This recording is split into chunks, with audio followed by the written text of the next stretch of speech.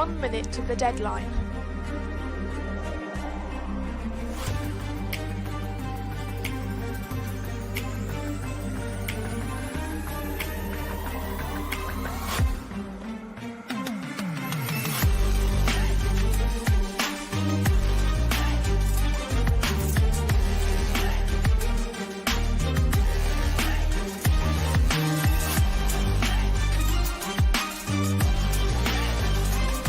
Seconds.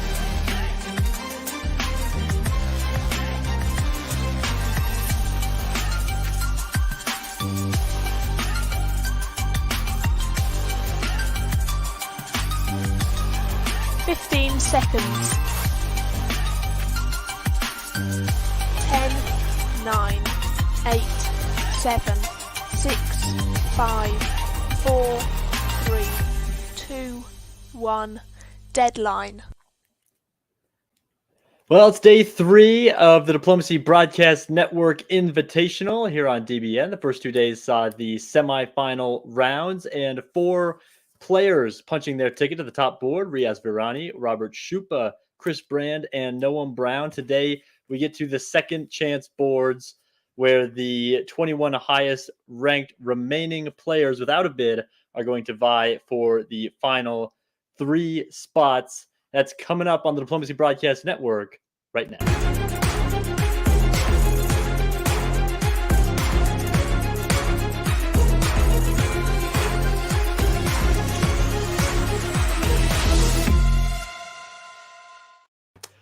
Well, it is Sunday morning, afternoon, and night, depending on which one of us you ask. I'm Zachary Moore, joined by Andrew Goff, several-time world champion, and Michalis Kamarites, several-time tournament participant. Goff, I'm going to start with you. You were here for the whole day yesterday. You were commenting on the games, testing out this kind of new format for the first time. What surprised you about what you saw yesterday on the DBNI? Well, the first thing that surprised me was Riaz. I think what an amazing game he played. And in this format, it's very hard to get away to that kind of huge lead. So that was the first thing. The other thing that really stood out to me was we had some really great play that wasn't rewarded. So some Italys and Turkeys that had great games, but you get nothing in this format for finishing second. It makes it much more exciting, I think. Absolutely. It's the winner-take-all board. You can have a strong second, but that'll be just a moral victory for you, and there were certainly plenty of those. Michalis, you were with us for a lot of the day yesterday. Is there anything that stood out to you about the play? I think just the quality of it. I mean, this new winner-takes-all format, I think it was a resounding success yesterday. The amount of great play we saw, as Andrew said, there were a lot of games where brilliant Turkeys, brilliant Italys just didn't get rewarded. There was, I mean, the game at the end where we had 3 or 4 countries who could win right up until almost 1916. It was really, really top class play, and I'm looking forward to seeing more of the same today. Absolutely. We are going to see some of that today. We have 3 second chance games. One of them took place last night and is already wrapped up. The other 2 are happening right now. Started what would it have been 6 hours ago, and are still ongoing, the both of them.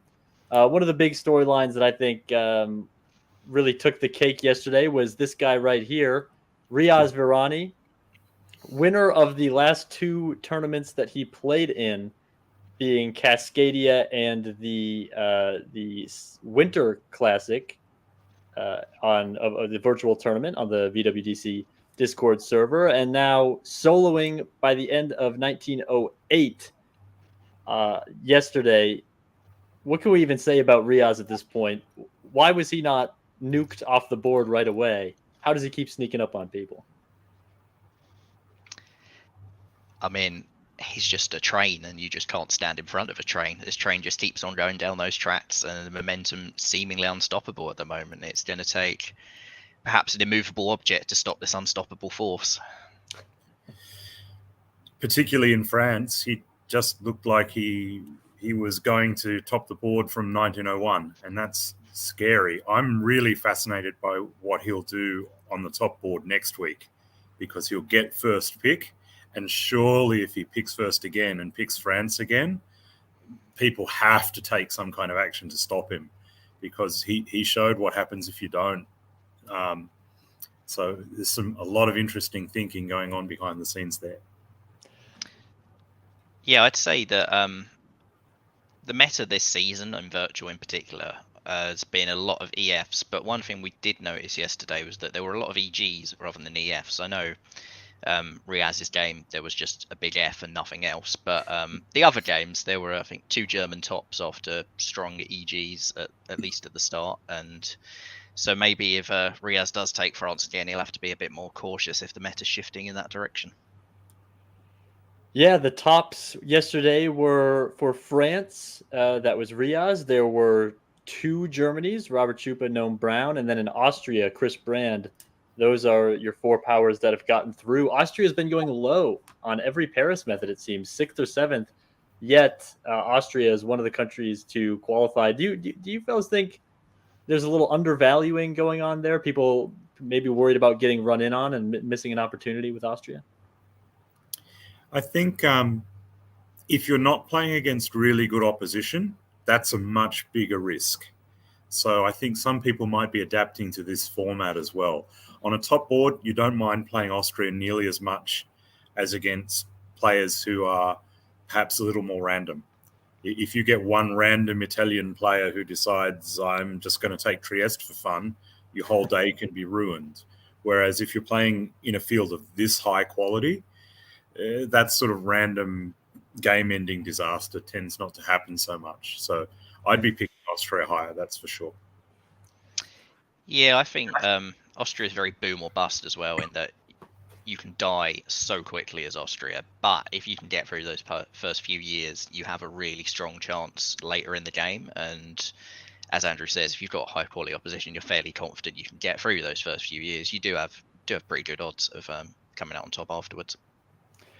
Absolutely. Well, Michaelis, you mentioned the unstoppable force, and a few potential immovable objects that we're going to see today are coming onto the screen now. This was board 5 coming onto the screen eventually. This board happened last night, and it consisted of Farron Jane, Timothy Crosby, there they are, Peter McNamara, Karthik Conniff, Josh Hennessy, Jason Massbaum, Katie Gray.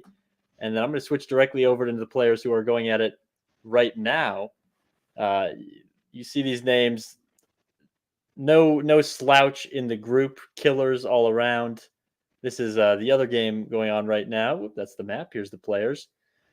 See Christoph Borja, Greg Matthews, Ed Sullivan, Taye Stokes. Just names that we've seen dominate all 3 major forms of play throughout the year. Out of those names, these 21 players today, who do you think is the best shot, not just to get through, but who do you like winning a potential final board from this kind of back against the wall position?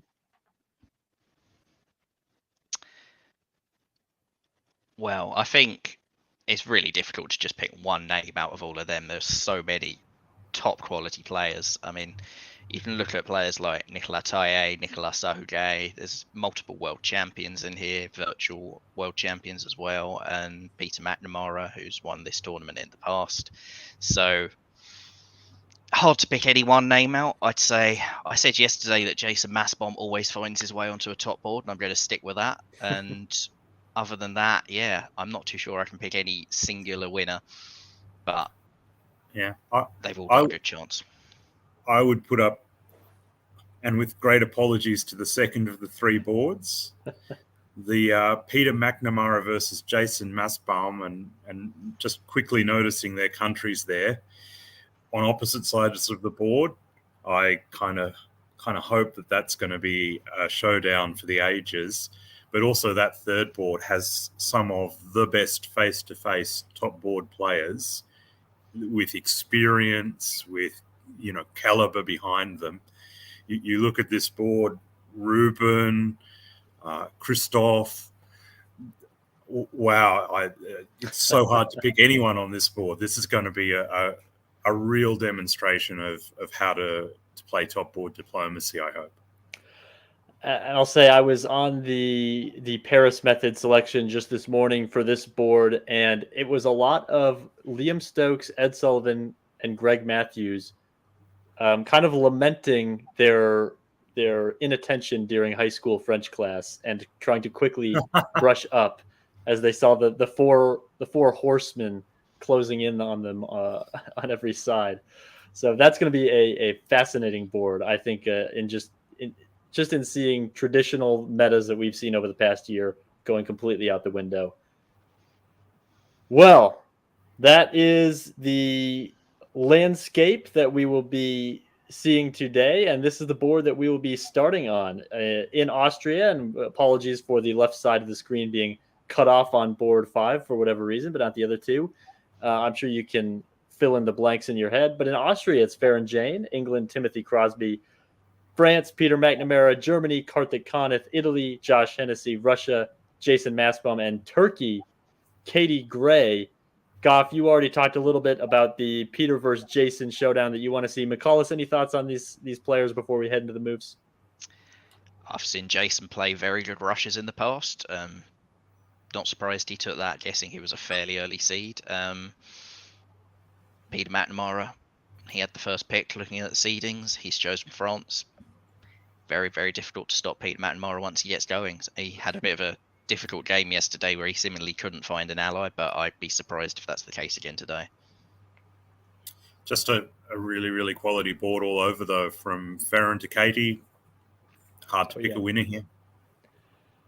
Hard indeed. Well, we will get to the moves, and to your point, McCullis, Russia is the power that Jason Massbaum took and used to win on the DBNI top board last year. So definitely some history with that power. Into spring of 1901 for the first second chance game of the 2023 DBNI. Moves are coming. And Goff, I'll have you start. Spring 1901. Well, I wasn't expecting that. Or that. Let's start with the most spectacular move here, which is Trieste to Venice. That's not something you see every day. I do note that it hasn't been followed up by anything to Tyrolia or Trieste, so maybe it's an attempt to blow up the Austrian fleet, or maybe it's just what I was saying about random moves not happening in top boards. The players heard me yesterday evening and decided to prove me completely wrong. That's the thing to watch out for here. Turkey had better hope that Italy and Austria are fighting, because they've opened to Constantinople, and if that army doesn't get out somewhere, then there's big trouble ahead for Turkey. Looks like Greece is a real chance here, though. So maybe Turkey has read the board really beautifully. That's sort of high-risk, high-reward play there. So good luck to Katie with that. And the other thing to note is I'm going to give away a little bit of Peter McNamara's game. I'm pretty sure that that's a bounce by agreement in Burgundy. That's the sort of thing he's very good at organising. And look at the beautiful position it puts him in to pick up Spain, Portugal, no threat in Burgundy. He's in Picardy with play on Belgium. Lovely, lovely opening set of moves from Peter there, I think. Yeah, I think the one risk that you have in that opening is that when you're putting Marseille to Spain, I think we saw yesterday there was a bounce in Burgundy which kept the German army in Munich and meant that in the autumn that German army just went to Burgundy again. So there is that possibility.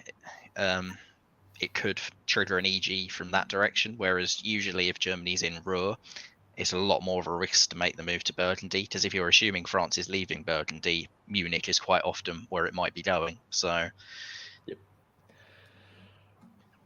I don't hate this for Germany either. You know, gives you a chance to hop off of Munich with no threat in the fall, hop into Ruhr, and then a lot of flexibility for those builds. Fall 1901 will be telling to a certain degree, but before we get to fall 1901, we skipped a very, very important piece of this puzzle, which is the Paris method that took place last night. And I think it's going to be valuable to see how exactly each player ended up with each power. So I'm going to bring that onto the screen now. All right, here we are. It's not where any of you wanted to be. This is the second chance round of the Diplomacy Broadcast Network Invitational 2023. We have Peter McNamara, Tim Crosby, Josh Hennessy, Farron Jane, Karthik Conniff, Katie Gray, Jason Massbaum. One of you will be on the top board. 6 of you will be watching from your living room. Coming out of the screen now is the Paris Method Power Selection with a whole lot of names and a whole lot of powers. That can't be right. That doesn't look right to me. This is giving me some flashbacks that I don't want in my life. Yeah, exactly. The flashbacks have been administered, and now Farron Jane, as the 7th seed, you can place your name into the blank void. I will pick last. Karthik Conniff. I'll pick above Baron. Katie. I'll pick before Karthik. Can we have the first one back where I was all the way on the top? I'll pick before Kaylee. Josh. I will pick before that mob, please. Tim. I will pick before Josh. And Peter. I can't break the streak, can I? No, Peter, you can. I'll go first. Peter will go first, and the choice is then to you. Oh, what a I'll take France, thanks. Crosby. I will take England. Josh. I'll go Italy, please. Jason. I'll take Russia. Katie Gray. I'll take Turkey. Oh. Karthik. Shit.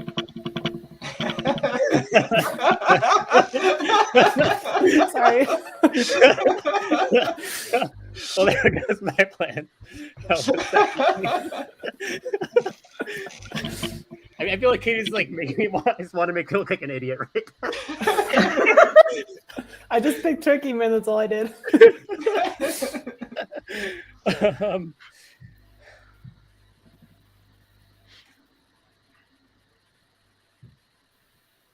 Flip a coin, Karthik.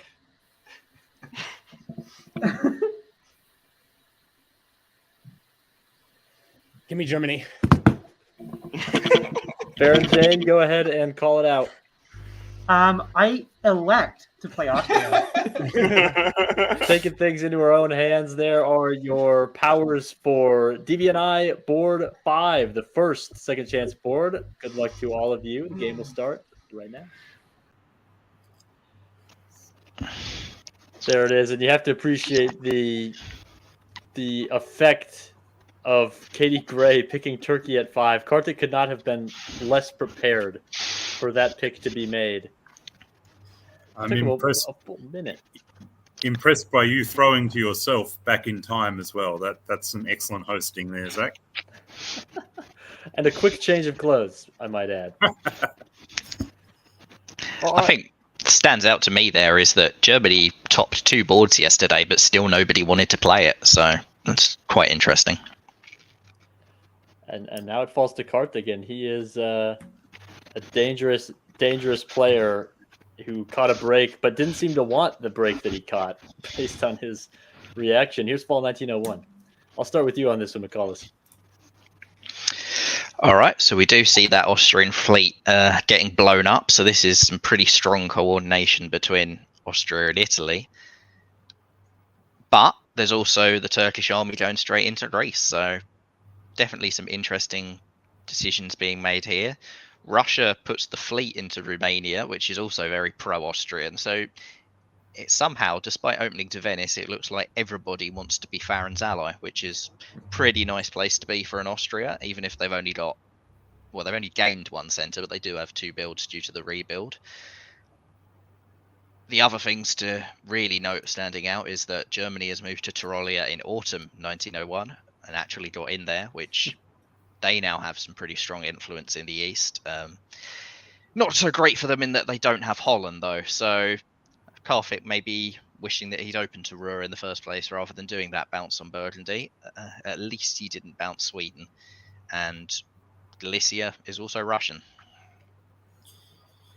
Well, it's screaming strong EF alliance to me, and it has Peter McNamara's fingerprints all over this. Peter, unlike some players, is not afraid to take an early lead, make himself a little bit of a target, and then go from there. Looks like Tim is on board with that.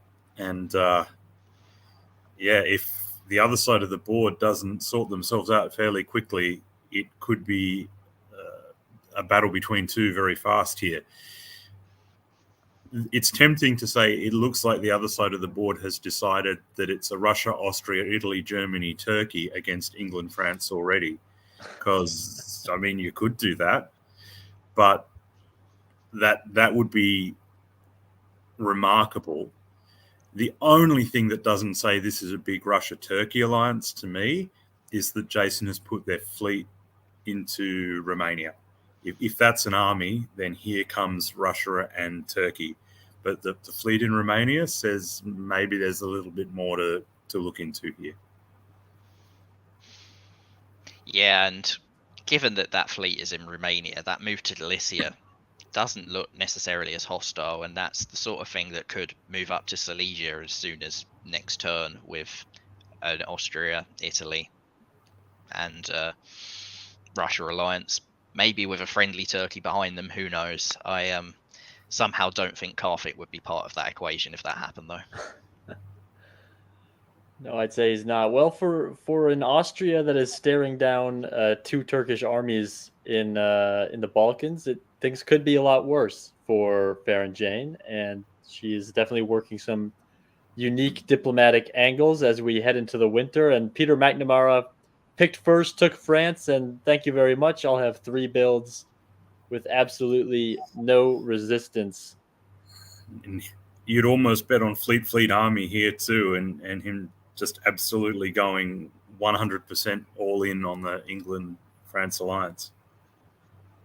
Yeah, I can see that. I think if the East is at all worried by an EF, which they should be, you'd expect a fleet from Jason Masbom in St. Petersburg. But that also will tell us how confident he is in his situation in the South, I think. Big decision for Masbom. Nothing in St. Petersburg. He's going to focus in the South. No concern with the EF. And Goff, you called it on the double fleet army for Paris, for France. That's not the one my eye's drawn to. Call it out, McCullis. Andrew, Fleet Berlin. I mean, if you're really, really unhappy about getting bounced in Holland and you want to build a fleet, then I guess that's where you have to build it. But what my terrifying thought is we saw a masterclass from Riaz in France yesterday.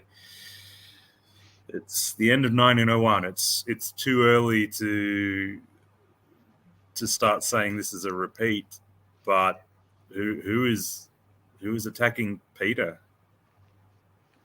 Yeah, who can? And this is about as bad a position that you can have as Germany after 1901. It's impressively vulnerable. Instinctively, I think another thing really quickly to note here is also the fleet in Sevastopol. That suggests to me that Black Sea was not agreed, and that therefore there's some tension between Russia and Turkey. That second Russian fleet makes it very hard for them to work together. So that might have precipitated a Russia, Austria, Italy here, I think.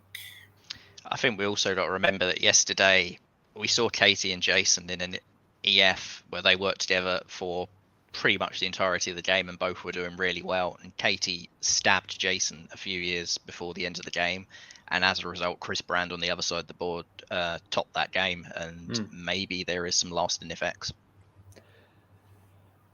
Could be a lot of repeat players on this board, and it's just the nature of a small tournament like this. Spring 1902, Goff.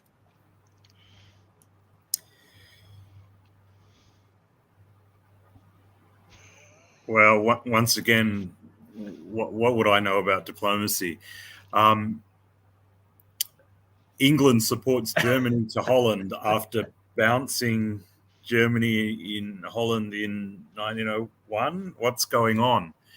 That almost makes the German look like a genius for building Fleet Berlin, because Germany's off to take Sweden from Russia now in an apparent alliance with England.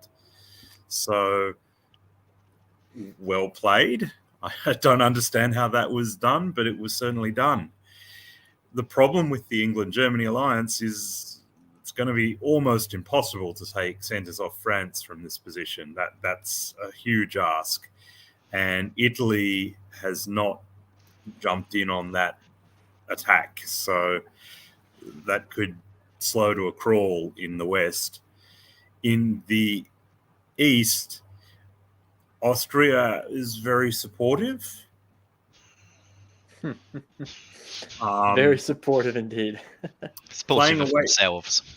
Playing a wait-and-see game in Austria is a bit risky, but it actually seems to have worked a little bit here, in that if you look at all the red arrows for Russia and Turkey, they're not making a lot of progress there.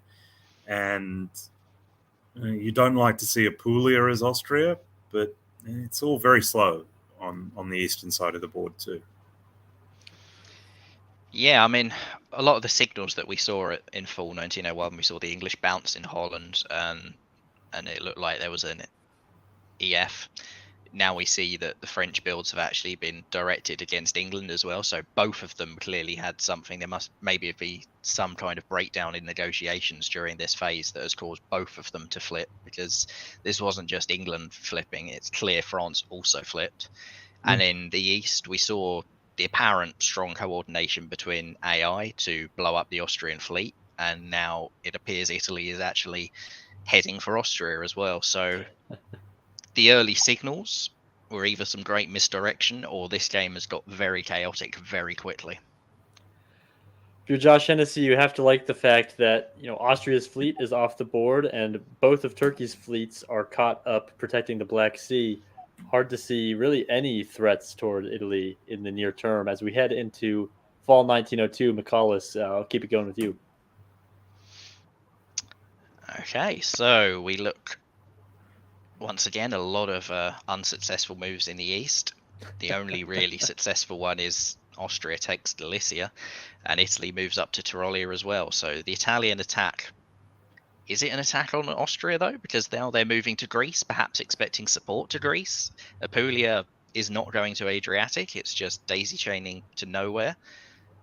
Austria looks like they've clearly sided with Turkey here, with the Turkish convoy, with the move to kick Russia out of Galicia. Going to be a difficult situation with, as you say, those Italian fleets which have pretty much freedom to go where they want, because Turkey cannot bring their fleets out to deal with it, while Russia has two fleets out there.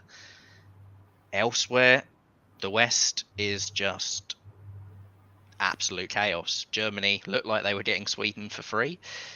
They're not getting Sweden for free. They're in the North Sea. I guess I'm not going to comment too much on the tactics here. I will mention probably Trieste to Venice and Rome to Venice is an agreed bounce, so that there's no pressure on anyone in that space. But other than that, I think McCallus has covered everything beautifully there. I think this is an abject lesson in not just looking at the tactics in a game of diplomacy, because whatever the result is here, the tactics are very much secondary to what's happening in the negotiations. So on the board, this looked like one thing, and now for 2 years in a row, we've seen some very unexpected things if you just look at the board position. It's much more about the negotiation this game than the tactics so far. Absolutely. We saw on the board at the end of last year, Kartik looked remarkably vulnerable. Now he looks strong, and Tim Crosby looks about as bad as you can look at England through 2 years. So before we get to the builds, which by the way, there's one, and it's Kartik's, I want to talk about Russell Sipe, for whom this board is named. He was an American diplomacy hobbyist who was instrumental in the launch of play using electronic mail. You may know that as email. Sipe was heavily involved in computer gaming in general, started a bi-monthly publication, Computer Gaming World, in 1981, which lasted until 2008. In 1983, Sipe began publishing the world's first electronic zine. It was called the Armchair Diplomat, which promoted play in the pre-internet email and other online service called CompuServe. So well ahead of his time there. Eventually, games through email began to eclipse the postal hobby, as we know. And in the late 90s, as the technology improved and email became more ubiquitous, Sipe and others paved the way for diplomacy's future by adapting the game to current tech and societal trends. So thanks to him for his service to the hobby decades ago, and paved the way to get us where we're at now. And Karthik Kaneth, building one. There's nothing else to talk about, Goff. So why don't you talk about what he should build here? I think he should definitely build. I wouldn't wave in this circumstance. For comedy value, he should build a Fleet Berlin again. That's probably the only wrong build you can do in this situation. It's I wouldn't want to guess here, because Fleet Kiel is great for many different reasons, but another army is very good defensively. So there's the only wrong build is the only funny build, so he should do the wrong build. I'd say past games with Karthik, he's usually quite aggressive and ambitious, so I wouldn't be surprised to see the more aggressive build with the fleet here. Army. He will play it safe for now. That might be a Peter McNamara factor. That Peter can make some people feel afraid, and maybe you play a little more defensively when you're next to a player of Peter's caliber. Yeah, I think casting my mind back the year Peter won this tournament, he was playing Italy and Karthik was playing Austria. And I do remember Karthik saying after the game that that Peter absolutely bamboozled him for long periods of that game. So yeah, as you say, could well be a factor. Spring 1903, Goff. Well, if he's afraid of Peter, it's not stopping him working with Peter, because Holland to Edinburgh is the standout move for this turn. I quite like it. I think it is aggressive, as you're saying. That's in character for Karthik. But it's not giving Peter much space to grow, which I think is really important for Germany in this circumstance. It's not a great turn for Tim on any front. His position is like some England's just do. It's collapsing. He's lost Norway to Jason. North Atlantic gets kicked to Norwegian, where it's less useful. He's lost the English Channel. That's not a good turn for England. On the other side of the board, Italy has obviously decided to move on Austria. Whether that was just a delaying tactic of a year, or whether this is, again, the negotiations seem to be mattering more than the tactics. Well, Italy has moved everything towards Ferren in Austria there. So Ferren won't be happy to see that, especially since just as that happens, there's progress into Romania. And it would have looked really bad for Jason, except for here comes the Italians to rescue him. So maybe Wintergreen versus Austria-Turkey, but my instinct tells me there's still a lot more negotiation to play out on that side of the board. I think the interesting thing is if it is Wintergreen versus Austria-Turkey, you're sort of already looking at that in a situation with two allies with one clear leader ahead of the other, because Austria is in deep trouble. Even though they're probably going to be even this year, they're not building, and they're unlikely to be able to open a space for a build anytime soon. Turkey, on the other hand, now has, with that fleet being piffed, the ability to bring Constantinople out, which can help Austria, but also means Turkey is pretty much in the driver's seat in any AT here. Meanwhile, Jason, where that moved Moscow down into Ukraine, Sevastopol is now also at severe risk. Jason could be fleetless and down 2 centres in the south. Admittedly, he's getting Norway in the north, which helps balance some of that out. But it definitely looks like you could end up with a wintergreen where Italy is much bigger than Russia in the front where the wintergreen matters. And that is not the most common of situations, but it also means that Italy and Turkey, being the 2 big powers on opposing alliances, could lock up that side of the board quite heavily, while in the West, there's not going to be any locking up because Tim Crosby is dead. I remain fascinated by this situation. I just can't think of another game where Italy has been able to so freely abandon Ionian because nobody else on the board has any fleets anywhere near it. And what a superpower that is for an Italian player to not even need to cover that.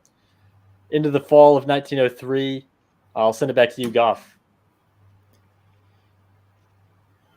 Unsurprisingly, Italy takes Trieste. They are working with Russia, or at least trying to work with Russia in Vienna as well. No luck there, but Michalis, you're absolutely right. Sevastopol does fall, and Romania is unassailable there. So Jason loses 2 in the south, picks up Norway, and it's a really weird Austria Turkey versus Italy, Russia, where Italy and Turkey are the 2 dominant powers. So that's not a common situation.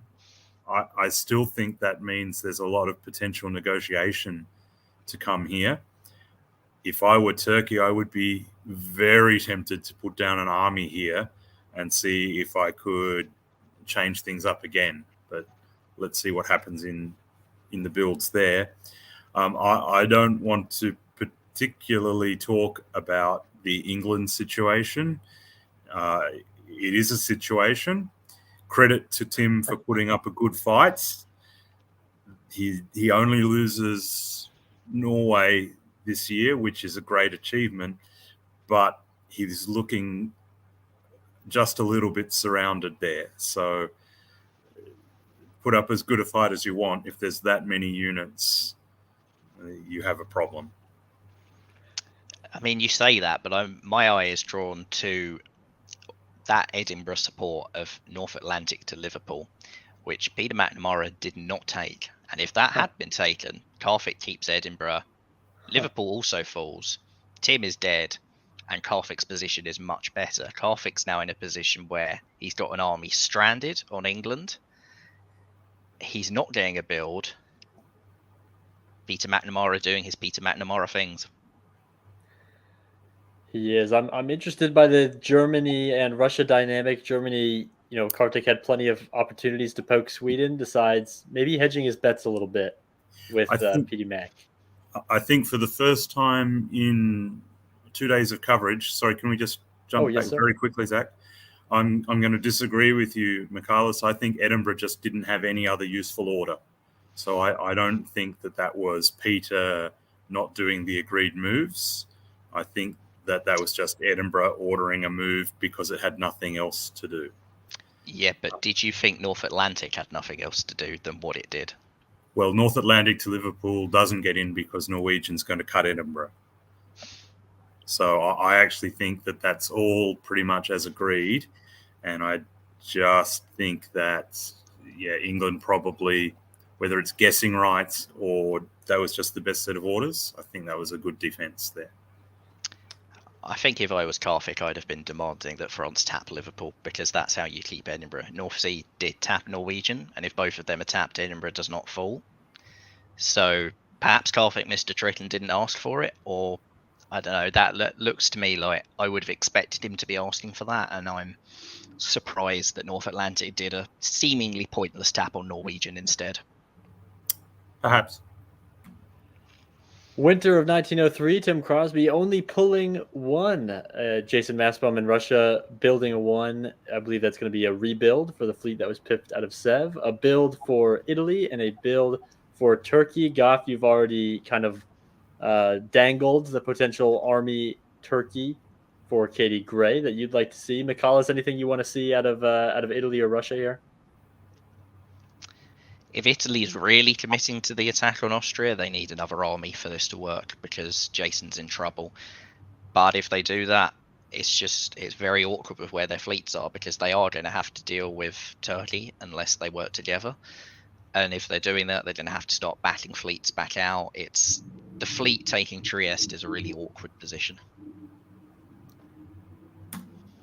Well, we get the fleet Naples, and Katie tries to build 2, and the diplomacy gods give her an army. So Goff, you win that one. Who knows what she wanted to do, but it's going to be an army Moscow for Jason Mastbaum, and Tim Crosby continues a very pro Peter McNamara policy with his deletion of Irish Sea. Peter just has whatever he wants in the north. Really defensible position for Russia here. The Moscow and Warsaw support Ukraine. Takes quite a while to break through, especially while Austria can't give everything to get into sort of Silesia and Galicia. They have to be a little cautious there. So it's not a bad position for Jason, all things considered. I've seen much worse 5-center rushes. 5-center rushes. I'd say for Tim, that was the logical pull as well, because now you've got the ability to try and piff Karfik's army. Peter McNamara confirming in chat for us that he was indeed asked to cut Liverpool. Yeah. And he declines, trying to sneak into Norwegian instead. Spring of 1904, it looks like a great situation for Peter McNamara. See if he can keep it going. And I'll start with you, Michalis, on this one. All right. So Turkey building that army means that Josh hasn't got to prioritize getting fleets out quite as quickly, and therefore that one fleet he's got in Naples is enough for now. With the army going to Armenia this turn, Turkey is now going to be able to bring the fleet out. So he does still have a semi-pressing urgency on that front, but with the Russian moves to Bohemia and Galicia, there's now prospects of the Wintergreen really finishing Farron off quickly enough that Katie can't do anything about it.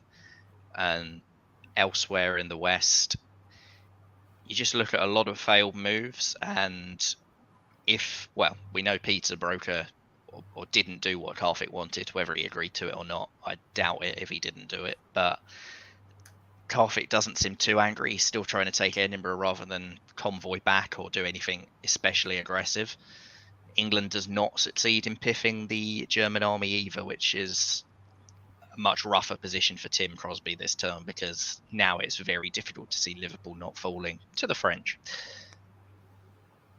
Worth noting that order, English Channel is supporting London to the north, so there is no ambiguity here from Peter. He is moving on to his second target in spring of 1904. Goff, what do you say? I love that he's actually picked up 0 centers from his first target, but is already considering that problem solved. So he's moving on to the second target. I want to give a real hat tip to Jason Mastbaum here. It's really easy just to play defensively there, but if you've got to top the board to get on a final board, he's taken a chance and it has paid off. Warsaw to Galicia, Galicia to Bohemia might just be game-changing for him here. It's the sort of thing that you could easily have lost Galicia and now be staring down losing Ukraine because you're out of position over in Bohemia.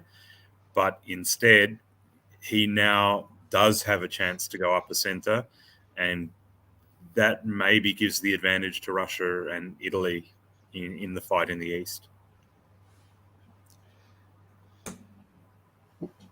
Into the fall of 1904, see if Jason Mastbaum can capitalize on that big move. He's certainly got potential around Vienna. And Goff, I'll stay with you. And he does indeed get Vienna. In fact, Farron makes the similar decision to be aggressive, except that there is no way to save Vienna, so instead pushes back to Galicia. It's probably the right decision, but the really bad news for Farron is on the other front, where Sevastopol has taken Romania, and that's very, very unfortunate for Farron, and hard to come back from that position. Turkey's kind of the big winner here, particularly if they can now do a deal with Jason. Turkey's out of the box, so here they come. They're hard to stop once they get to 6 or 7 centres. On the other side of the board, it is absolute carnage. England is eliminated here as Peter picks up 2 centres and Karthik cleans up Edinburgh.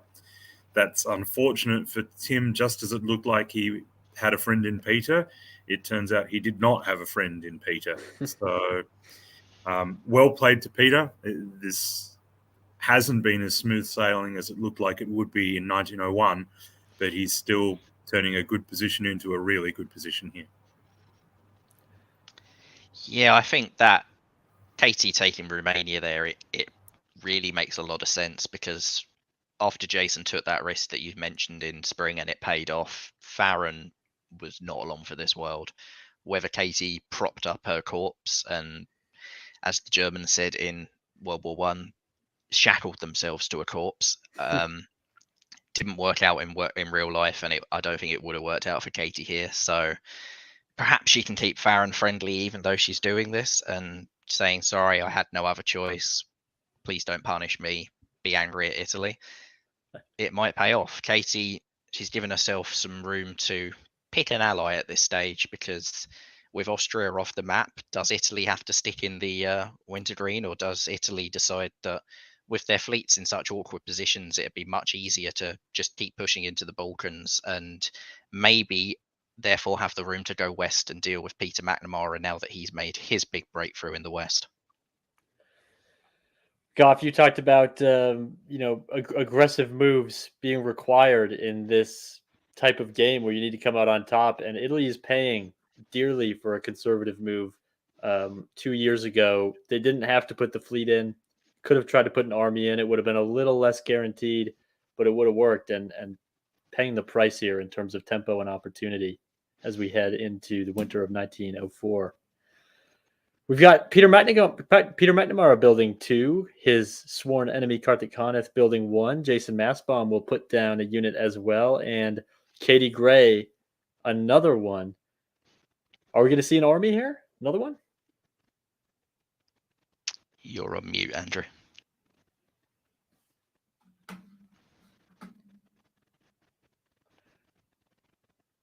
You're still on mute, Andrew. Sorry, everyone. We might see maybe Katie build a fleet and an army again. I would love to know whether that build phase last year was a ruse by Katie, an excuse to get an army on the board. Really, really key moment in the game is this Turkish build. If it's a fleet in Smyrna, we know the path this game is going to take. It's Turkey expanding out towards the line and getting as much as they can, friend or no friend. Whereas if it's an army, you think that there's going to be some effort to work with Jason and sort of maybe give back Sevastopol as you push into Serbia and beyond. So really a key build is this Turkish one. For Peter, I'm expecting 2 fleets just because you've got to go for it. He's got a great position, and yeah, he's no reason for him to slow down at this point. He's just got to put the foot down and try and get as many centres as he can. I think I disagree with Peter. I expect fleet Brest, but I would build an army in Marseille, because I think the one thing Peter should worry about from this position is that IT forming. And if you put a fleet down in Marseille and look like you're jumping into the Med, that gives Josh a reason to say, all right, Katie, we need to work together. Whereas if you just leave Josh as much space as possible, Josh has a reason to keep focusing on the east. And as we saw with Riaz yesterday, I mean, he soloed without ever moving into the Med until the final year of the game. There are more than enough centres for France in the north. We will leave it to Peter to break the tie, and he sides with McCarless. 0-time world champion instead of Goff, 3-time world champion. We'll see if that works out for him. I reckon at this point that Peter just knew I'd be doing commentary, so he's doing all the things that I would not expect him to do. Michaelis did make a good point. It's diplomatically advantageous to have that army there, so we'll see how that plays out.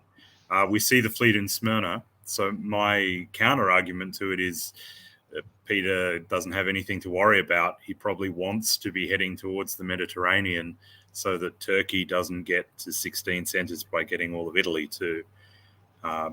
Very, very interesting to see here whether Turkey goes alone or does try and do a deal with Jason.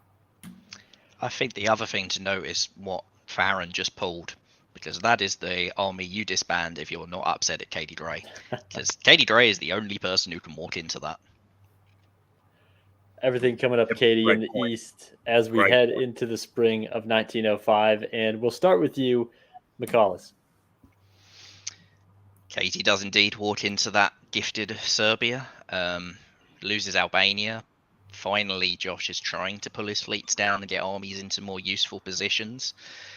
A little bit surprised by Smyrna to Aegean Sea rather than Eastern Med, though.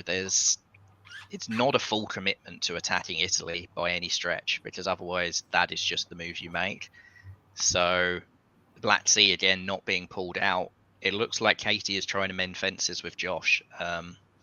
Whether that succeeds or not, I think we'll find out in this fall, with Josh now having the ability to take Vienna.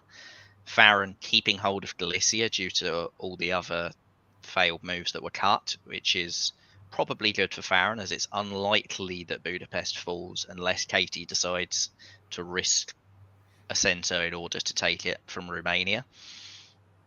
This could be bad news for Jason Massbom. If Turkey and Italy do manage to get on the same page, we'll see. In the West, I have to give credit to Karthik. Really, really good guess on what to do to defend himself from the ever-growing threat of Peter McNamara here, and piffing that French army in Belgium is huge. He correctly recognised that he couldn't defend Edinburgh and that the army was going to be stranded there, and he's consequently made the move to get it back to somewhere useful and in the process get a tactical upper hand against Peter. So unfortunately, well done, Karthik. Unfortunately, well done, Karthik. Andrew Goff. Yeah, that is crunchy, that Belgium move. That is what you love to see. Absolutely spot on, Michaelis, that trying to defend Edinburgh in this sort of circumstance is a fool's errand. Instead, you're looking to hopefully get the Russian on side, which also looks like it happened. That bounce in Norwegian is important. And if you can just put up some kind of line, we've seen this before. And what happens is the person on the other side of the board who gets the biggest center count is the real benefactor. And at the moment, that looks increasingly like it could be Katie Gray. I think that's a really good turn for Katie, but there's still a lot to play out. Into the fall of 1905, Katie Gray with that nice little line of armies, but with some diplomatic work left to do. And I'll start with you, Goff, to break down how she's able to do that work. It's a pretty chill turn, actually, from Katie here, completing what in Australia we would call the cubisology of her position. Just an even front all over the place. Defending Budapest is a really lovely support there, keeping Farron in the game, and that army in Budapest is pretty positive. It looks very much like Katie wants to just take on the world here, and it's a pretty good strategy. Surely Jason and Josh are now tied together forever. It's very hard to see that situation untangling without Katie just getting a board top, and I'm pretty sure Jason will see that. Again, everyone's really doing their best to prove me wrong here. That what Germany and Russia need to do is put up a front to stop Peter McNamara, so Norway moves to Sweden. Peter is a great tactician. I think everyone acknowledges that, but I think people underestimate his ability to just cajole little mistakes like that out of other players. And when it's a player of Jason's quality, putting the little sneaky thought of what about Sweden? You don't need to cover Sweden there. That's not the long-term threat to your position. And I suspect Jason would acknowledge that after the game. That's a really, really good turn for Peter. After last turn, it was Karthik that had the really good turn. I think you're absolutely correct. Germany and Russia should be working together, but I will say in Jason's defence, you do need to cover Sweden if you're trying to snipe Berlin. And that is what Jason attempted. We said before he took a risk to try and grow, and it paid off a couple of years ago. This time it hasn't, and it's going to be hard to see how this doesn't change the momentum in the West almost irrevocably in Peter McNamara's favour, because it is very difficult to see how they're going to push Peter's fleets back from here. He's got the fleet in Norwegian, he's got the fleet in Edinburgh. North Sea is now guaranteed, and with Norwegian and North both guaranteed to stay French next year, that is a fleet position that is never being reversed. That should worry the players in the East. I know Katie has now brought the fleets out and looks ready to fight Josh Hennessy, but for any of them to have a chance, they need somebody going west. And if they keep on fighting the way they are, I mean, this was a very static term. If they keep fighting the way they are, then Peter McNamara will win this game now.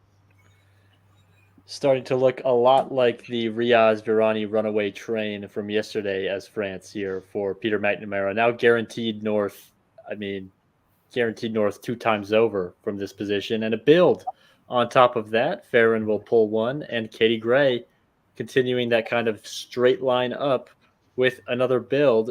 And I'm just going to throw it on the board and let you two react. It is another army, and an army for McNamara as well. I think that's the correct build for Katie. Like, she needs Josh to go west for her to have a chance to win this game. So putting another fleet down, you're never going to get that to happen. Maybe diplomatically she can make something happen from here. And I think Peter's build is for the exact same reason. He doesn't want to give Josh that reason to go west. Well, the spring of... Oh, go ahead, Jan. No comments. Okay, spring of 1906. Can Katie... I mean, this is the question, because it's Peter McNamara's game unless something resolves in the East. And so this big question is, did Katie do enough to convince Josh to go west? And Goff, I'll let you start with the answer. The answer is not really. I would almost argue that both tactics worked there. The move that stands out to me most in this whole situation is Sevastopol supports Budapest to Romania. That's dedication to an ally. That's I'm going to keep you alive no matter what sort of territory. And usually when you see a move like that, the next move, everyone piles on and the person you're trying to keep alive dies anyhow.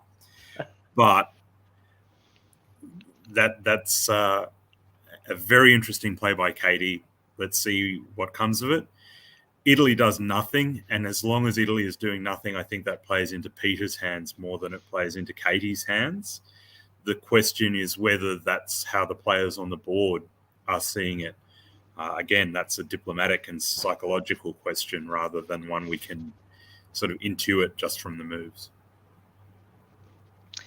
Yeah, I completely agree. I think the convoy across to Greece is quite nice defensively until you remember that you're going to have a disband if you lose Romania. And so Albania is probably going to be pulled anyway, so you could have just brought it back. Or you could have tried to actually keep hold of Romania, but she has chosen to keep Farron alive.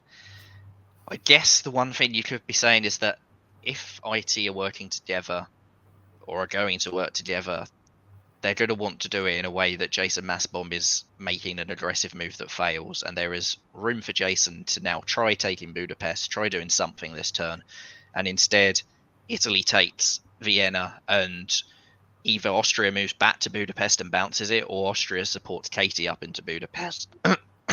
So there is now definitely room for some sort of arrangement if Katie can work the negotiations, and that is the negotiation that's probably going to decide this game, because if Katie can't get Josh on board, it is very hard to see a growth path for anyone in the East that is remotely comparable to Peter McNamara's steadily increasing gains.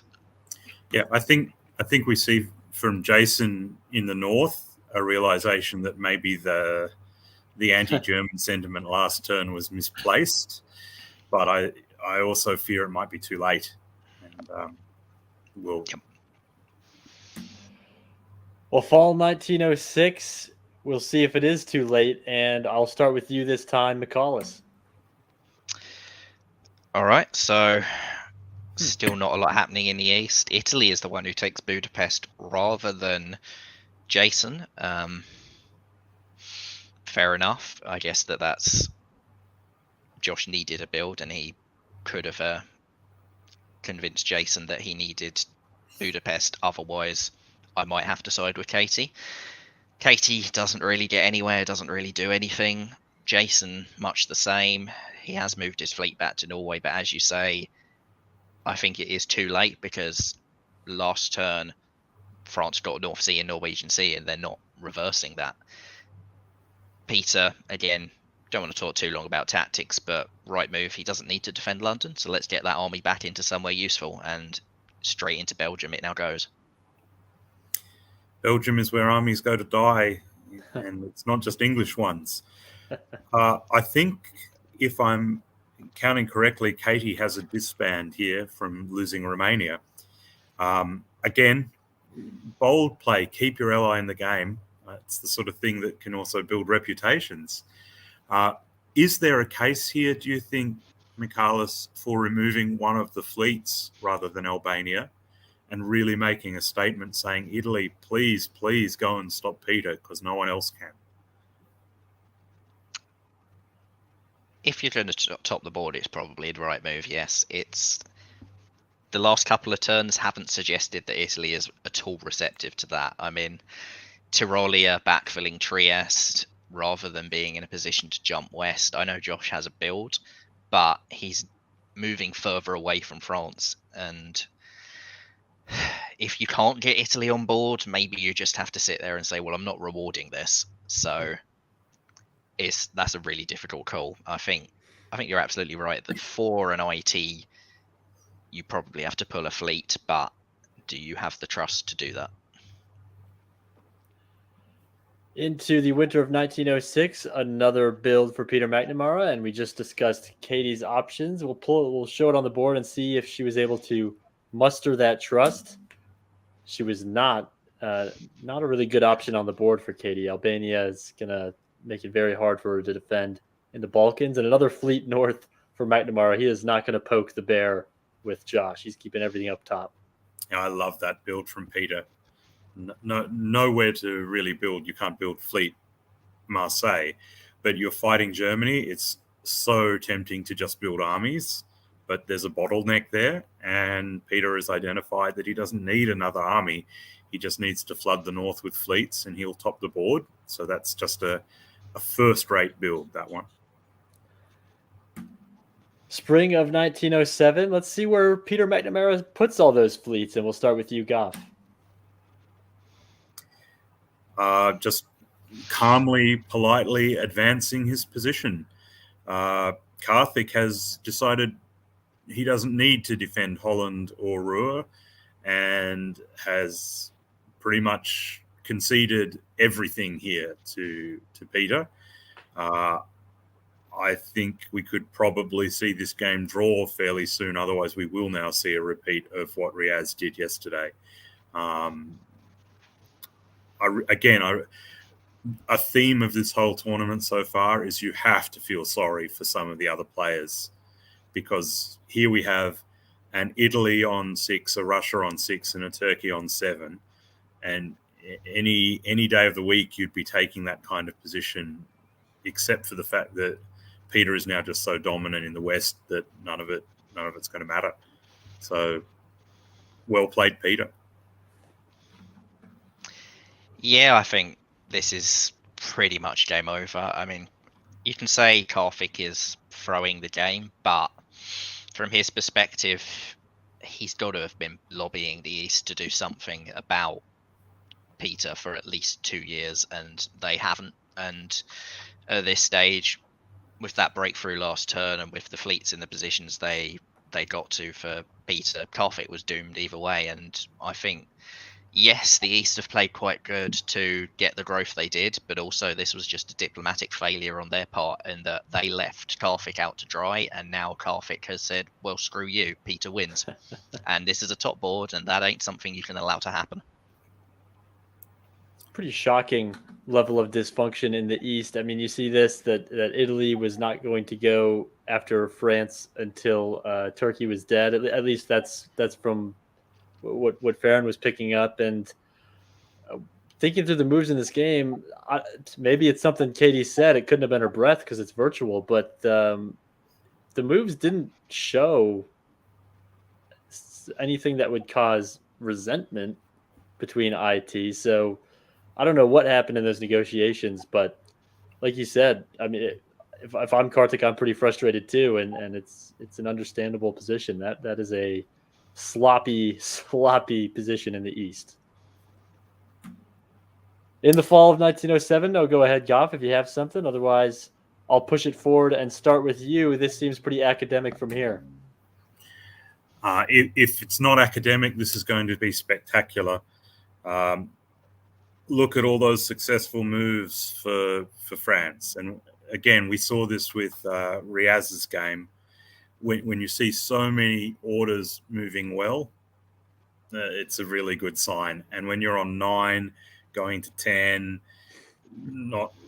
Italy is finally applying some pressure. So it maybe isn't an 18 here, but it certainly looks like a huge board top.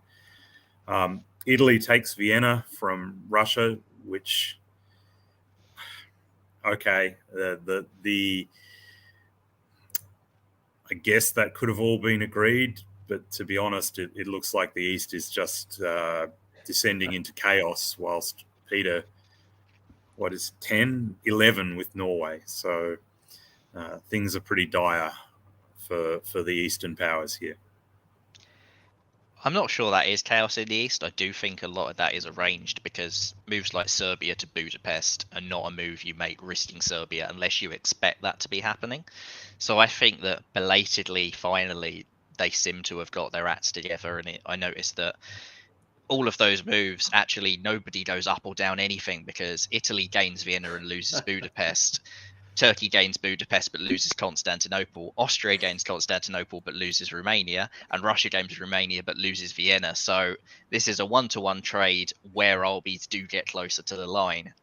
I just feel like it's probably all a bit too late. And you look at that one move of Piedmont to Marseille, there was a guess that was a 50-50 there on, is France going to open Marseille for a build or not? And as usual, Peter McNamara, the master of those 50-50s, he has out for, or by negotiation and diplomatic press, he's misdirected Josh into losing that 50-50, and that is another thing that Peter McNamara, he almost always wins the 50-50s. He keeps racking up the wins, and I'll post the other side, pulling up the other side of this little argument in the East, and the argument has rekindled in the chat now. A little bit of both sides, maybe wanting the other side to be the one to move first, and it's tough to come to those agreements when you don't just want to stop the leader, you want to stop the leader in a way that you become the leader. So not easy to come to those decisions. Heading into the winter of 1907, as you called out, McCullis, nothing changes in the East centers-wise. Jason loses in the North, and Peter, what else is new, gains in the North. So he's going to put down 2, Fleet Marseille, and oh, well then. He's just the player to make sure that commentators look foolish. It's the first time I've tried to predict what he does all game, and naturally I get it wrong. I don't actually mind that build. It's not perhaps what I would have done, but Fleet Marseille is pretty hard to get out. It's yeah, I think you can look at it in that with the Italian moving as you did, France isn't going to grow in the mid, and therefore all you have to do is pull back to that Portugal, Spain, mid-Atlantic line where everything is supporting each other. So if that's the move you're making, you don't need a fleet in Marseille.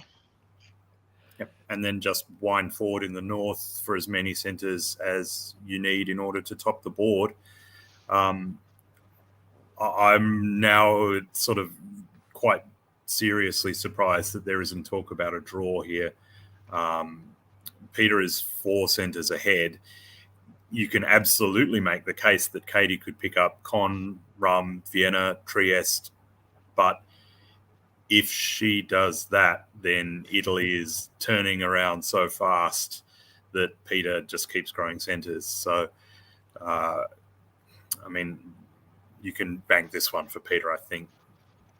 And also, I think for Katie to do that, she needed Jason's disbands to be in the south, which might have given her room to make a late push to try and race. But with Jason keeping these armies in the south and not defending the north anymore, this is a done deal. Spring of 1908. We probably don't need to linger on these for long, but anything notable here in the victory parade that is Peter McNamara's game here? Peter is a beautifully technically precise player. So even when he has a great position and you have a little bit of flexibility to maybe, relax a little bit tactically, he doesn't immediately pull Mid-Atlantic Ocean back to Portugal. He just makes Italy work for the Western Med for that one extra turn. And that's, there's not actually any need to do that. It's just that precision of play, that discipline, and I guess that's a little lesson for players who want to get really good, is even when you can slack off a bit, put the effort in to make the right moves every turn. Peter, that's a beautiful set of moves. And what we've been saying, he's not possible to stop him, top him in this sport from here. I think what you can say for that as well is that in that 1% scenario where Katie does race him successfully, just pinning Italy that little bit further back makes it that much easier for Italy to react if Katie starts the race. So another reason why you actually do that. Just tiny little precision things. It feels like it doesn't make a difference most of the time, but get in the habit and one day it will. Well, I do have inside intel on this game from the GM, who was me, that draw votes had started trickling in at this point and had started being rejected at this point, always via a private vote. There were no public vetoes. We're going to head into the fall of 08 and actually just admire these moves. More Peter, but we're going to keep paging through these, and you're going to see why as we continue paging through these. Let me just say this about fall 1908. Draw vote failed. Spring of 1909. In addition to all these arrows, I'm going to add that a draw vote failed. Here's the fall of 1909. Coffee, what happened with this draw vote? I'm going to guess that it failed. It sure did. Here is the winter. Do we have a winter? But sorry, can we just jump back for a moment there? Because otherwise we'll get absolutely torn to shreds by people watching. Peter knows what is going on here. And when you see moves like Marseille to Spain, Spain to Gascony, Gascony to Marseille, and he's bouncing over German centres in Sweden. I've no doubt Karthik would also walk out of Denmark if required. He's making the point that this is absolutely done. Why are we wasting time here? And the psychological play there to try and get the draw and get a good night's sleep is pretty impressive. That is a worthy note. Even if you're top to board, nobody wants to sit the extra. I mean, we're halfway through before the time limit. He could be sitting here for another 8 hours or another 4 hours. I'm sorry. If a draw is not taken. Here's the winter and into the spring of 1910 draw vote. McCallus. whoever it is that's vetoing the draw, you've got to assume that they're just going to drag this out to pretty much the end at this point. I don't see a reason for anyone to veto it, really. If Josh was hoping there'd be a race, he'd probably be throwing to Katie, and he isn't. If Jason, if he was hoping to reward somebody, I don't know who, they've all screwed him in the East. But if that was his plan, again, he's not throwing. Farron, I suppose, could be doing it out of pure spite, is you all screwed me and killed me off. Now you're all going to suffer here for hours upon hours, and I'm not going to tick the box. That would be quite funny, but probably isn't the case. So, yeah, whichever of them it is that's vetoing it is... Maybe they're hoping there's some sort of last-minute race where Peter can't take centres quickly enough, and maybe that's their faint hope, that if they throw in 1915 and Peter isn't in a position to take Karthik stuff quickly enough, that's, I guess, the 0.0001% chance that something might change. I want to point out Peter's orders this time are terrible. He has moved his units and he hasn't turned them back the other way, which is a missed opportunity there. It's just after you give him credit, Goff, for attention to detail, he blunders in a pretty significant way. Also, Mid-Atlantic Ocean could have convoyed Spain to Gascony. So there's mistakes everywhere from Peter this turn. It's really, really awful. I'll pull this up too. The funniest thing about this for me is that as much as every draw was being privately vetoed, they were ticking the box. These seasons were going 5 minutes and nobody was leaving the game table. They were just sitting in a room arguing with each other and refusing to end the game, but also refusing to juice out the whole clock as we go into the spring of 1911. Well, I guess if you're doing... Hey! There we go. And the game was ended not by a draw, but by GM decision to end this nonsense after 3 years of failed draw votes and no movement. So the adult in the room put this one to bed. Congrats to Peter McNamara. What is there to say about this performance? It was dominating start to finish. Huge win with his back against the wall for McNamara. Peter's just a great diplomacy player. And as soon as he drew France, you were concerned. And as soon as you saw that opening, it looked like it was his game right there. And it wasn't effortless like Riaz's. There were challenges to him, but he just battered them away as if they were nothing. I want to say, again, it's my theme for this event, I think. Katie Gray, 8 centres as Turkey. What do you have to do to top a Borders Turkey in the DBNI? It's just incredible that you can get a great position like that, and then come up against, as you said, an unstoppable force like Peter McNamara in France. So bad luck to Katie just being on the other side of that.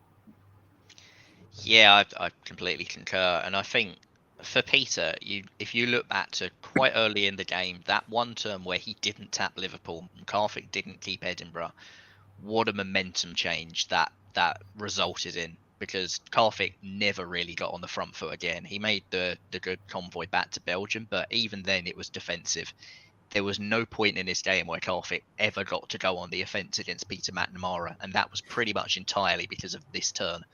If that turn goes through with Karthik getting a build and Peter hasn't got anything out of England yet, Karthik has options, and maybe Peter has a tougher task going forward. And because he didn't make that cut, he was unchallenged in the West. And the East, there was a lot of players who played great games, but diplomatically, Italy and Turkey couldn't get on the same page quickly enough. And because you look at that and you look at the term where Jason made his attempt to stab Karthik for Berlin and pull back to Sweden, and those two, tactically, they probably decided the game, those two factors, but diplomatically, Peter just mastered it, and that's what Peter McNamara can do. I want to point out that chat is really getting into Zach at the moment. regarding him being the adult in the room and letting them not suffer, and technically not being in the room because it was a virtual event. So you've made yourself the star there, Zach. Yeah, as it should be. I think at the Diplomacy Broadcast Network Invitational, these players worked very, very hard, played very well to get here. And so it's only right that the attention is on me, the star of this show and the star of the tournament. So I think the chat's exactly right to be doing that. Yeah, I think we should. Sorry, I will really quickly say, as a pretty experienced GM, that can be a hard decision to make, but I absolutely think it's the right one as well. I think for the enjoyment factor and the good of the broader tournament, that's a really good call you made there.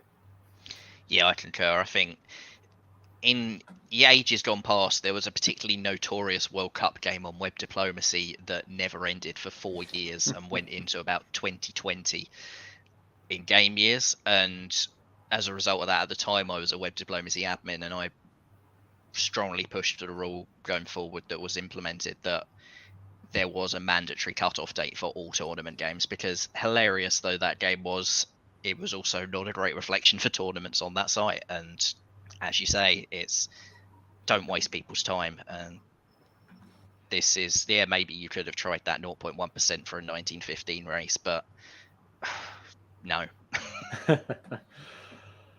No, it's got to look. Prospects have to look a little better than that. We learned this the hard way at last DBNI to write this rule that games could be ended, just like they had to learn it the hard way at that Diplomacy World Cup, because we had actually a couple players from this board on that board last year that was stretched out for. I think a good half of this board was also on that board last year for the game that stretched out. I think a good 5, 6.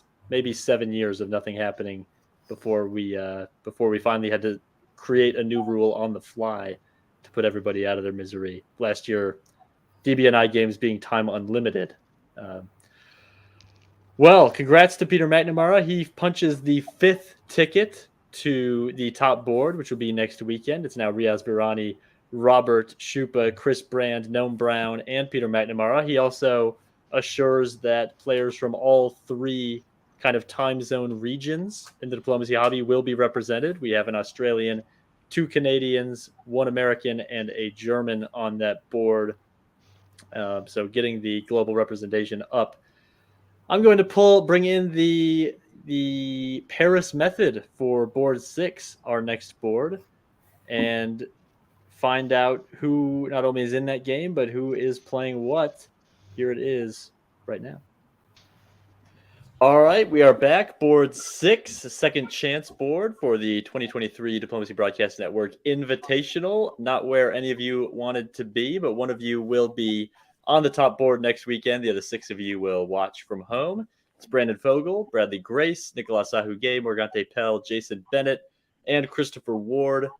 Coming on screen now is the Paris method selection module, and you can see that Loic will be placing his name first. So Loic, go ahead and say it, first or last. Last. Last it is. And Morgante. First. Jason. First. Ward. Yeah, I'll pick ahead of Jason. Nicolas. After Chris. Bradley. Could I go after Nicola, please? Brandon. That's not what I expected. I'm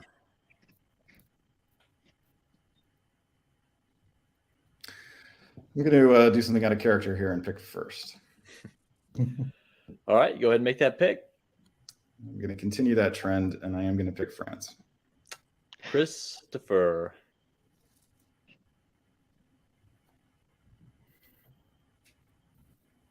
I'll pick Germany, please, Zach.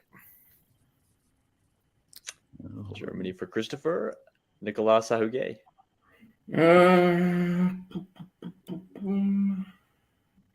I'll take Italy. Bradley. Could I take Russia, please? Jason.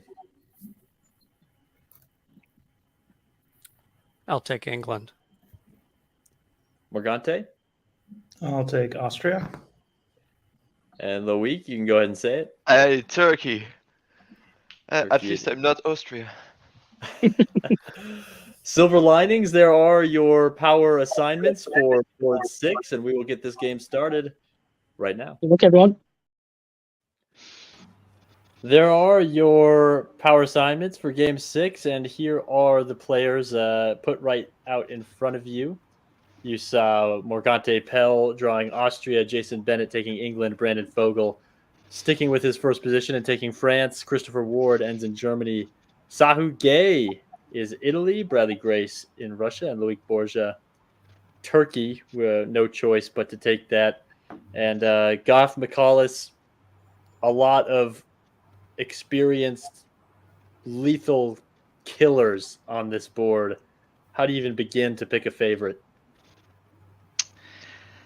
I mean, it's very difficult to pick any favourite, as you say. I mean, you can never count Nicolas Sahuge out. He could be on 2 centres at the end of 1910 and he could still win the board. But I think the most interesting thing to me is that we finally have someone who's reacted to yesterday's games, in that Germany has gone very early. And it's the first time we've seen that, really. And Christopher Ward, perhaps he watched this show, perhaps he just saw some of the other results. But Germany topped 2 boards yesterday and he has decided, you know what?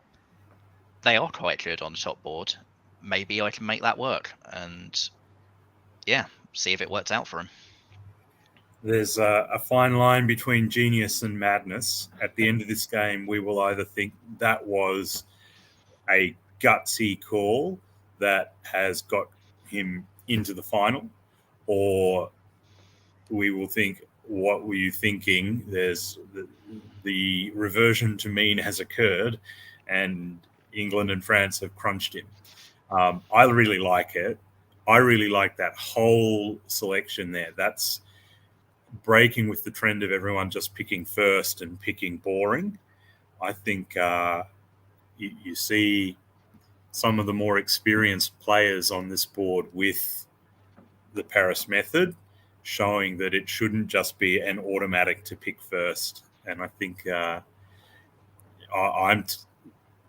think Nicolas Sahuge is my pick for this board without seeing a single order in the box, despite being right next to Morgante, who would be my second pick.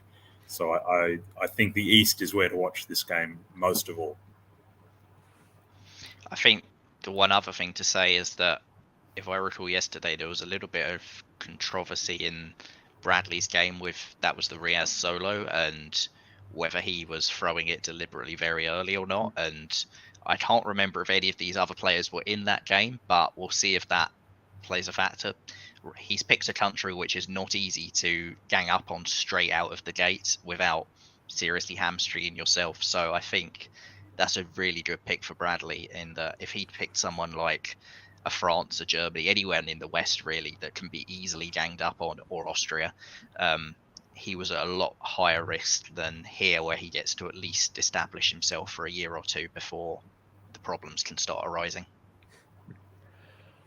All right, we will get Spring 1901 into position. Here is your map, and a lot of that talk was Nicolas Sahuge making the decision to drop down and pick Italy, and I gotta imagine he had a plan. He had something in mind. Spring 1901 will be our first little breadcrumb toward finding out what was going on in his mind. And I'll start with you, Andrew Goff. Well, I don't think anything from Italy particularly stands out in 1901 ever. You really have to put some effort in to make an astonishing opening as Italy. Nicola, I suspect, is just going to play the position as natural as he can. He'd be very happy with this opening. The bounce in the Black Sea is a good sign for him. It really, the whole of the East looks very, very standard. So that's not a bad thing for anyone in the East yet. I think we need to wait and see a little bit. The real action is in the West, Brest to the English Channel and Paris to Burgundy. it's the most aggressive opening we've seen so far this tournament. I think we saw it once before, but England would not be happy with the English Channel, and maybe Christopher Ward is beginning to look like a genius. I think what I will say is that one game that we saw it before was Riaz Varane. Oh, well, nothing else to say, McCullis. Why don't you take us into the fall 1901? Okay, so Christopher Ward is still looking like a genius. The full Sea Lion opening is in effect. He gets his 2 builds. Jason Bennett makes, I think, a slight error. This is a very passive way of trying to defend yourself in this situation. If I'm facing a Sea Lion and I know it's coming, I prioritize keeping North Sea over taking Norway. It's always difficult to turn down a dot when it's especially in the first year and say I don't want to build, but the loss of North Sea I think is worse for you than the benefit you get from actually having the build. And okay, in this case he gets to build 2 because he's pulled the fleet, but unless he's putting down 2 armies and saying I'm not playing this game but you're not taking my stuff, this is pretty bad for his position. Elsewhere in the east, you don't really see a lot of trust from anyone. Austria makes the move that they don't trust Italy to not dot them for Trieste. Turkey makes the double move against Russia, so they move up to Rum and to Black Sea. Russia correctly has to predict that they need the support on Rum to take it. So the one move that perhaps signals there is some trust in the east is that Galicia, finally, for possibly the first time this tournament, is DMZ'd. Well done. I really like Nicholas just holding a few armies, chilling, relaxing. Feels like a Russia-Austria-Italy alliance is forming here, and I suspect the strength or the apparent strength of the German-French alliance is going to strongly encourage that as well. So we might see a more traditional style game here compared to some of the others, where we have the big Western alliance up against the Russia-Austria-Italy. I don't think this is good news for our Turkish friend, even though he hasn't done anything wrong to be in this position. And we're heading to the winter of 1901 here. 2 builds for England, 2 for France, 2 for Germany. One of those for England is a rebuild. Bradley Grace in Russia starts out putting 2 pieces down, like you said, McCullis, able to at least be a player in the game. 2 for Austria, 1 for Turkey, 1 for Italy. I want to say, just from a tournament perspective, going into this event, I heard from Brandon his feelings on being the number 1 seed at the event. He talked about it quite a bit, how he and a lot of this was just typical shark smoke screening. But I think there was a certain extent to which he believed that the 1 seed could not win this tournament because the 1 seed would have too big a target on his back. And you saw in round 1, in Brandon's round 1 game, he dropped down in the Paris method order. He picked Italy. He wanted to make himself small. He was really focused on getting this hypothetical target off of his back. And he never had a chance to really do Brandon Fogel things in that game. This game, I think he's learned. I think he learned not to trust Brandon Fogel when Brandon Fogel tells Brandon Fogel that there's a target on his back.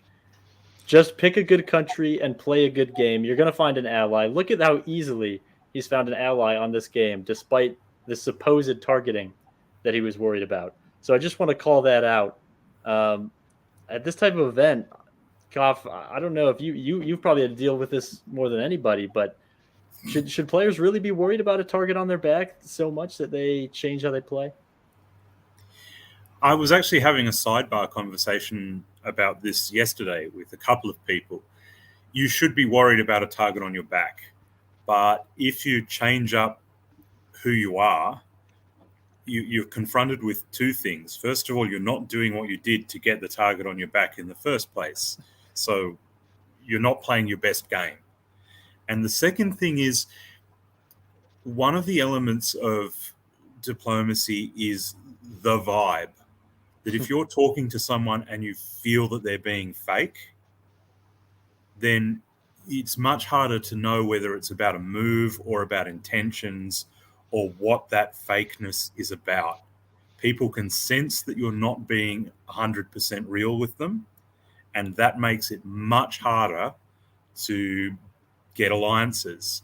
And I suspect maybe that's the thing that a lot of people who get a target on their back for the first time do.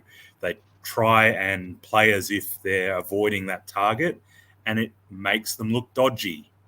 And it really defeats. Yes, people don't treat you like you've got the target on the back. They just treat you like you're a dodgy person that they don't want to ally with. And you swap one problem out for another one.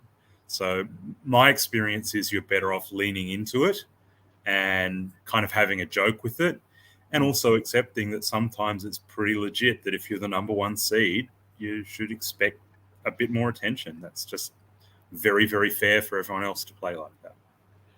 Yeah, I think I was talking to you yesterday about this, and that I experienced something similar when I soloed in VDL last year, and for a time there was a big target on my back, whether perceived or real, and it was a struggle to deal with that at first. And as you say, I think it's a learning process where you have to learn not just how you got the target on the back in the first place, but how to deal with that and still play well despite it. And perhaps when it first happens, you're not too sure, but Brandon Fogel has been playing this game a very long time. I'd be quite surprised if that's the case. As for these builds, well, Andrew? I mean, the two English fleets being in Liverpool and London are certainly a statement of who you want to get the centres, and Brandon won't be happy with that. But the risk for England in this kind of position is that it just may not matter. The fix may be in, so it may not matter what you build or how you try and throw. It's the great weakness of England's defence is if it's all decided, then it's all decided. I wouldn't want to be England in this position. On the other side, the standout build is Fleet Venice. Wow. No notes.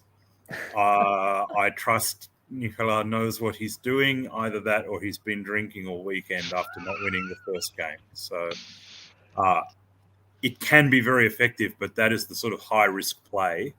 If you get away with it, it's great. If you do not, then he could look a little foolish here. So let's see if he can get away with it.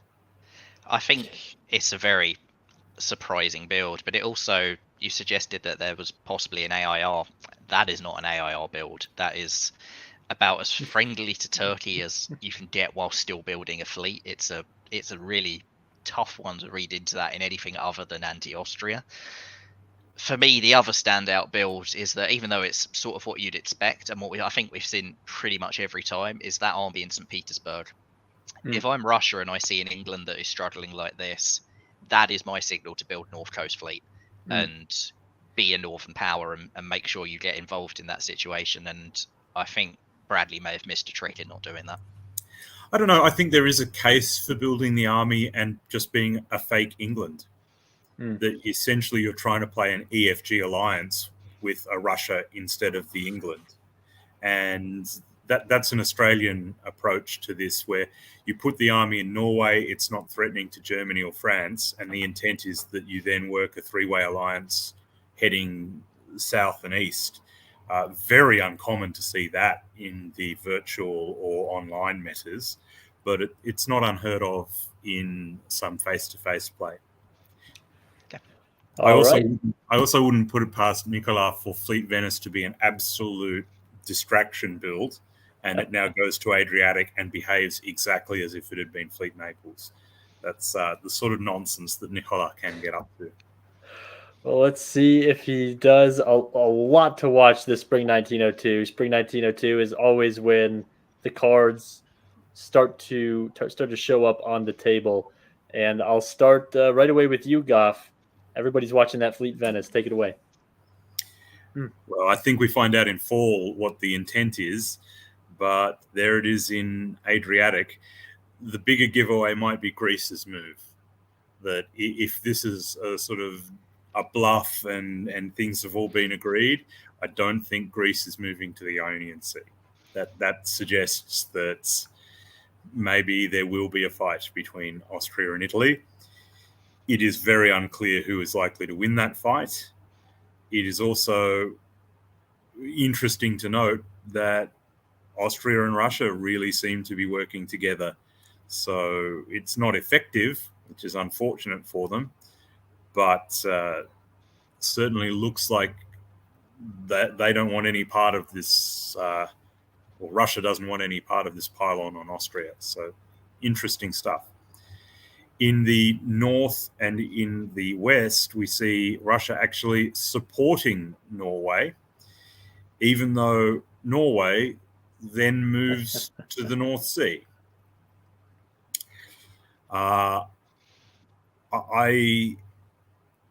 You never know exactly what's happening on a diplomacy board from just the moves, and I honestly did not expect North Sea to go to Belgium. That is out of the box for me. I almost would have expected a convoy of Denmark over to Edinburgh or a move like that, but instead Germany decides it's time to take Belgium and maybe work with the English, leaving the retreat open to Ruhr. You have to do that if you're taking Belgium, but it seems to be, it counterindicates taking Belgium as being the right move in this circumstance. So very, very strange play again. Christopher is either going to be a genius or a fool, depending on whether he pulls this off. Yeah, I mean, what I would say is that there's a few other oddities in the West. I mean, Liverpool to Clyde after building 2 fleets is a very unusual thing you'd expect for an English defence. So England, I would presume, knew about the German move to Belgium, but is England actually trying to work with Brandenvogel?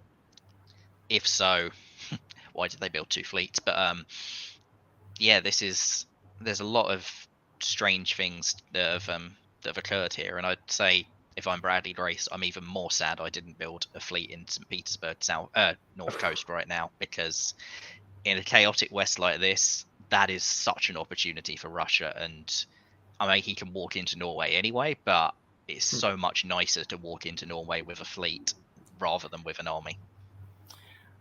And I just want to say that we do have some quotes from this season because Marcus Zylstra, the GM of this game, is also listening in on conversations.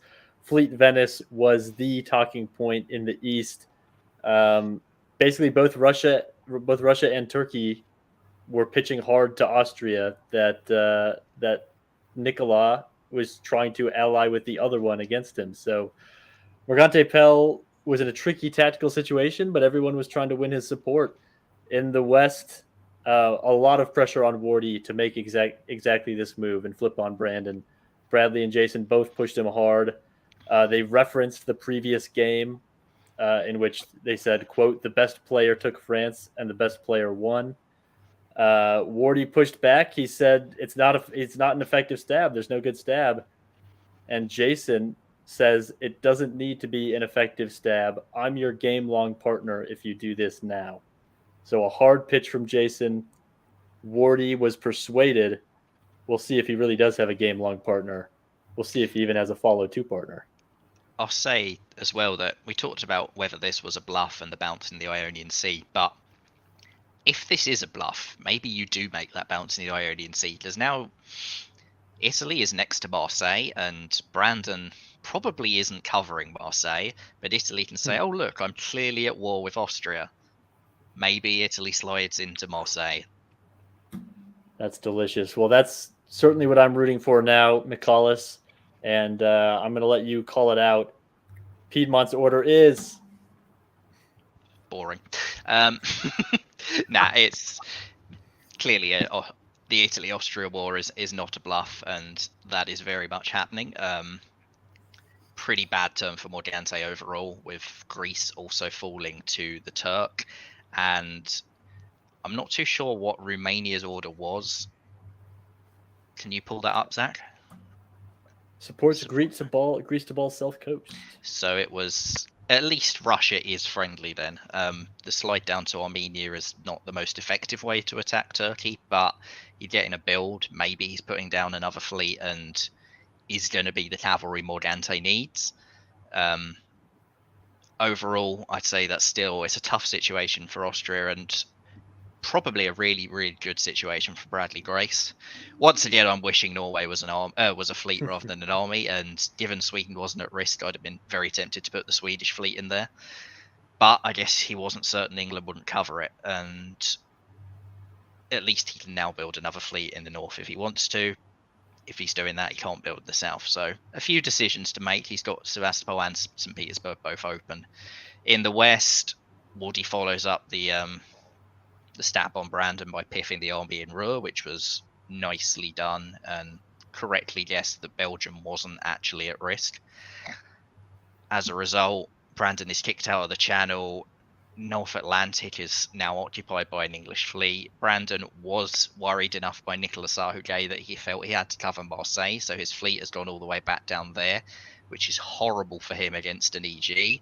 So, bad turn for Morgante Pell, bad turn for Brandon Fogel, bad turn for Andrew Goff, who predicted they'd top this board. But aside from that... Aside from that, it's all coming up roses. I think it's a good turn for Nicolas. I think Nicolas is now not going to have to worry about a French threat here. That even though that fleet in mid-Atlantic has gone to Spain, there's not enough space for it to come any further. And that's good news. Even better news is that the next set of fleets coming in behind, the English ones, are never really going to be strong enough to challenge into the Mediterranean. So Nicolas now gets to fight on one front. The challenge for him is to win on that front, and that, I would agree, does look very hard for him from here. But at least he now has one clear challenge rather than having to deal with a very big France as well. So I certainly wouldn't rule him out on that turn. Morgante Pell is going to pull one off the board. Loic will build, as will his adversary for the time being, Bradley Grace.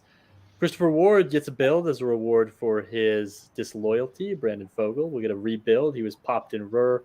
And Jason Bennett is going to pull one off the board, but I think he's feeling a lot better than he felt last turn when he was building all of a sudden with life. I'm just going to pull these up. It's an army for Brandon. Fleet Now is the pull for Jason Bennett. Fleet Kiel is the build for Wardy. And Bradley is going to go to the south with a fleet in Sevastopol.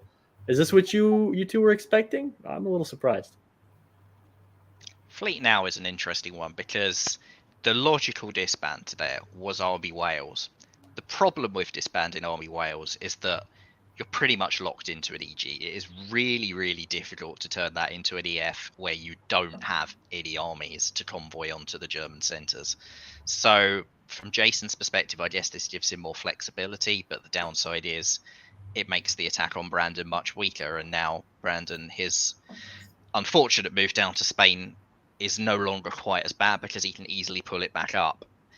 I guess the logic could be that Fleet Belgium, being an awkward thing for any EG, can go out into the channel and they're going to push the German fleet down as if it was an English fleet. And if they can work that out, that's a really strong position to coordinate. We'll see whether they make it work. Some of me is just old and cynical, and here's the statement: if you make this move this turn, I'm your ally for the rest of the game. And then one season later, remove Fleet North Atlantic Ocean, build Fleet Kiel. Okay. I think it's also worth pointing out the mutually assured destruction going on with the Russian and Turkish builds. Let's all build fleets and have two fleets each, both doing nothing on the Black Sea. That's I get why you need to do that. I really do. And I'm not sure there was any way they could disentangle from doing that. But wow, it slows them both down. That's in the long term, that's not good for either of them. Position they'll definitely want to disentangle. And Andrew Goff, will start with you in the spring of 1903. this would be the ideal season for them to perhaps disentangle. Go ahead. And that does not happen. There's a whole lot of nothing happening in Russia and Turkey, a whole lot of something happening for Nicolas, who picks up Trieste. He seems to have the Turkish help, so by cutting Serbia, Trieste was guaranteed if Italy had wanted to guarantee it. But Nicolas takes the chance. He doesn't move in with the fleet. So this is the opposite of what we saw in the last game, where Italy moved the fleet into Trieste, and then it was the wrong unit to be in Trieste. So Nicolas instead has put the army in there, and that means the risk-reward, that's pretty good for Nicolas. He's not guaranteed to hold Trieste, is the counter to that argument. You'd think if the Turk is still on side, it should be possible, but that's going to be the big challenge in 4. In the West, we see England proving that they are an ally for life if you make this move this turn by pulling back to the Norwegian Sea and the North Sea. And I mean, that's ally for life means different things on different continents, I guess. Wardy must be furious at that situation because he has absolutely done the things that he would have been promising to do in that alliance, and he's been rewarded with this. The flip side to it is Brandon doesn't necessarily have to attack Germany here, and tactically it looks more likely that he could make gains in England than in Germany. So maybe we'll see a rapprochement between Germany and France here. I'd say also that England's moves, although they're probably not what Wardy would have wanted, they're also not necessarily hostile to Wardy. Like, if you're England and you really want to stab Wardy here, you're probably diving to Helderland or at least Skagerrak and having a chance to take Holland or Denmark or something. This seems more like a play to recapture Norway, which is it's a really strange priority as to why anyone who's working with Jason would be saying Norway is the priority for you to be taking at this moment, because Russia, all right, they're at 7 centers and leading, but with the stalemate in the south, they're not growing. Russia isn't really a big threat right now. I mean, Wardy clearly doesn't think Russia's that big a threat because he hasn't lined up to take Sweden. He's done an ineffective move where they just bounce in Baltic Sea when he could have supported himself there. So Wardy wasn't really anti-Russia this turn, and perhaps he should have been given the English moves, because then he could have got Sweden and Russia could have got England could have got Norway. So at least if there is still an EG, that is a miscommunication or misplay on their part. But yeah, it's really hard to fathom why anyone would be saying to Jason Bennett, Bradley Grace is the person you need to attack, and why Jason Bennett is the one who thinks that. And there's more support for that in Belgium going to the English Channel. That you'd have to think that was agreed between England and Germany as a way to cover against France moving on England. So that supports the argument you're making there. But yeah, you've already mentioned the biggest argument against that. If this is all planned, why isn't Denmark supporting Kiel to the Baltic Sea? Yep. Brandon Fogel looked on the mat, and now all of a sudden every arrow on the board is heading east away from Brandon Fogel. Fall of 1903, Andrew Goff. Austria does retake Trieste and does not lose Vienna due to the incredibly timely support of Munich to Tyrolia. Sorry, the cut of the support in Tyrolia. So, wow, Nicolas must be going, what? Why did I get cut there? That doesn't make a lot of sense for Germany to be making that move superficially. So it would be fascinating to hear what was happening behind the scenes in that game. It's not all bad news, though, for Italy, because the Austrian fleet in Albania has been destroyed. So it's beginning to look a little bit like Italy and Turkey, despite Turkey having 3 fleets. Maybe it could be the two of them here in an alliance.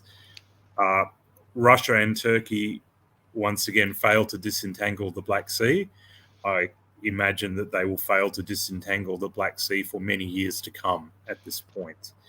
So the other thing to really note in the East is Russia just walks into Serbia.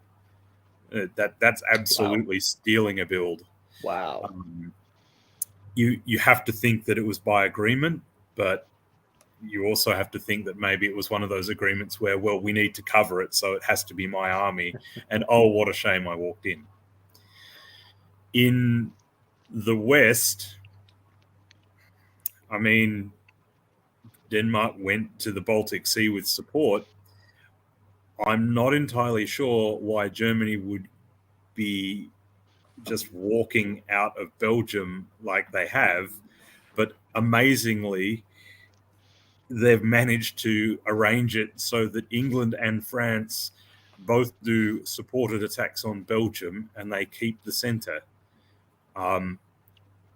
That's some kind of voodoo magic that I don't understand, but hey, whatever works for you. And in the end, it's a good turn for Germany, but I'm not sure why that risk was necessary. I mean, you have to look also at the raw support for the London convoy. There was clearly an agreement for England to be taking Belgium. Presumably, the extra German fleet was going to be disbanded, and this was a way for EG to try and get themselves into a more natural position.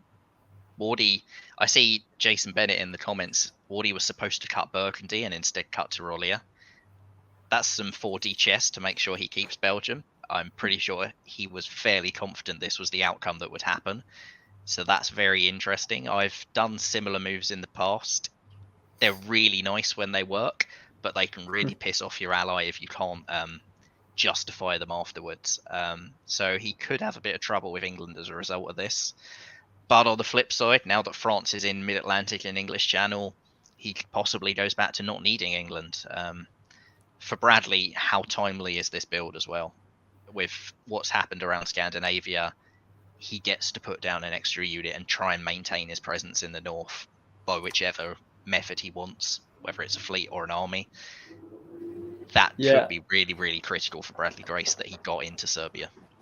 As diplomacy grows and popularizes, I think you're going to see a lot more teaching of diplomacy in schools, using it as a learning resource. And take a screenshot, take a picture, print it out, these orders in the West, because 10 years from now, you're going to have a little kind of black and white flip through children's book being taught in kindergartens.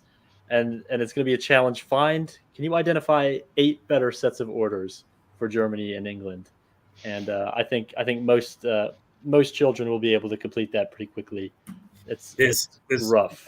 One other risk in that whole play as well that Michaelis has mentioned, and that is you've just really annoyed Italy. That Italy is the collateral damage to that, and that could bounce in absolutely any direction. It could just cripple Italy so you don't have to worry about them, but it could also move Tyrolia is now much more inclined to annoy Munich, either by moving there or even supporting the French there. And that's a sort of collateral damage that is really uncontrolled. So I've no idea what will happen there, but you generally want to introduce random changes like that when you have no idea how they're going to play out. One thing I would say is that this tournament, we've seen much better performances from Germany than above the mean. We've also seen a lot of Germans who are much more willing to go and play in the East and be a factor in the East than we perhaps normally do. And maybe these two things are related. We've seen Germany's taking Vienna, supporting themselves into Bohemia quite early, opening to Tyrolia, and things that we haven't seen for a while from Germany. And perhaps this is linked. Now Germany, for better or worse, is a player in the East. They're a very minor player in the East, but they have made themselves a player in the East. Army Warsaw is the newest player in the East for Russia. As we head into the spring of 1904, will Scandinavia fall at long last? And I'll start with you, Michaelis. Sort of. Once again, Wardy seems to have tried to cut a deal with Russia. They haven't taken Sweden.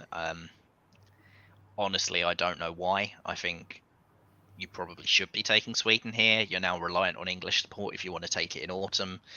Probably you've got that English support, but who knows? I mean, the bounce, once again, Germany already correctly predicts the play around Belgium and keeps his little guessing game going of never having to put a unit in Belgium but still keeping hold of it.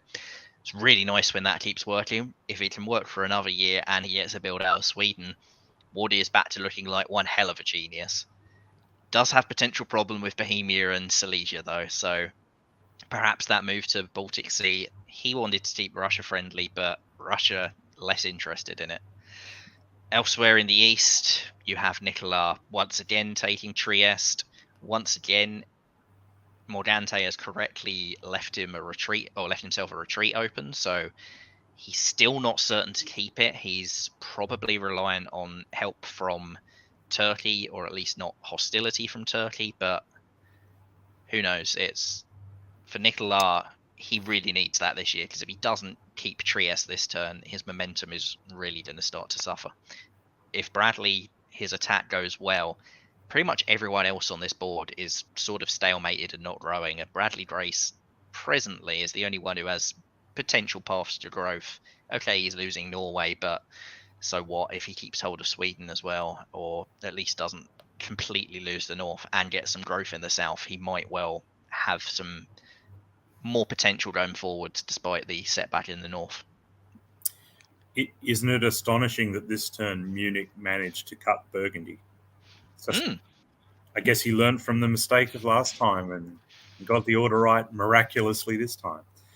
I think Nicholas does hold Trieste this turn, and I think that is absolutely critical for him, to the point where maybe if I'm Russia, I'm even thinking of running interference in that. If I'm Russia, I agree with your take. Slow everyone else down and you're looking good here.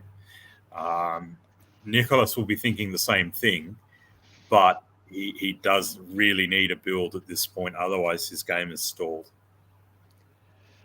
Quote from this season, Brandon Fogel working very hard to instill his kind of preferred vision in Christopher Ward.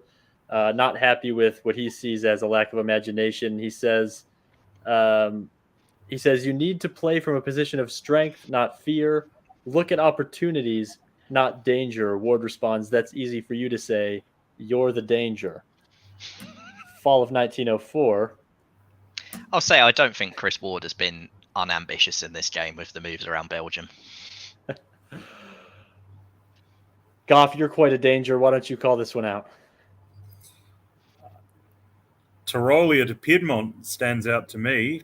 That's not the move I was expecting, but it keeps things interesting. Nicholas does get Trieste, which is really critical, I think, for his game. It keeps him very much in contention, and we'll see what he builds. There's some interesting decisions for him this turn. There's a merry dance happening between Germany and Russia, where one turn one trusts the other and the next turn it's reversed. So Russia says, okay, so you didn't take Sweden. I trust you now. It's all good. And now Germany tries to take Sweden, but Russia has pulled back to Galicia. But the big winner in this turn, Norway to St. Petersburg unopposed, North Sea to Norway. That takes a bit of guts to leave North Sea empty like that. But England gets two builds. Well played Jason Bennett, who looked to be in real trouble early here, but has played himself into a position where he's got a real game and, can start thinking about how he can grow to be a board top. In the south, we see Russia and Turkey fail to disentangle again, and we can expect that to continue for the next 12 years. I will say that Morgante's move to Piedmont, given that he's got a disband, it's probably not going to actually have an effect. But who knows if he's feeling particularly grateful to Wardy for that cut last year on Tyrolia.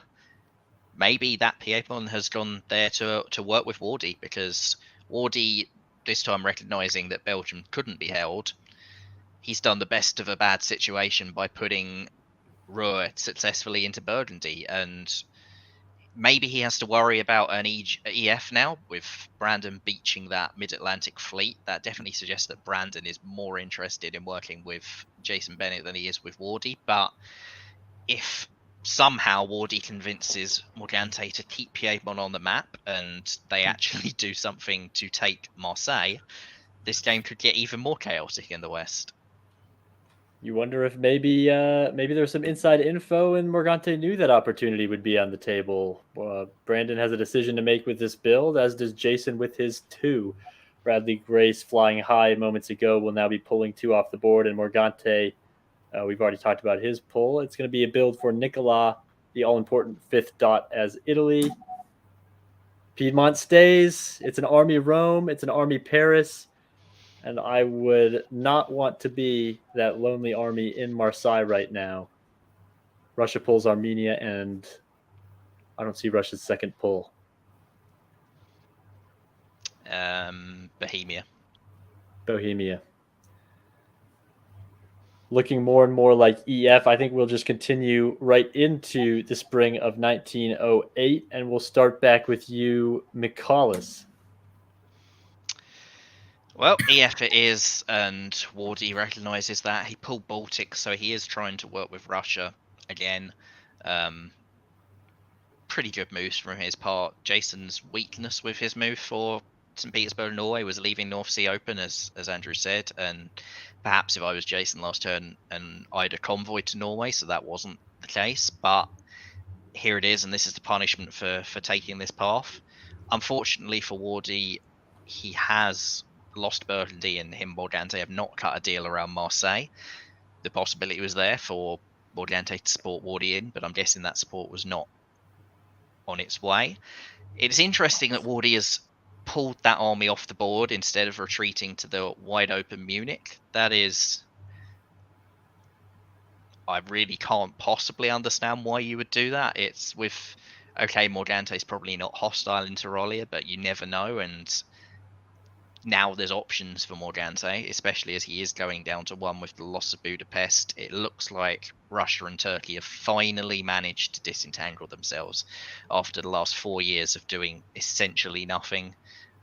They've seen Nicola finally got a build. Maybe we need to stop this silliness. And a juggernaut is potentially forthcoming with Russia leaving Serbia and Turkey walking in behind. If Morgante is still, as he probably is, angry at Nicolas Sarkozy, this could spell very bad news for Italy.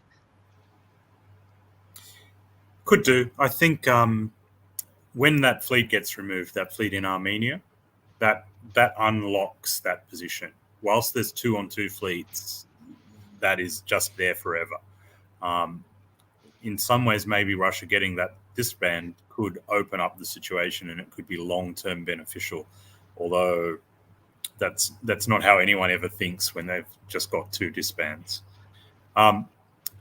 The other thing really, really worth noting is Germany is back in the North Sea. So that's my instinct tells me that maybe England was meant to support Germany to Sweden rather than taking the second build themselves. And yeah, that's the sort of thing that can quickly change alliances if you are grabbing dots for yourself instead of helping your ally. So it'd be very interesting to see what the actual conversation on the board around that was. What do you think about that disband for Wardy? Fleet Baltic? No, the pull he's just done in Burgundy instead of retreating to Munich. I would have retreated to Munich. I agree. I think he's probably trying to buy Brandon as an ally, but it really just puts more power back in Brandon's hands. He gets to cut a better deal now, whichever way he goes. Yep. Fall of 1905, Goff.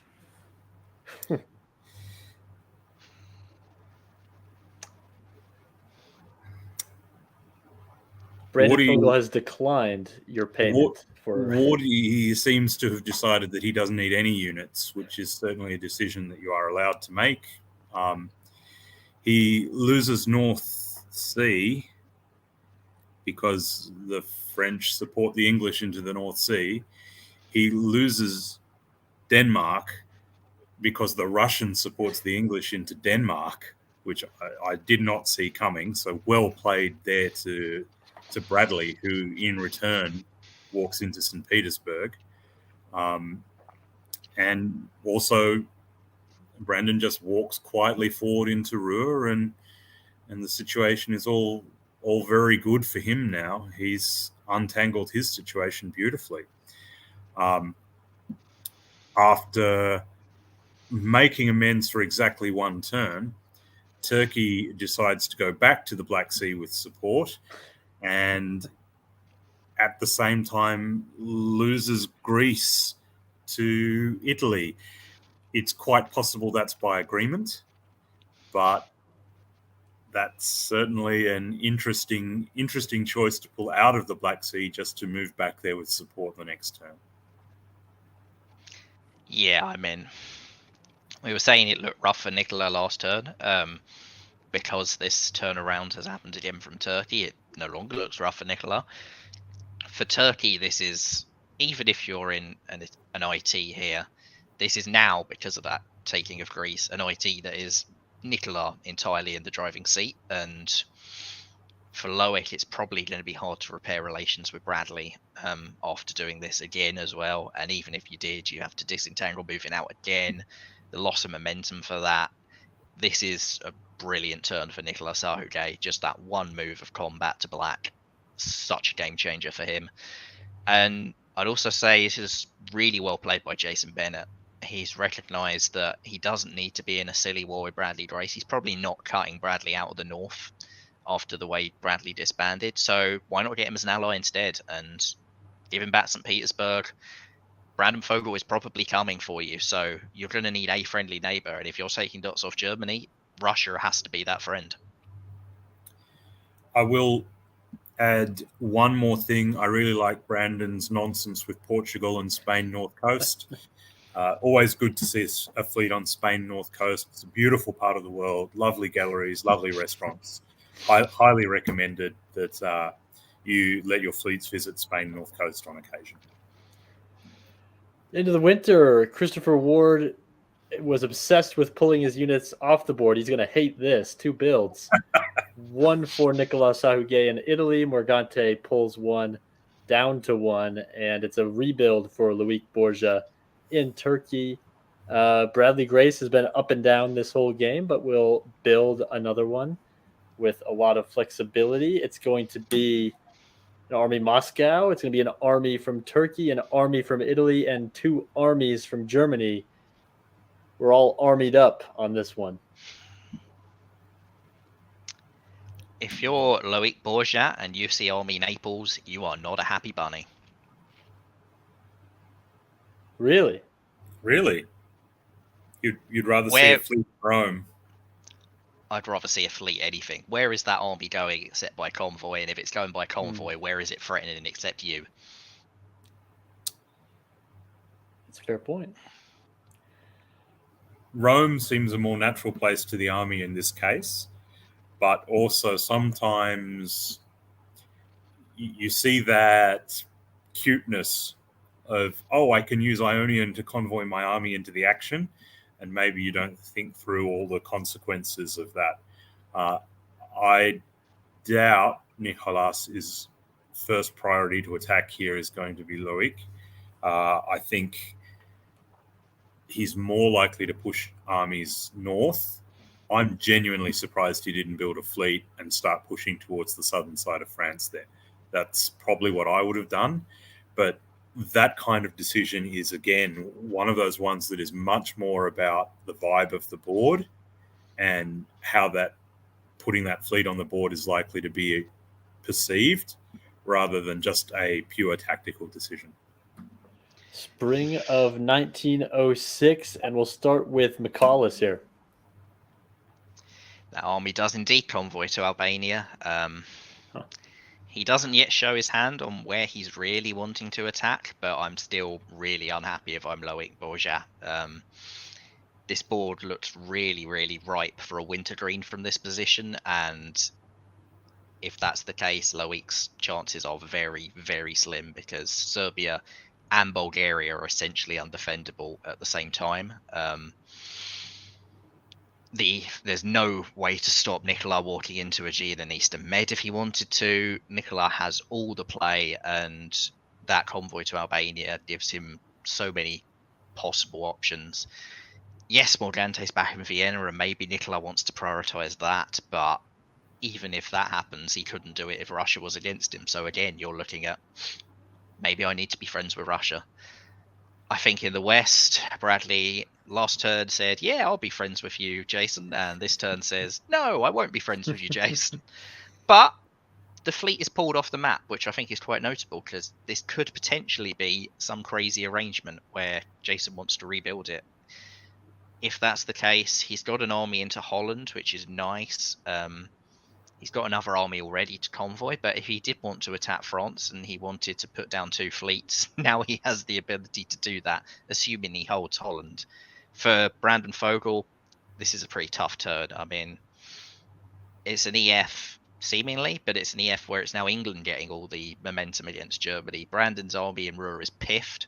Brandon is almost certainly not getting a build this year. He's had to go down to Marseille because he's worried about Nicolas Dahoudé again. The amount of times Brandon Fogel this game has had to make unnecessary moves to Marseille where nobody's actually threatened it, but he's had to cover it every single time. How much damage has that done to his momentum? Yep, I agree with all of that. The Norway one is the most interesting. Taking it off the board suggests that that's agreed, but that also sounds a little bit like one of those, if we do this now, I'm your ally for life promises, which we've discussed previously in this game. Fall of 1906. Maybe the second time will be the charm on the ally for life offer. Maybe Norway walks back out. Nope. Goff? Norway does not walk back out, and Albania does indeed head up to Trieste, and Nicolas has prioritized eliminating Morgante because, I don't know, crimes in a past life, family differences like the Montagues and the Capulets. No one can really explain what has happened there other than Nicolas. But we have to acknowledge here we have an Italy that has just quietly, calmly got to 7 centres, and it's hard to point to a unit that you don't like where it is.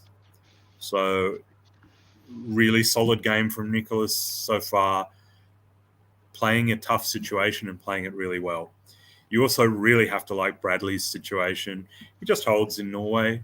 Nothing to see here. No drama. Maybe it's by agreement still. Maybe it's not. But he's in Norway and his position is looking pretty good. He doesn't have a friend in the East, but he does have one in England. And England-Russia alliances can be very, very strong if they can keep themselves from fighting. And maybe an army in Norway is a good way to do that.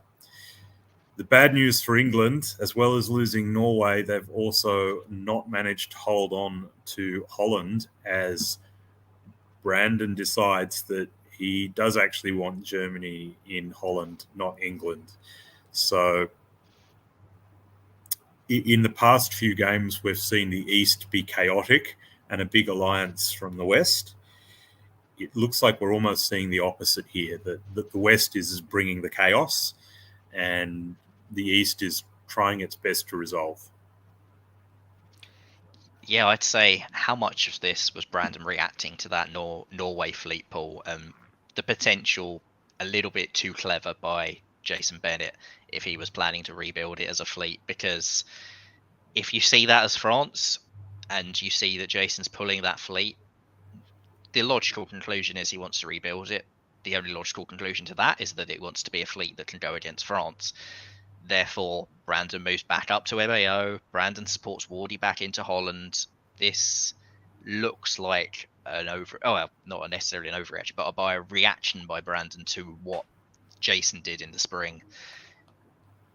Do you want yeah. Do you want to have Well, a bet on Italy building another army in Naples this turn? That I think whoever you're attacking is almost certainly the best move, unless it's Brandon Fogel, and that just doesn't look like what Italy is lining up to do.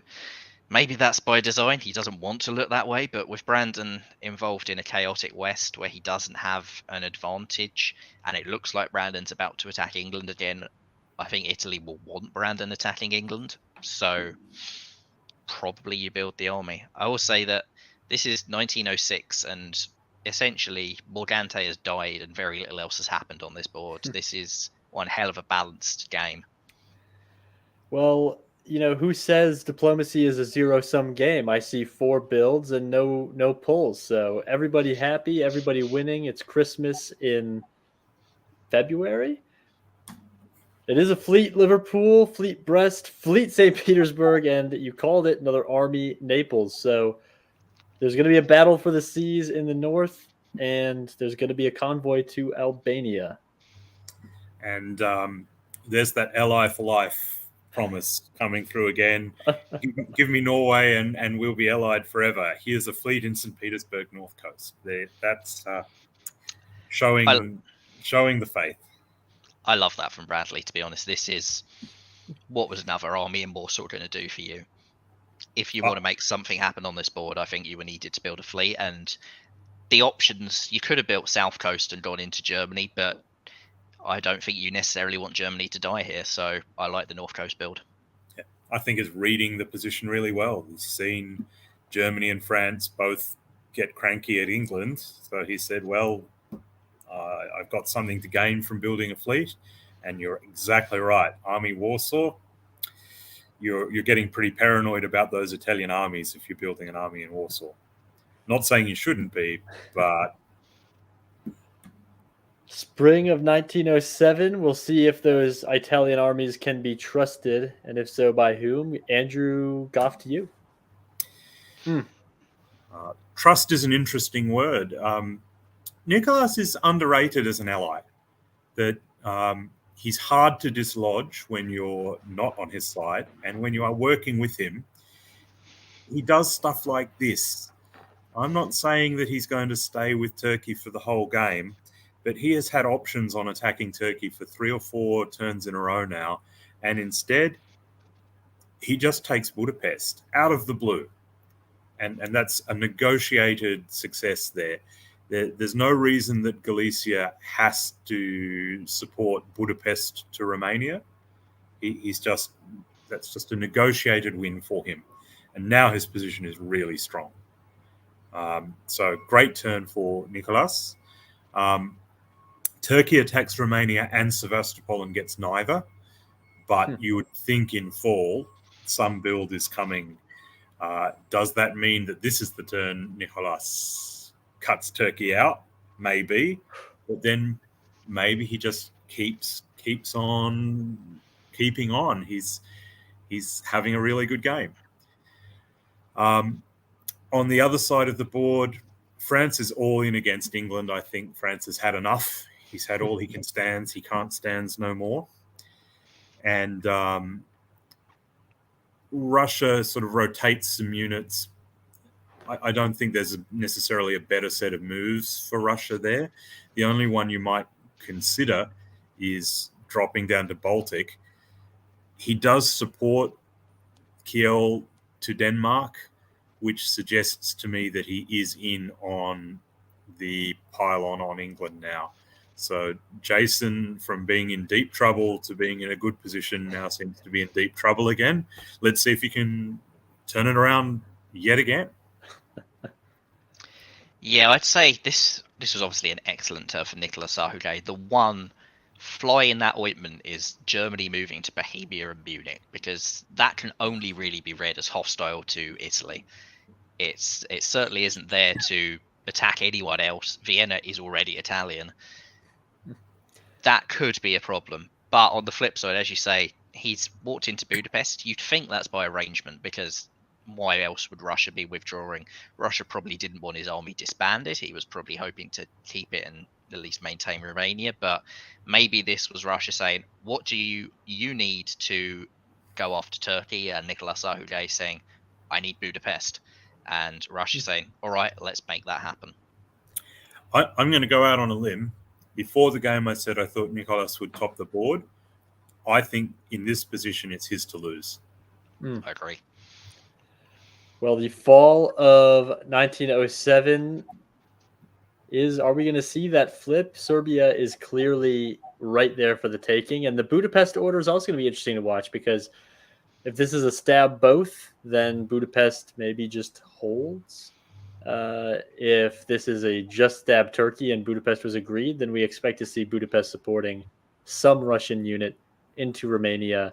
And McCullis, I'll let you call out what goes on down there in the east. This is Nicolas Sarkozy diplomatically dominating his ally. Yes, I'll support you into Romania. He's stuck with Turkey. Oh, I've taken Serbia behind you. I need it. I need the build. Look, France is coming. He's moved to Piedmont. I need so many builds to deal with this French army. Please, Loic, give me all the builds. And yeah, as you say, Nicolas Sarkozy is to lose. I do think Germany did indeed make the hostile move against Nicola. It looks like Brandon has recognised that Nicola is in the position he's in, and so he is working with Bordy. It's hard to say that with the Picardy convoy up to Liverpool, this is anything other than an FG now, because Brandon is so out of position for any attack on Germany. So I expect to see a fleet in Marseille. I expect to see Brandon pushing everything down to the Med from this position. For Wardy, it's unfortunate that he's had to support Russia into Denmark rather than the other way around. It still doesn't give him a foothold back into this game. He looks, with no fleets, pretty much locked into being a junior for the rest of it. For Bradley, at least he isn't going down too much. I would say that Finland probably should have been back to St. Petersburg to go and reinforce your position on that front, though, because you're not getting a build out of this taking of Denmark. You're just staying even. I think he goes down one. It was piffed in spring. Aha. So, I mean, great move for Nicolas. And this is exactly what I was saying about how he knows how not to stab. That there's no doubt at all that Serbia was by agreement, and that means he's now going to be able to put down an army in Venice and a fleet in Rome. And I don't think he cares if those French fleets are coming anymore, because if that's what happens, he's on top, and that's the stalemate position, and Nicolas tops the board. So I'm sure he would prefer to have it by a few more centres, but if you're on top and everyone wants to lock up stalemate lines everywhere, you're probably pretty happy with that as an Italian. Well, we had another friend for life situation here this year. I did find out from Marcus that Budapest was offered to Nicola by Bradley Grace, and in doing so, he secured friend for life Nicolas Sarkozy, who then went and made a friend for life deal with Loic Borja, who then offered him Sweden. So Nicola, a lot of receiving and not a lot of taking. Quote of the season is Nicola to Brandon in fall 1907. He says, "I think this game is kind of over. If you do anything against me, I can stop you from winning." Sarkozy, very confident in his position here. And he should be. He's building 2. Brandon is building 1, but far away from where he needs to be positionally. Jason Bennett finally really out of the game and no turning back. Everything in the east is static. Russia stays level because of a pull, and Turkey stays level because of Romania. So the builds are to be fleets where you'd expect them. Army Venice. England's going to pull the army and Baltic, so still trying to is that defending the homeland? If you are defending the homeland, you probably don't pull the army. So maybe a Janissary offer here by Jason of some kind. Well, I'll be honest. I'm not sure how you peg back Nicolas here. If you're Russia, are you attacking Germany? even as you're attacking Germany, you're just conceding Sevastopol. If you're Brandon, the only real way to grow is London and maybe Edinburgh, but that's suspicious. It looks like it's still Nicholas's to lose here. He's in an absolute great position. Spring 1908 to McCallus. I will say that it's not completely locked up for Nicola. Like, there isn't seemingly a mechanism to push him back, but he also doesn't have great options for further growth unless they're stabbing his Turkish ally, and at some point maybe Turkey will react to that. Turkey is probably getting a build this year. They take Sevastopol now. It's unlikely Bradley takes that back, and it's also, I think, from Bradley's perspective, he needs Turkey as an ally, so you don't necessarily want to take that back now if you're Bradley Grace.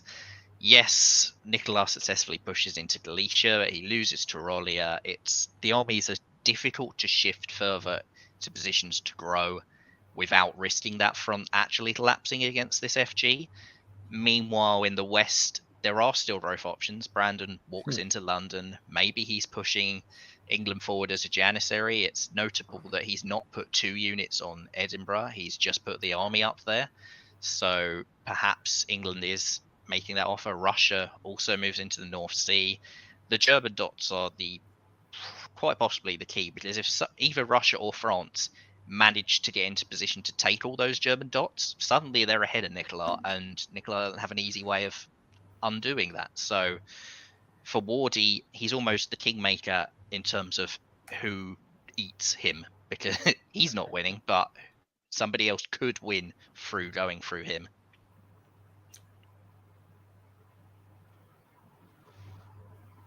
Well, interesting decision by Brandon here to not put 2 on Eddie and to try to take that Janissary offer.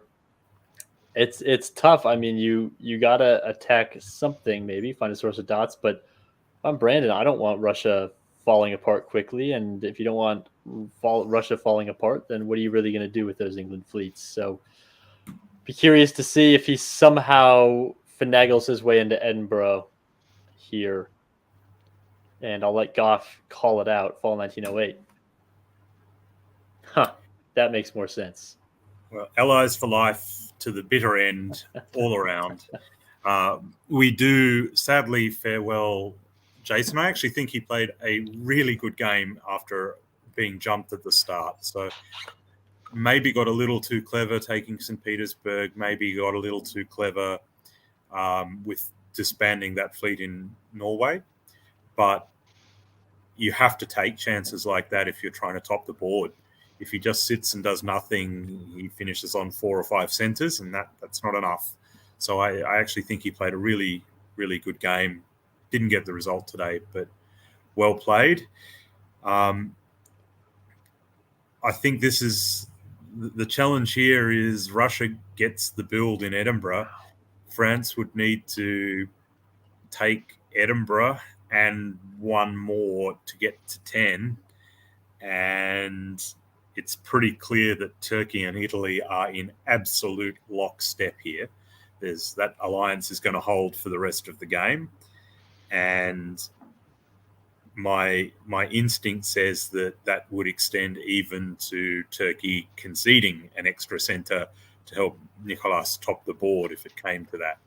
I've been proven wrong with every single prediction I've made like that on the stream for the last day and a bit.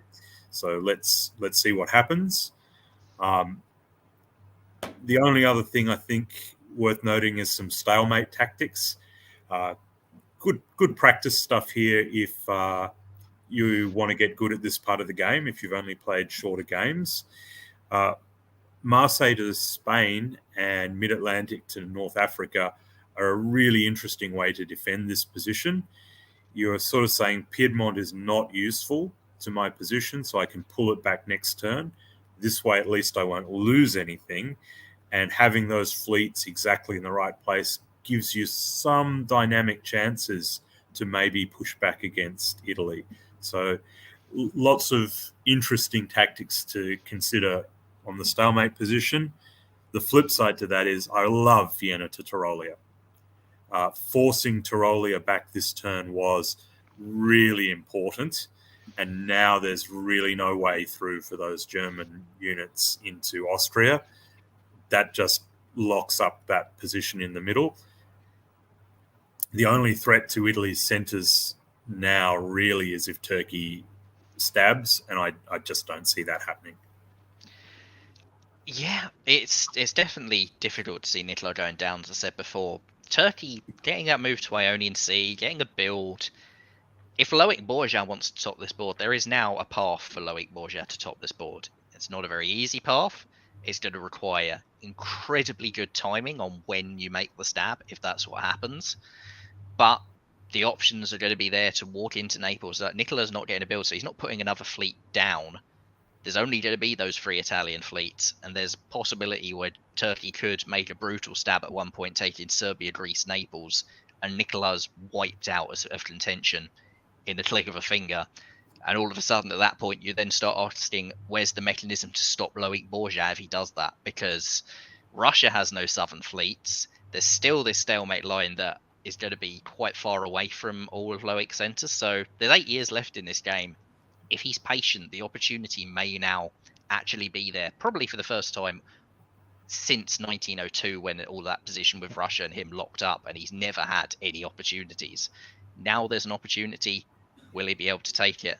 The other thing is, what a diplomatic win this is for Christopher Ward. Somehow, out of this arrangement in the West, he is the one getting a build rather than Bradley Grace. How has he convinced Bradley to walk out of Denmark and say, yes, it's me who needs the build here? Wow. Yeah, I don't know if Brandon Fogel had something to do with that, if he cut that, but why would Brandon Fogel want that? That is a fascinating situation here.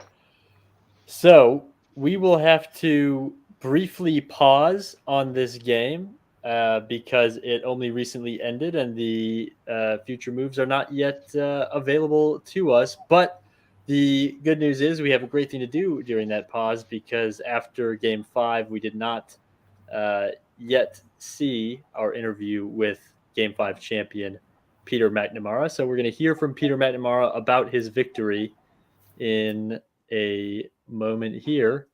Here's Peter.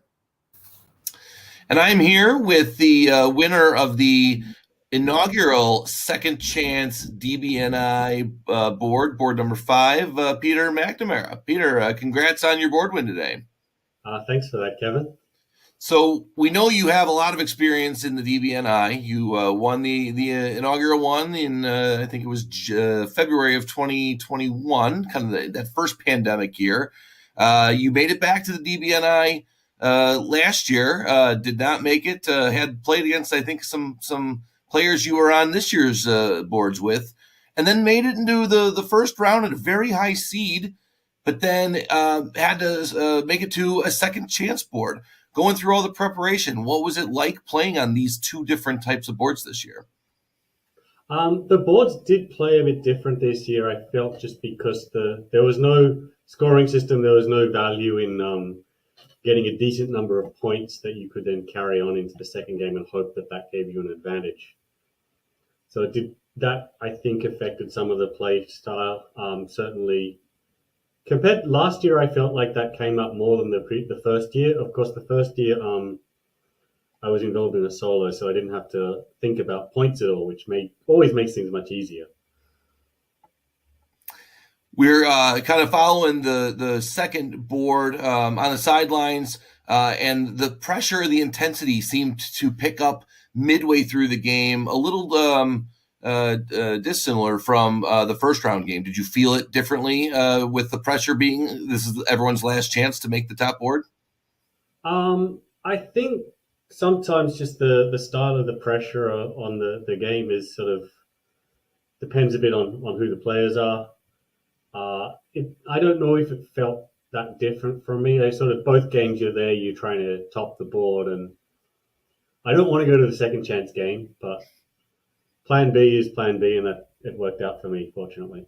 I was going to say, so plan B did work out for you. What was the biggest contributing factor to topping that board? Am I allowed to say qualifying in a high enough seed that I got to pick France? Well, you can say that. However, so you're number 5, and we've already had the first 4 on yesterday's broadcast. But yesterday's broadcast had 2 Germanys, an Austria, and a France. So the power selection has not been to the benefit. So it had to been some kind of play style. You had a good alliance early. You got a good tactical move in. 3 builds in 1901 doesn't hurt, right? Oh yeah, 3 builds in 1901 is always a nice way to start. Sometimes you worry that paints you as a bit of a target, which I think it definitely put England against me for a while, and I was very fortunate that Kartik did decide he was going to just walk into the North Sea and convoy into Edinburgh. Yeah, and that was probably that was probably the most key thing that happened early on was Kartik deciding he's going to take Edinburgh. And then from there, I don't think you ever looked back. You held at least a share of the board top the entire way until pulling away at the end. Yeah, I had a reasonably comfortable position throughout. It was one of these games where you don't get bothered by Italy because they're too busy dealing with an Austrian Turkish alliance in the east, and then slowly grind your way through as you can sometimes do with the French position. So you're in with topping this 5th board. You get to put your feet up as you watch these next 2 boards that are going to follow here. You know some of the contestants on the top board. You might not know them all yet.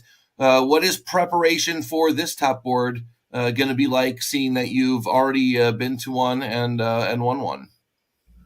I haven't worked out what the preparation is going to be like. It might depend on what time of day it is, because there's a threat that it's going to be at a very, very early hour, and the other option is it's just at an early hour. The qualifying times are much nicer. They're a 10 a.m. start for me. Perfect.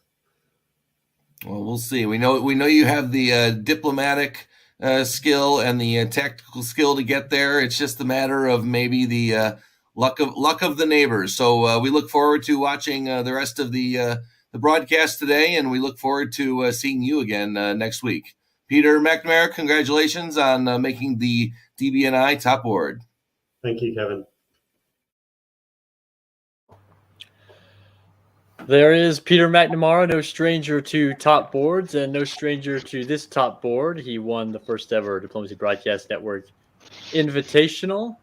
We're looking to punch our 6th ticket to this year's top board, and Brandon Fogel, Nicolas Sahuguet, and to a certain extent Bradley Grace and Loic Borgia are in the trenches right now fighting for that. It's going to be 1 build for Fogel, 1 for Ward, which was gifted to him by Bradley Grace, and 1 build for the ultimate wild card, Loic Borgia, whose patience will be tested.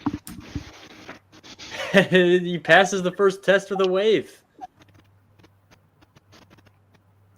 I love it. I mean, if you're Loic and you're doing the patient game, this is actually what you do, because you probably don't want to be putting down any unit that spooks Nicola into moving back. If you're Loic and being the brilliant ally and giving Nicola the opportunity to win the game, this is also what you do. So don't need to do anything. You can just sit around. It's 1908. You've got till 1916. Loic Borgia can sit in his corner for as long as he wants, and just, if the Turkish play is to top this board, you want to do it late enough that nobody in the West can get to you. So you're probably not looking to move for maybe 3, 4, 5 years before you actually do anything in this game. And all you want to do in that time is make sure that game doesn't draw. And aside from that, just sit in your corner and be Turkey. Also, got to give credit to Christopher Ward for building Fleet Keel. If Wardy wanted to top this board, he needed a fleet. It's the only way Germany has any sort of dynamic in this game. If you're Bradley Grace and you've just gifted him a center, how upset are you right now? Allies for life. Spring of 1909. Christopher Ward's comeback starts right now. Andrew Goff.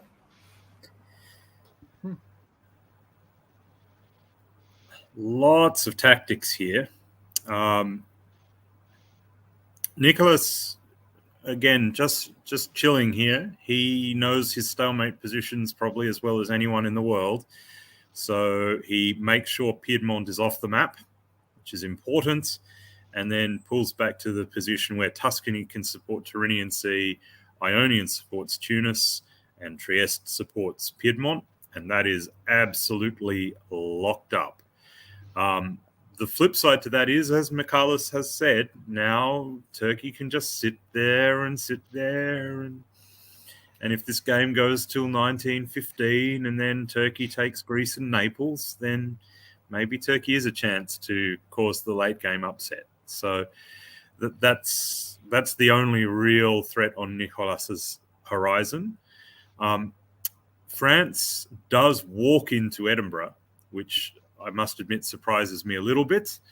The challenge for France here is 9 centres is not enough. They would lose a tiebreak to Nicolas. So where you're getting a 10th centre from, I don't know.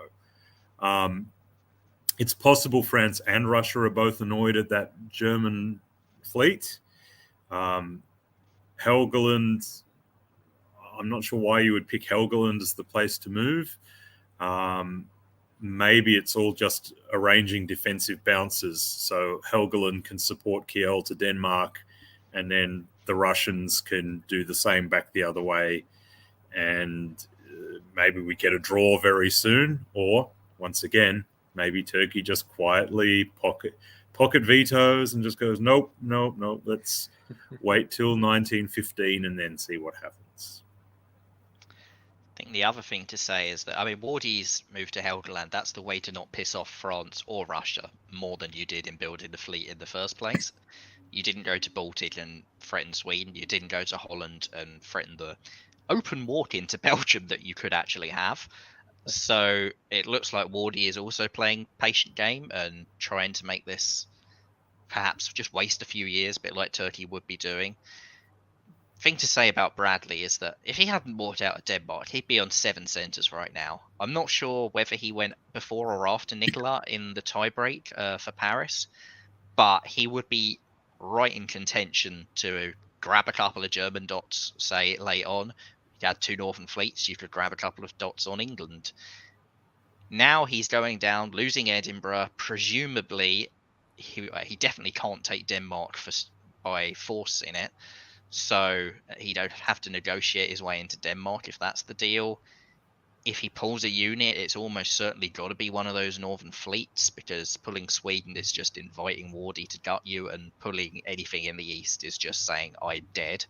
So for Bradley, it looks like he's been outmaneuvered diplomatically, because he should be on 7 centres and an actual contender, and instead it looks like he's possibly dropping down to 5 and turning this into a 3-horse race between France, Italy, and the dark horse in the corner. I will just jump in quickly with a couple of thoughts. I know we want to move the speed along here. He does have a free walk into Belgium. He does have a free walk into Belgium. And the tiebreak situation is interesting here. You noted Brendan Fogel losing all ties. He picked first. Loic Borja in the corner as Turkey wins all ties. So just another variable on the table for Loic as we head into fall 1909. And we'll start with you, Goff. You can get that thought off. So Helgoland does go to Denmark. Russia just pulls back to Norway. Not interested in Holland. Not interested in Belgium. Everyone is friends here. England walks out of Edinburgh. So I don't know why you walked in there in the first place. If you were just walking out, might as well walk in the fall. And on the other side of the board, and it's really now the center of the board, everything just holds. And everything will just hold there forever and ever, unless Loic decides there's some late game action here. That's really, I think, the only question left in the game. I don't think Brandon can get to 10 in France. I'd be very surprised if Bradley got to 9 as Russia. I kind of hope that Christopher gets to 9 or 10 in Germany, because that would be unbelievably entertaining if that were to happen.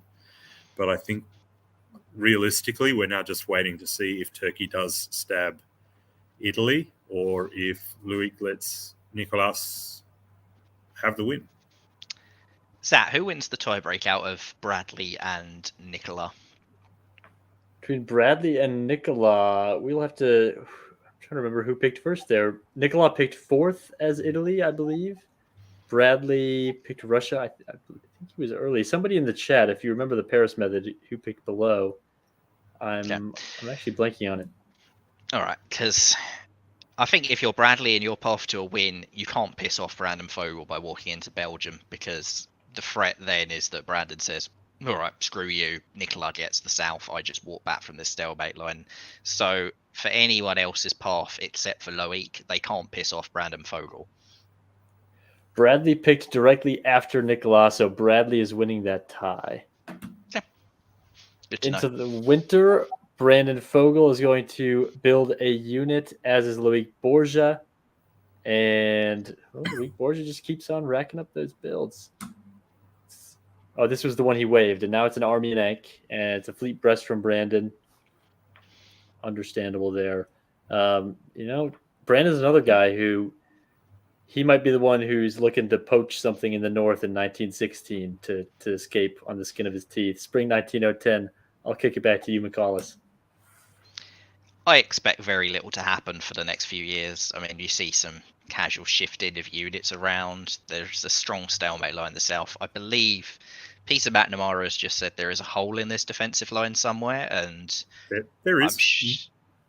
I'm sure I can spot it if I stare at this long enough. So the hole is Galicia, because Vienna is needed to support Tyrolia and Galicia. So Vienna is overloaded. If he suggests maybe Russia and Germany should be pressuring that. There's a case for that. The other case is I'm not sure why Nicholas isn't insisting that Romania push up to Galicia and Bulgaria go to Romania, which would then allow Budapest back to Trieste, and that then would complete the stalemate position. So interesting that Nicholas is not sort of demanding that Turkey move their army up onto the stalemate line, because that would also add some stability to his position about being stabbed. So there's still maybe a little bit to play out there. Yeah, and I think, as you said, like Brandon could be going for the late stab, and to be honest, I don't expect anything to happen for the next few years. We could probably rush through them and be surprised if something does, but anyone who has a win condition in this game that isn't Nicolas Sarhugay is waiting now, and this is just a waiting game. And I do hope that this doesn't get forced by GMs to end this one for nothing happening, because in this scenario, with a time limit game, it makes sense for all of these players to be waiting until 1914, 1915. Brandon has also pulled back Brest to the English Channel there, so maybe Brandon's decided he's got to do something, which I don't know if that forcing the issue is going to be helpful, but trying something is better than doing nothing if you're just going to finish second anyhow. But do we learn anything new from fall 1910? Something. Wow. Ooh, a lot of something. we see Christopher Ward has decided, to be fair, he is the one who, if he wanted to stop this board, he can't be patient because he wasn't in a position to take a load of centres late on, so he has to make something happen. He goes to Burgundy, he goes to Baltic, he goes to Denmark, he goes to Warsaw, he attacks everyone. For Nicolas Sarhugay, absolutely brilliant turn. For Christopher Wardy, he's doing all this and only getting one build. The flip side is, because Brandon Fogel also walks into Edinburgh, A, he gets to defend Paris, so Wardy doesn't have the free walk into Paris he was perhaps expecting, but B, Bradley Grace is now pulling 2 units. Bradley Grace's hopes of winning this game are pretty much officially over. Who is Bradley Grace most pissed about? Is it Brandon? Is it Bradley? Is it Wardy? Is it the pair of them? Is he going to start throwing Warsaw Moscow towards Nicola and Loic? Because that's what I'd be doing. What did he do to deserve that? Yeah, I think Christopher would be pretty unhappy that Clyde went to Edinburgh there. That build for France stops the walk into Paris, and that could be decisive. And ball turn. If Norwegian instead covers Edinburgh and there's a bounce there, you can see Christopher getting Belgium and Paris, and maybe he holds on to Warsaw. I'm not sure why he would, but you can see the shot he's going for. So again, you can't blame him. There is no prize for finishing on 5 centers in this game. So it's a gutsy play. I'm not sure it will work, but it gives you a chance instead of having no chance. So good on Mr. Ward for trying. Yeah, I mean, I looked at the comments. Marcus Zilstras just said that Brandon wasn't intending to take Edinburgh. It was a misunderstanding. Okay. Oh, oops, I've accidentally walked into your centre. How much of a misunderstanding was that? Was that a misunderstanding on Bradley's side? Maybe not on Brandon's. Well, they've been allied for the whole game, and there's no reason to doubt that at all. If I know Brandon Fogel, he will continue that line to his grave, that it was an accident, whether or not that's the case. Winter of 1910, Brandon Fogel, regrettably for us, gets a build. I absolutely would continue that line to my grave as well if I was. Oh, yes. You got to have your principles. You got to uphold your reputation. Ward will get a build as well. Bradley's 2 pulls here are going to say a lot, and my guess is Ukraine and Moscow come off the board here. That actually makes things interesting for the week as well. They are very mature from Bradley Grace. He's not going to throw to the south. He's going to pull Norwegian and is that Prussia? Yeah. Well, I mean, you can say Norwegian, mate. He believes it's a misunderstanding with Brandon. He's not pissed at Brandon. I am shocked by Prussia. That is a fair play, Wardy. You've had me. I'm not going to punish you, which is not at all what I expected Bradley Grace to be doing in this scenario. And for Wardy, that's huge because he could possibly somehow get Bradley as an ally from here and work against Brandon.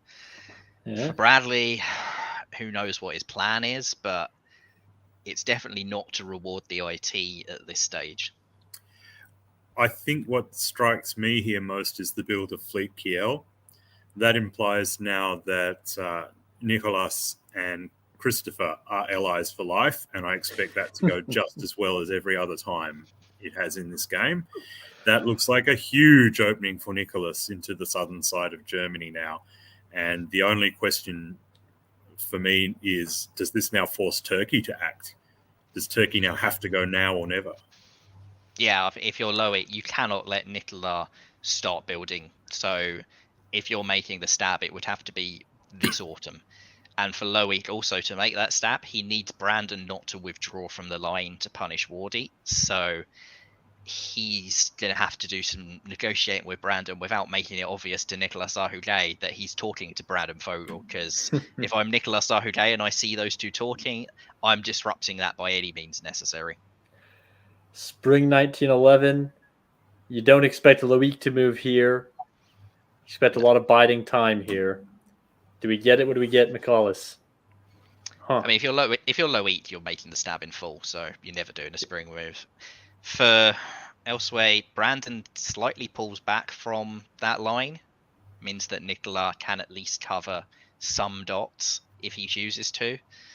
Not great news for Loic if that's the plan. Nicola, though, does not push up to attack Christopher Ward. So Friends for Life is staying Friends for Life for now. Wardy simultaneously moves east to defend Warsaw, but also protects Bradley in Ukraine. Moves away from Brandon Fogel. This is a difficult turn to decipher what Wardy's actual plan is, but maybe the plan was to walk into Paris for free, and now he doesn't have a plan. So, yeah. It's possible. It looks quite defensive from Wardy there, that he's come back against the French being in the North Sea. So now Denmark can support Holland. In the long term, does that work? I don't know. Maybe it opens the door for Brandon to maybe get Holland as a 10th centre. But surely there's enough pressure elsewhere that's a big ask. Well, also, Nicola not pushing up to the line means that if Brandon outguesses Wardy and gets into, say, Munich, Brandon suddenly is really, really difficult for Nicola to push back because Bradley pulled one of the Northern Fleets off the board. If Wardy loses a war with Brandon, Brandon probably wins this game. Fall 1911. I think the 3 units I am watching this turn are Fleet Ionian, Army Bulgaria, Army Romania, and I will let Goff call it out. Not yet. Not yet. Nicholas just builds strong alliances. Amazingly, France convoys to Norway, and Norway walks out to the Barents Sea. So it looks like maybe Bradley has decided he can't win this anymore, so he's going to decide who does. I can't think of any other reason for Norway just to yeet itself to the Barents Sea. So that's a massively unexpected twist. Now, Nicholas pushes up to Bohemia and applies the pressure. It may be too late to break through there. If Russia and Germany both decide they're happy for Brandon to win, that's a spectacular turn from Brandon. He's a master negotiator, and he might have really pulled something off there. Yeah, I mean, for Brandon, what's done this is that move to Edinburgh last turn. He has successfully convinced Bradley that it was a mistake. It's the only way you can read that, and in doing so, Bradley is looking at Wardy, who stabbed him and ruined his game. He's looking at Nicola, who crapped him around in Budapest earlier on in the game. He's looked at Loic, who pulled back from Black Sea and then went back at him. Probably you can make an argument Bradley is really annoyed at all 3 of them for ruining his game. And he's chosen Brandon as the one he's least annoyed at. He believes Edinburgh, and therefore he wants Brandon to win. And as you say, for Nicolas Sarhuguet, how does he stop that? Even if Wardy isn't on board with it, even if just Bradley by himself is on board with it, what's the mechanism to stop Brandon from taking all of Scandinavia? Hard to see a scenario in which Brandon doesn't get 15, but 17 is pretty attainable here. Scandinavia, St. Pete, most of Germany. There's a lot on the table. He'll build one now, and Bradley's going to pull. It's just the gift changing hands. That'll be a fleet Brest for Brandon Fogel. Surely now the North is his. And into the spring 1912, not 1912. Can Nicola do anything to turn this on its head? I'll start with you on this one, McCallus.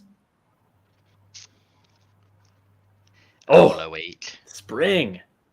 Loic, this was the move to make last turn. Oh. If you did this last turn, what a position you'd be in. If you do this turn, you give Nicolas Sarhuguet time to say, screw you, Brandon Fogel wins this game. And that is pretty much what I expect to happen now, because unless this is some hilarious feint that they've arranged together, this is the wrong move to be making in spring. I get you can take slightly more if you now have a shot at Budapest, if Bradley is for some reason, or Bradley or Wardy are on board with you winning it. But you've not walked into Naples, which if you did do, Brandon couldn't have kicked you back out of. So this isn't even the most effective way of doing this in spring, but this could well be the turn that's just won Brandon Fogel this game. I think we need to see it play out. I think Brandon, there is a chance here with Bradley just giving centers to Brandon. It's something we haven't really considered, that maybe Turkey would be happy to let Italy top the board, but maybe also Italy just decides, well, if centers are getting thrown, then it's the fact that Ionians supported Tunis. There may be more to this than just the tactics suggest. I doubt very much that they're just going to reverse everything immediately, but There's no point not taking a shot, whether you're better off leaving it until the fall. I think I agree with Michaelis. It was either last turn or next turn, but maybe it is a feint. Let's find out. To your point, Goff, Galicia to Ukraine is a move that doesn't make much sense unless you know Armenia is moving and Sev might need some help from a tap. So Fall 12 is going to answer that for us. Is it a throw off? Nope. The problem with it being a throw off is that Nicolas and Loic have 15 centers between the pair of them, and Tunis isn't throwable. So that's 14 possible. He doesn't even keep Rum, and he doesn't get Naples. This is why Loic had to make his stab in an autumn turn, and it should really have been last turn as soon as Wardy started doing something different. It should have been this turn if it wasn't last turn, and yeah, losing Rum, he's not taking Naples. He decided to prioritize holding the line. For Nicolas, he's been stabbed and only goes down 1. Wardy grows again and takes Moscow.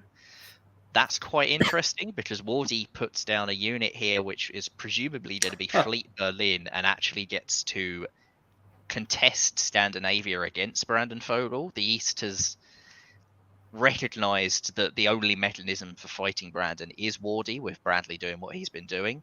And therefore, if you're going to make Wardy your primary focus to fight Brandon, you have to give Wardy something. And so Moscow actually makes perfect sense. I would suspect that not only was Loic on board with this, that Nicolas Sahugay was quite possibly the puppet master behind this, because anyone who isn't Brandon who wants to win has to see Wardy building here. So that's really well done by however many people have agreed to make that happen. I'm a little concerned that, this is all reactionary to Bradley's play in Russia here, because he's obviously throwing centers to France. I worry that there was sort of the vibe from yesterday's game was that he was doing something similar there.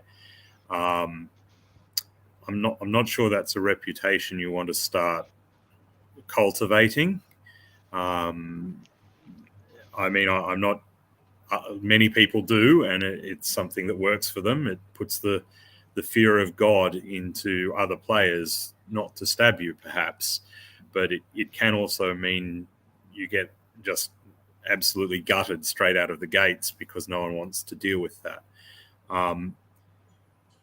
It's not beyond Nicholas to be masterminding all of this.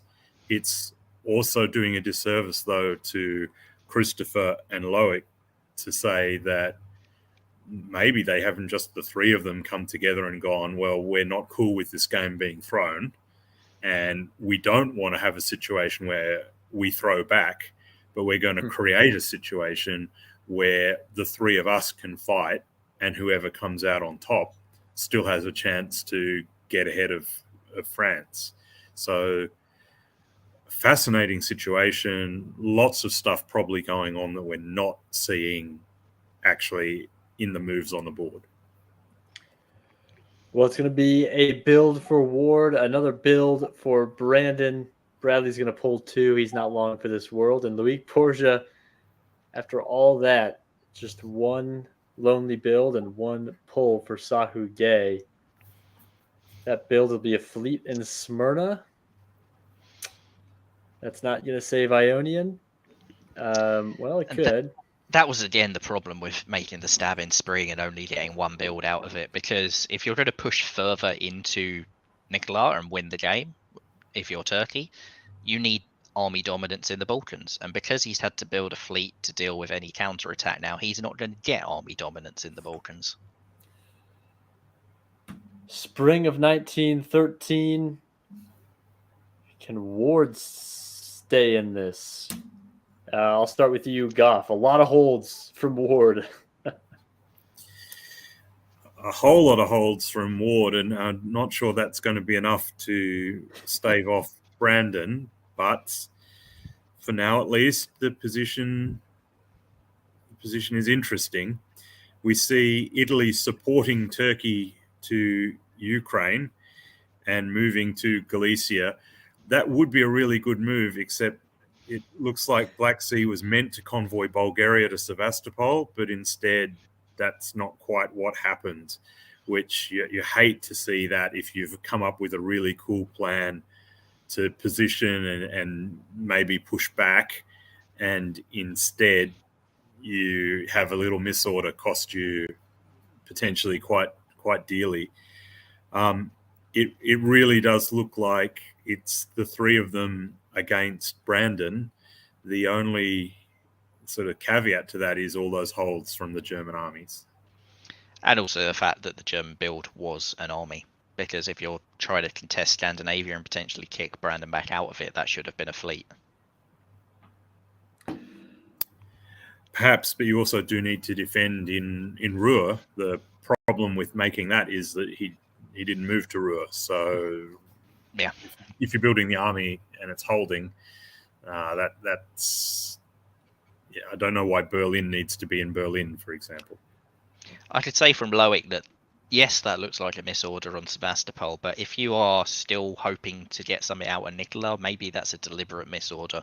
Because if you do convoy that army to Sevastopol, it's very difficult to defend the Balkans against Nikola. That's a nice little seed to plant as we bring in fall 1913 and McCullis call it out.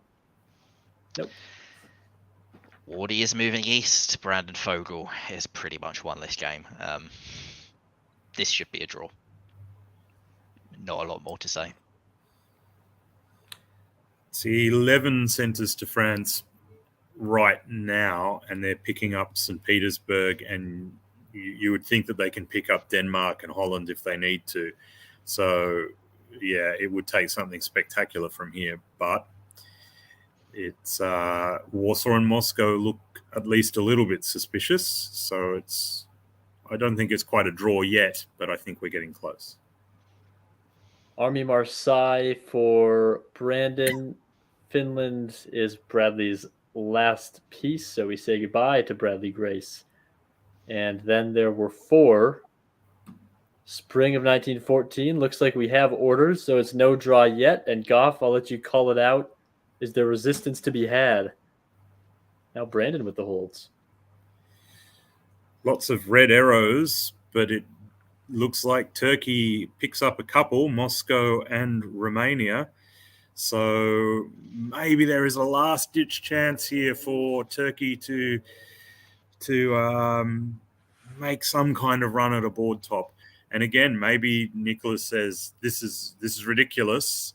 You have thrown to Brandon, so I'd rather my game length ally got the board top than Brandon. It certainly looks like Wardy has decided he's heading east and is helping, or at least not hindering, Brandon. So, it's Brandon's to lose. I think the problem for the East is that Brandon, he's on 12, but effectively he's on 15 because they can't stop him taking Holland, Denmark, or Kiel. Yes, there are ways to defend Munich and Berlin, and Warsaw and Moscow are available. Between Nikola and Loic, they currently have 15. So those are the key centres that if you're going to do this. For Nikola, there no longer looks like a path where Loic could throw it to him. For Loic, Nikola probably could, and maybe that is why he is sitting in Ionian Sea and holding that line rather than walking into Naples if this is a true attack on Nicola Sahuge. So yes, this could be a throw-off. Even Romania can be arranged because it looks like Romania was just walking up to Ukraine and maybe the idea was that it wouldn't get piffed. So all of this could be arranged in a way for Nikola to throw dots to Loic as effectively as possible without risking centres. In which case, maybe Munich and Berlin become critical centres. Of course, Brandon has 2 on Munich already, and if I'm Brandon Fogel seeing this, I'm taking at least some dots this year. As long as I can convince Wardy of that being necessary. The more you look at it, the more you think Brandon can't really lose unless he makes some catastrophic mistake. But I still think if you're Turkey, you do play it out here to make sure that he doesn't make a catastrophic mistake. Yeah. Who knows? Maybe Turkey can convince Wardy that it'd be hilarious if Turkey topped this board. Is there a catastrophic mistake in fall of 1914? There's just more holds. It's not just holds though, is it? Because Nicola is moving back into the centres that it looked like he was potentially throwing. So Loic gets Moscow. That's the only change. Brandon. Obviously, Brandon doesn't love Christopher enough to support him back into Moscow, which seems harsh. But well, Christopher didn't even try to take it. They're Didn't love himself self-bounds. So yeah, Brandon is showing great patience by not taking the dots. I'm guessing he's just pushing draw vote every turn, and saying to Wardy, look, I don't want to take your dots. You're clearly on my side. I'm a great ally. I know I'm winning. I can say this anyway, but all right, one down for Ward. One, I think that's going to be a rebuild for Nicola, and also a rebuild for Loic. So they both pop each other. Fleet Smyrna, Army Rome. Ward pulls the fleet in Holland. There's really it's academic for here, and there it is. That is game over in spring of 1915. Congratulations to the number 1 seeded Brandon Fogel, who takes advantage of his second place game and punches his ticket to the top board. He is the 6th qualificant to that board. well, congratulations to Brandon. You get France and you roll, and that's well played. I keep coming back to the theme. Here we have a strong Italy and a strong Turkey, and it still wasn't enough to beat the dominant power on the other side of the board. I think this one does have the caveat that France has got Norway, Sweden, and St. Petersburg here, and that's kind of the difference. You can't absolutely knock Brandon for negotiating that and being the benefactor of it. And you can certainly accept that Bradley got to be kingmaker. I'd suggest that, reputationally, doing that twice in such a prestigious event is going to give some challenges in the future for Bradley. I guess the lesson is, if you're working with him, don't stab him. That's probably what he's angling for. It would be very wise not to cross Bradley Grace if you're on a top board style game. I'd say, I have thrown games in the past. It's a reputation that can hurt you. You can usually give yourself some justification. It's even in this game, you can say that Nicola and what happened over Budapest and Wardy and the stab, and Brandon was the one who didn't stab him. Maybe he's less annoyed at that. I think it's probably more justifiable than the one yesterday if he threw that to Riaz from like 1904, which was what appeared to be the case, whether diplomatically it was or not. For Bradley, it's like you say, it can be difficult to shake that reputation because there's now a lot of reason for people to just say, all right, we're just going to kill you from the start. And you have to be able to balance off against that. For Nicola, I'd say, he did play great, but the one problem the IT had was it looked like Nicola got to 9 centres and had no more growth, and perhaps he got too complacent. There was a point in this game where he said to Brandon, look, I've won. This game is over, and it clearly wasn't. And yes, Brandon got thrown these 3 dots up the top, and maybe Inbra as well. But if you just look at that, if you take those dots off, Brandon still wins this game. So it wasn't over, and for Nicola, perhaps he even needed to stab Turkey when he had the chance, because if he gutted Turkey and taken loads of dots, he probably would have won. And if he didn't do that, he needed to go west before Brandon got the growth opportunity. And because Nicola stayed in the middle, that could well be. He never had a growth path to more than 9 or 10. Well, we've got Brandon Fogel here, and we're going to bring him on Brandon, congratulations. Very strong game. I want to start out by reading you a quote from Fall 1907. Nikolai just alluded to it. The quote is, "I think this game is kind of over. If you do anything against me, I can stop you winning." Your thoughts? I mean, that just was a nice challenge to lay down, and I like difficult challenges, so I said yes, please. What was the most difficult part of this game? It wasn't easy. It was academic from maybe 1913 on, but it was not easy before then. What was the biggest challenge here on this board? The biggest challenge was figuring out how to resolve the West. And if you notice, we did it in just the nick of time. And I had, we started out with Wardy. I had a feeling that the East would resolve earlier than normal. And so I really wanted to get off to a quick start in the West. And Wardy and I had a good thing going, I thought, and then we didn't. Jason did a really nice job of turning Wardy there. And then it was just kind of like back and forth. Bradley threw me a huge bone by taking Norway and causing Jason to have to turn around. And then I was kind of all in with Jason. And then Wardy did this thing, which I thought was terrible for me, was when he disbanded the 2 fleets and rebuilt 2 armies. And I was just like, oh, damn it. That's kind of it. Like, I'm just going to be stuck here. I had 4 armies and 2 fleets. I'm like, I can't even get any purchase over England. I was like, this is just going to be a slog.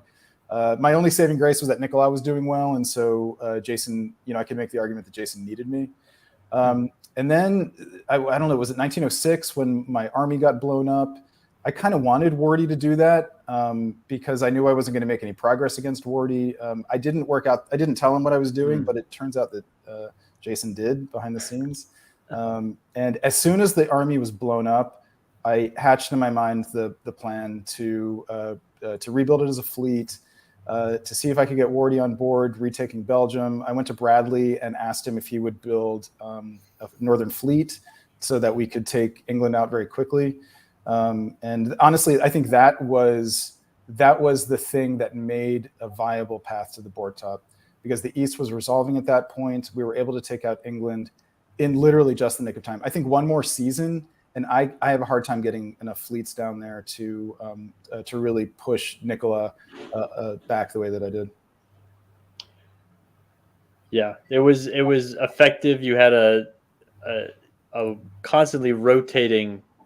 You can't even call it an alliance structure in the West. A constantly rotating trust circle in the West, and you navigated it really well.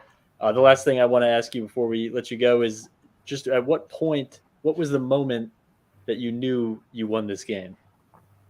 It was, really, really new. It wasn't until I started getting so many units up north and really making it clear that nobody else could do it. But the moment where I thought that was going to that was the likely outcome was when Wardy stabbed Bradley, took Warsaw, and I took Eddie and was able to build an army in Paris.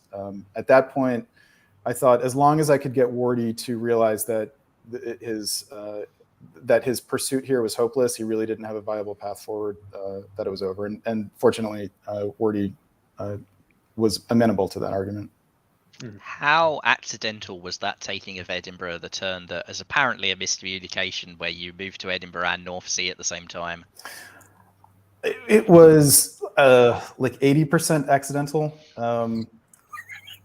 So Bradley and I were talking, just the two of us. For a while up to that point, we had been doing 3-way talks with Bradley and Wardy and me. But Wardy was off talking to Nicola. I guess they were hatching that plan, which I completely did not see coming. Bradley and I talked about, I had 2 fleets on north at that point, and I wanted to support myself to north.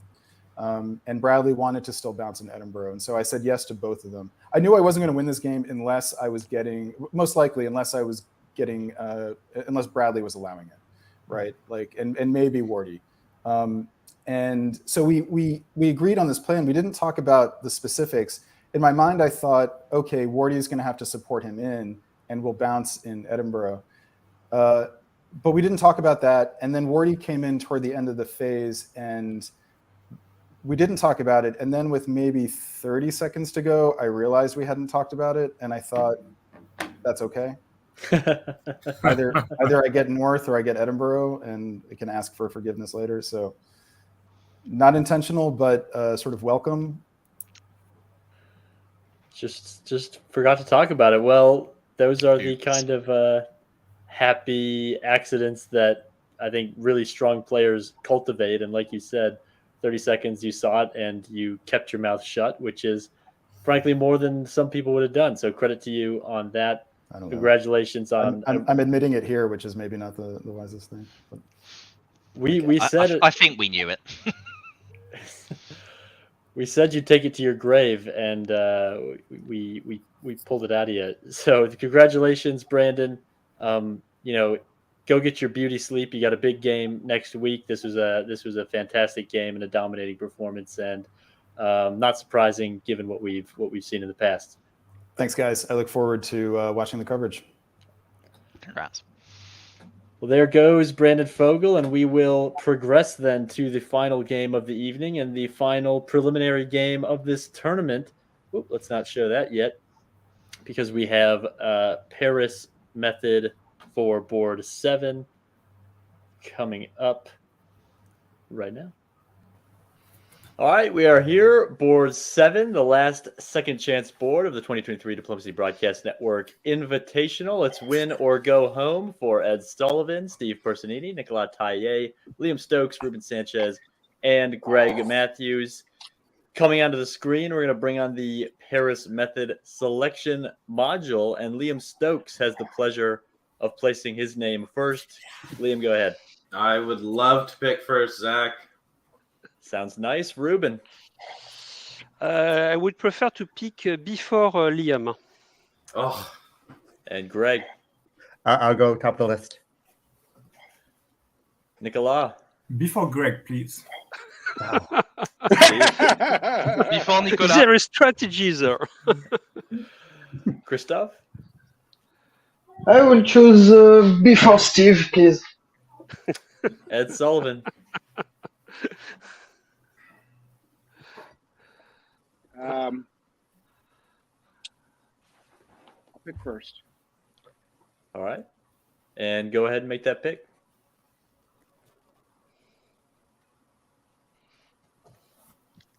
I thought it would be fair to have a French person play France, but I'll pick France. Christophe? I pick Austria. Wow. Like Nicolas? Yeah, that's something you shouldn't do. Yesterday. You should not do that. You can take your strategy, Nicolas. So in that case, Turkey, I think.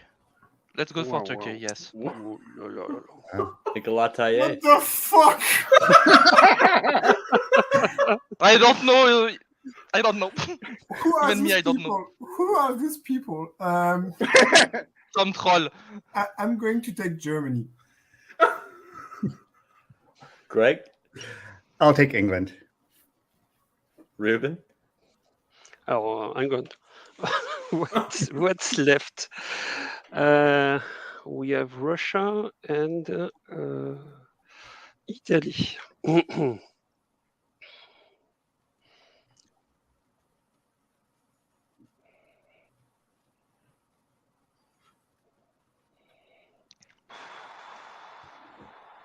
Steve, Christophe. I will have a difficult night, I guess. I will take Russia. All right, Stokes, go ahead and say it. Oh, before I make my pick, Zach, I just want to say I'm loving the 80s hair metal look you've got going on. It's wonderful. But you can put me down as Italy. I will do just that. And that is your power selection for board 7. We are going to get this game started right now. Wow. It all looked so boring when they were just picking in order for the seeding, and then interesting things happened. There was a gasp after Austria, and then expletives flying after Turkey went off the board. It's the most eventful Paris method by leaps and bounds of this tournament. So that is where we're left. It's Christopher Borgia in Austria, Greg Matthews, England, Ed Sullivan, France, Nicolas Taillet in Germany, Liam Stokes in Italy, Ruben Sanchez, Russia, Steve Personini in Turkey. We have an all French east of this board, ART, all French. That will be quite a dynamic. They play with each other a lot in the French league. Those are 1907 games. It's a lot of balance of power. It's a lot of stabbing. And so I can only imagine, you saw Ruben's face as he slowly accepted the players that he was going to choose to be next to. There's histories all across this board. Let's get right in to the new history that we are writing today, and I'll start with you, McCullis, since you're on top of the screen. Spring 01. All right, so you see pretty standard opening from England, a fairly standard opening from France. I notice Ed's playing France for the second game in a row. Not often you get to do that in a prestigious tournament. I think last time he opened to Picardy. This time he has chosen not to. He's perhaps not quite as confident. Elsewhere, you see the potential Armenian fist bump opening from Russia, but Turkey has seen that the risk is all on Russia in that situation, and Turkey walks straight into the Black Sea. So Ruben Sanchez was correct to identify he might have a difficult game, as Steve Personini immediately gets the jump on him. And for Ruben, this is now looking very unlikely that he gets Romania unless he gets a lot of help from Austria, and also he's still got to worry about Sweden. Who knows what could happen in the north? Yeah, I think pretty standard openings everywhere, but Ruben Sanchez is on the back foot. Always bounce in the Black Sea is the rule for a reason. I really like the French opening. I think Paris to Gascony is underrated, and it's probably one of my favourites. And you combine it with Burgundy just as the assurance. If Burgundy gets in, everything's fine. You're in Burgundy. And if Burgundy bounces, well, thank goodness you moved to Burgundy. But you still now also have a really dynamic position with Mid-Atlantic, Gascony, and Marseille. You can do just about anything from there. So I really like that opening by Ed. I think he's picked the right one to do that. Yeah, it's good for if you want to do something strongly anti-English and you'd been bounced in Burgundy or whatever. You could have convoyed to Portugal, done the Lisbon Leap, as I believe it's called. You can, but you don't have to, and that's the point. And it's a lovely dynamic opening for France. Yep. Fall 1901, he does something else pretty dynamic. Talk about that, Andrew Goff. I haven't seen that since I was a wee child. France supporting Italy into Munich is a statement move. Italy really struggles to hold Munich most of the time, but the key word there is struggle. They rarely just walk out and give it up. They tend to build an army and send the army up to Tyrolia and make a big kerfuffle about it. So, I like Ed's play. He's off to a good start. As England, you also really like it. 2 builds, gets the army in Belgium so it can be destroyed at some point later in the game. I like Germany putting Russia into Sweden. I think that's a good insurance policy to take here. And when you then see France supporting Italy into Munich, you're really glad to have Russia on your side. So whether that's reading the board or just general good sort of principles, I actually like Germany's play despite them losing Munich here. On the other side of the board, Turkey does indeed get Romania, but does not get Bulgaria, just walking straight through. I don't know. It's probably better to have the army advanced, but it does leave a bit of an opening in 1902 for Italy and Austria to come in and ruin your day for no reason other than the centres are there. So be very, very interesting to see what happens around Bulgaria in 1902. Yeah, for me, this is how to play as Russia when Turkey attacks you out the gate. I do this move pretty much every time, is you just let Turkey walk straight into Romania and strand them there. And as you say, it creates such an opportunity for Austria in particular, but also for Italy, that a lot of the time this backfires badly for Turkey. So even if you see the more standard Turkish attack where they open to Armenia and Black Sea, and you're not safe on Romania, this is often what I do, because I think tactically this is a real problem for Turkey to keep everyone friendly and not just get themselves ganged up on now. So I really like this move from Ruben. I have seen this attack from Italy on France quite recently.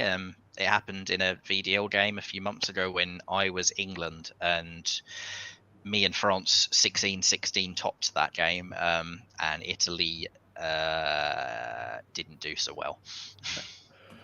See if Italy can figure something out better this time with his two builds. Ed Sullivan also have two builds in France. It'll be 2 for Greg Matthews, England, just 1 for Ruben, 1 for Steve Personini, and 2 for Borja in Austria.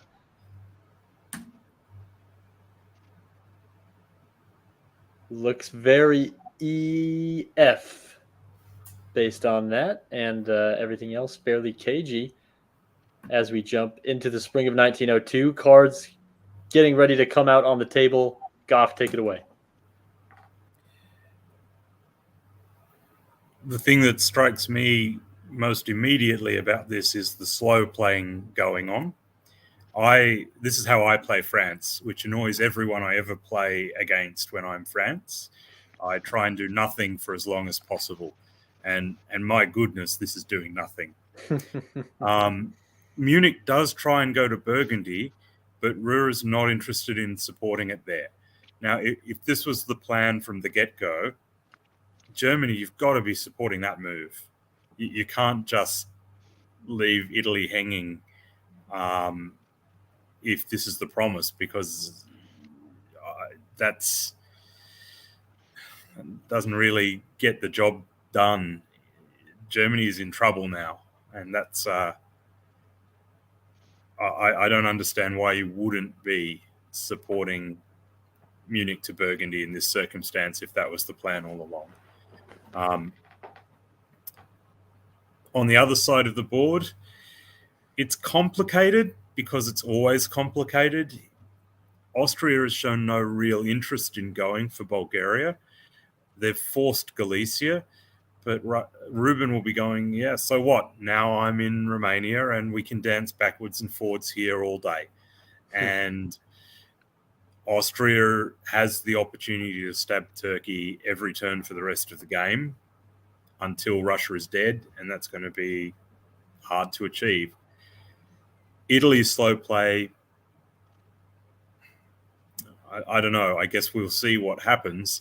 If I was Austria, I'd be worried that had happened rather than pushing to Eastern Med and Ionian.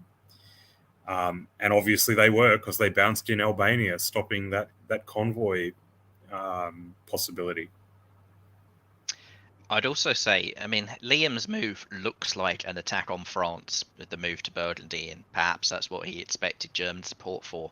But if that's the case, why are you not moving to Piedmont? Because if you're actually making an attack on France, you're not doing it with one army in Burgundy and nothing from England and nothing in Piedmont and Germany behind you. That isn't an army that's going to take anything from getting into Burgundy. So I question really how serious that move was, and whether this is just some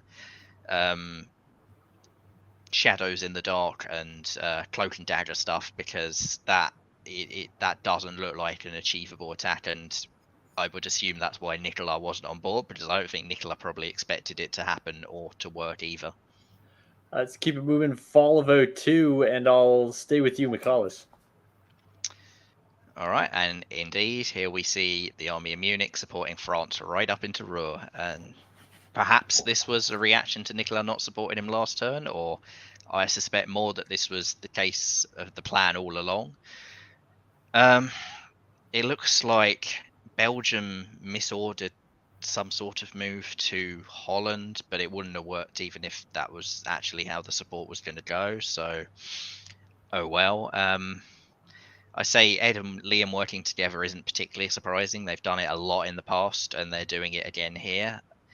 This could work out quite nicely for Liam Stokes because the East is quite chaotic. It looks like it's Austria that takes Romania, so Ruben is back on the back foot. He had to cover Warsaw. He's lost Ukraine. He's for Ruben, this turns an absolute catastrophe.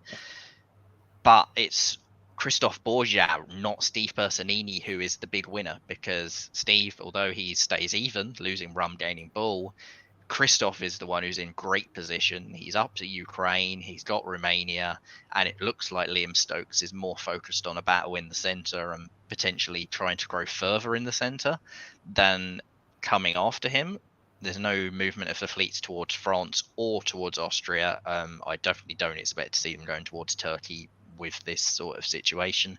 I think Liam is going to be looking at Berlin, potentially an attack on Austria, but with Austria growing, probably not. I think it's a very interesting game. This could go in any direction. I'm not happy if I'm Ruben. I agree. I guess the thing for me that stands out is Turkey has been making all the effort and all the play, but it's full of sound and fury, and it signifies nothing. You've spent 2 years annoying everyone, and you've got Bulgaria. Why go to all that effort? Why annoy all your allies or potential allies? There's not a lot of reward for the fierce motion that is being observed. It's not a bad position, but there must be easier ways to achieve it than how you've got there. Yep. Central powers will grow their stacks here. Austria +1, Germany with a rebuild because Ruhr was popped. So not the best of circumstances, but that'll probably be an Army Berlin and an Army Vienna. And yes, it is. So we'll start with you, Goff, in the spring of 1903. Feels like things are ready to explode in the West. This should get crunchy here. The West and the East is a lot more activity here. Wow. Belgium up to Holland. You'd assume Picardy going to Belgium by agreement. Ed, I love those two fleets in Portugal and Spain. That's just, the puffer fish saying, "Come at me, England or Italy. I'm here for whichever one of you wants to take a swing first." I think that's. Again, I love playing France like that, so maybe that's just a personal bias, but looking good. Looks like a big England-France alliance. Somehow, and honestly, I'm not sure how, Munich manages to survive. So well done struggling on for another turn.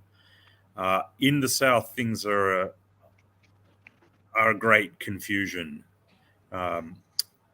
Austria forces Tyrolia to retreat, okay, but does not move to Trieste. So now there's no real attack on Venice. Meanwhile, Italy has pulled Apulia up to Venice and moved Ionian to the Adriatic, which means there's all sorts of weird potential plays on Trieste here. So the whole situation in the Italy-Austria border is fraught. Meanwhile, Ruben pops the Ukraine, which is pretty important, but Romania is forced into Sevastopol, couldn't be stopped. So they do it the guaranteed way, and they push Bulgaria up to Romania. It looks like the effort is for an AT, but it's still not clear exactly how that will play out. It's very complicated in the East, what the outcome of this year could be.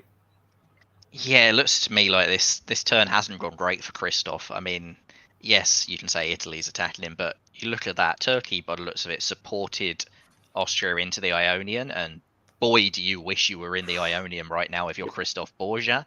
He didn't take that support. And also that key move of Budapest up to Galicia, if that hadn't gone through, he's got such an easier time defending against this Italian attack. But because Budapest is empty, Serbia is empty, he's now got some real guesswork to do on how to defend Trieste. It can be done because he can cut Bohemia, and Bohemia can then try and guess whether to cut Vienna, or Vienna can support itself in. There is no guaranteed way to take Trieste for Liam, but it's a lot of pressure on Christoph. And if you're Turkey and you're now asking, oh, why didn't you take my support into the Ionian Sea? Maybe Turkey starts thinking, well, if Austria's not going to do that, maybe I just attack Austria and I work with Italy, because, hey, look, Italy can support me into Greece right now, and I can convoy to Bulgaria. Or indeed Russia, the gunboat meta of blow up the Russian fleet and then you can work with Russia in a gunboat. You wouldn't see that very often in sort of games with communication, but that doesn't mean it can't be done. Also, I think we have to give credit to Nicolas Taillet for the way he defended Kiel there. He had Berlin support Holland to Kiel, which bounced the French out of Kiel. He prioritized that over trying to take back Munich, and it may not pay off, but it was a clever attempt. And if you're Greg Matthews, you're delighted that attempt worked. Follow 3. How much longer can Nicola keep it going? And the puffer fish has puffed Goff. Well, puffed in each direction. So really still just saying, anyone want to take the first swing, I will swing in their direction. But it is also worth noting Ruhr to Holland. That suggests that Ed is looking to mimic the other French board tops we've seen at this event by just getting the centres in the west, pushing fleets north now. Will we see Fleet Brest and another unit? It's a pretty strong position for Ed. Maybe picking French first is the way to go. England does take Denmark, so the situation is far from hopeless for them, but I bet they were expecting and hoping to still have Holland as well.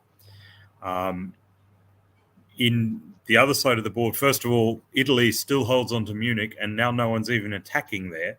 So, I mean, that's not struggling. That's just sort of laying around in a sun chair. So that's the best struggle I've ever seen from an Italian army in Munich. Just sit and do nothing. Really clever move from Liam here, though. Adriatic supporting Vienna to Trieste. Even if Tyrolia goes to Trieste as well, trying to self-bounce, well, the Bohemia has just walked into Vienna, and that's a really annoying centre to lose if you are Austria, and a really important one to gain for Italy. They retreat back to Tunis, but now they can build a fleet in Naples and defend themselves pretty effectively. And the rest of the East is a wash. Ruben has that Warsaw and Moscow support Ukraine triangle. He'll be there for a while. And it's just a matter of seeing whether Austria and Turkey can outmaneuver Italy, I think. Yeah, I mean, you can look at that Spain fleet that's come into the Med and say, oh, Ed's attacking everyone. I don't believe that for a second. I think that's there to help Liam Stokes. I think that Ed is seeing that he's got quite a good position in the West, and the AT is probably the alliance in the East, and he wants to disrupt that. And he's got an alliance with Liam already in Munich, and I think he's there to prop up or do whatever he can to make sure that the AT does not get a break. And if I'm reading this right, Christoph loses 2 and gains 1, so he has a disband, and he has no good disband. Oh no, his Ukraine army was piffed, but even so, he's so overstretched. For Steve, it starts to become a question of when do you stab Austria and not if. +2 for Ed Sullivan. He has had an easy time. Greg Matthews will build one as well. Another poll for Nicolas Taillet, a build for Liam Stokes, and Steve Personini sitting there in the corner, building with really no strong neighbors to contend with. So he gets to pick his next target. It'll be a Fleet Smyrna, a Northern Fleet from Ed. That's what you'd expect. Fleet London, that's what it's got to be. from Greg Matthews. And McCullis, I'll start with you in spring of 04. I think the questions are, which way does Steve go, and how quickly does Ed defeat Greg here in the north? Go ahead, McCullis. Greg makes the correct guess on what Ed does with his fleet. Blocks the channel.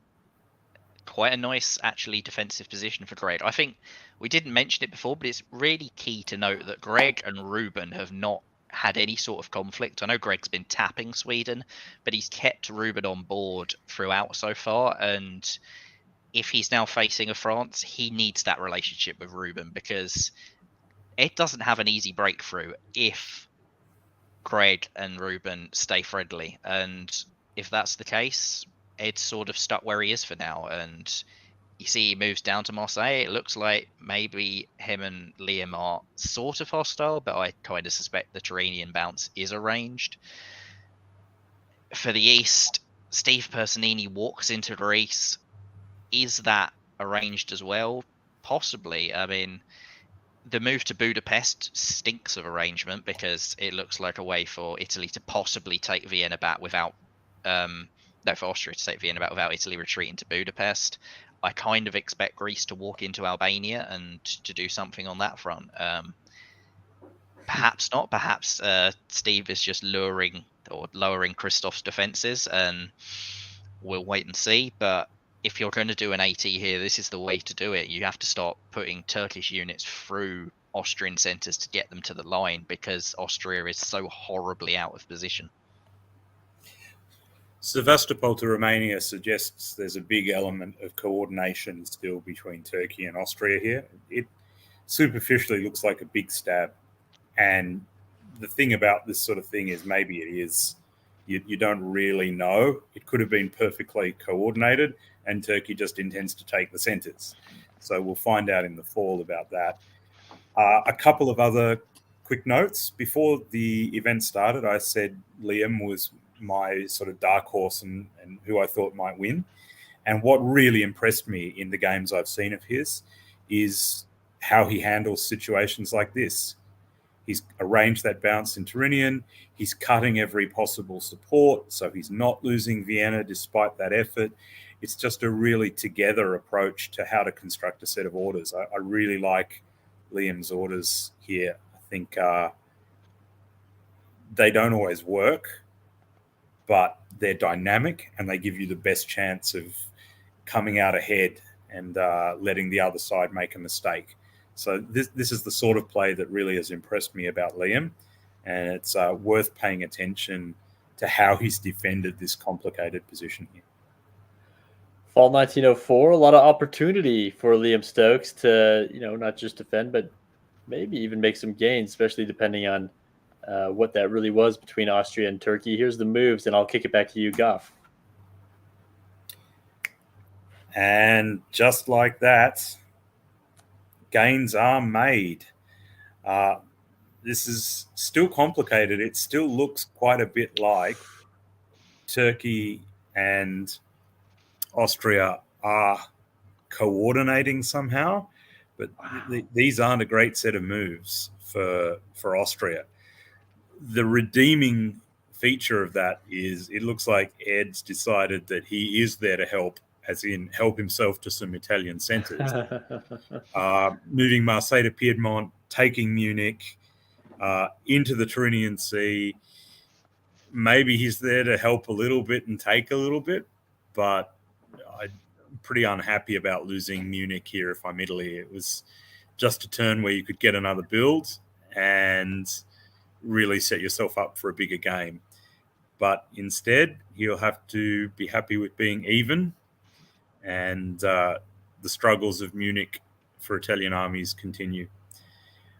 Elsewhere, we have what looks like an agreed bounce in the English Channel, so maybe there's a little bit of détente there, especially since both Belgium and Kiel support England back to Holland.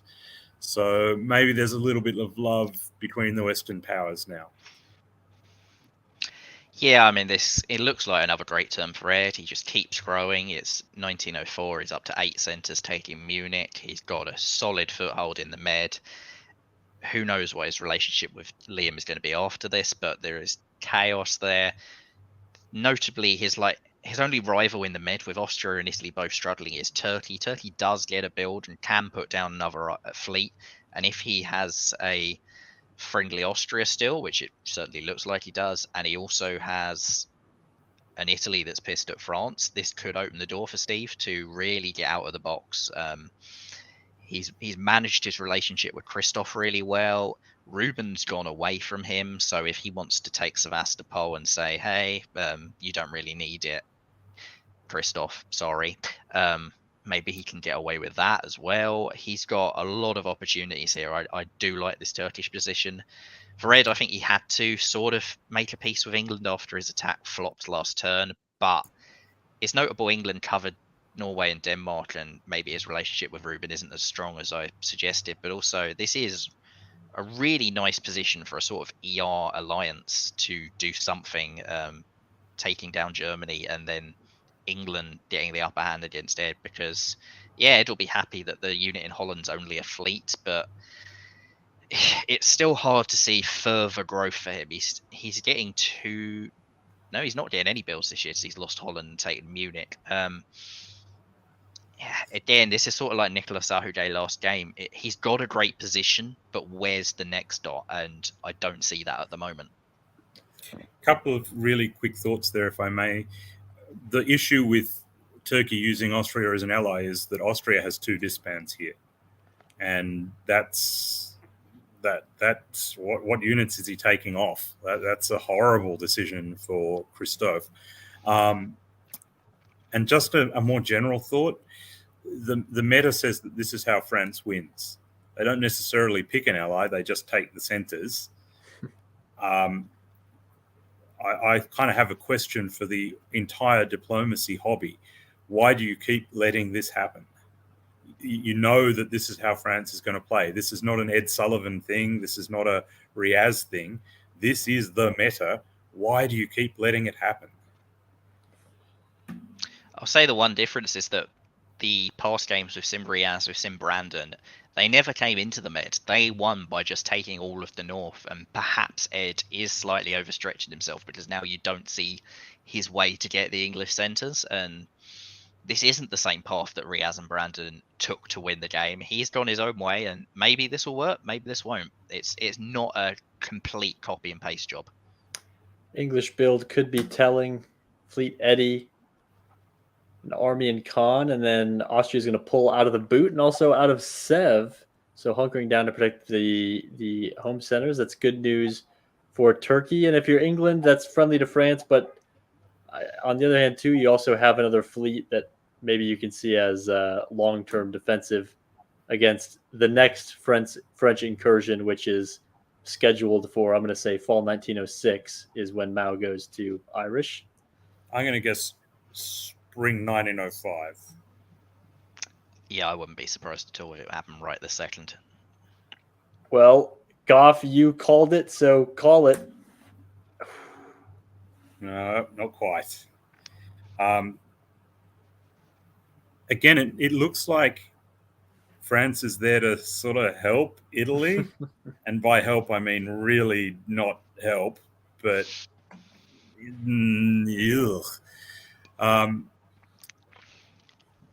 everyone supports Russia into Vienna, so it still has a friend there. These moves look very much like an England-France alliance. The agreed bounce in the English Channel. France is helping England into Kiel. Belgium sitting back doing nothing. So Ed's decided to keep his powder dry for the moment, but I feel it coming. It's not going to last forever, I don't think. Yeah, I think if I'm Greg, I'm not sure I do this. I think, as you say, why do you keep letting France grow? And people are still letting France grow. I think Greg had an option of doing something with Russia to take centres in Germany, help Russia out. Russia can then help balance the East against this potential big Turkish threat. Instead, he's attacking Russia and Germany. He's taking out the little guys. The problem with an EF alliance is that it's really hard to stab each other. So whoever gets ahead often stays ahead. And who is ahead right now? It's Ed. who is well across the stalemate line in the Mediterranean? It's Ed. Where is Greg compared to the stalemate line? Nowhere. So I think in a race situation between them, Ed is in pole position. So I think, yeah, he's quite happy with an EF right now. And if he manages that correctly, it could well, possibly should win him the game, because Turkey at least is still seemingly friendly with Austria. Just doesn't walk into Sev despite it sort of being gifted to him. But the army build is a strange one, because if you're friendly with Austria, maybe you should be building another fleet and trying to do something around the Ionian. Now he has to actually defend that, and I guess he can put Bull down into Greece and put the fleets across there, but it's all, he's not getting out of the box now. And unless he takes Sev and stabs Austria and maybe takes a second center in Serbia or something, he's sort of stuck.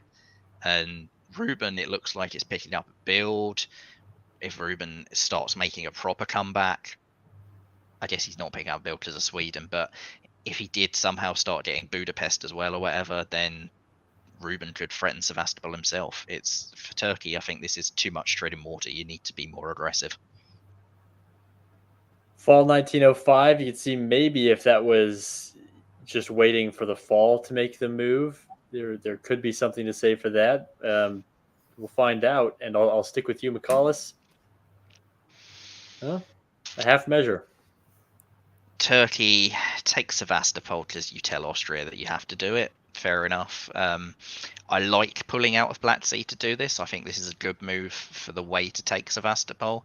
Yes, it's not as safe to steer in future, but just by doing that, it means that now that you've taken the Ionian Sea, that fleet coming this way tells Ed not to retreat to the Aegean and do wacky stuff down there.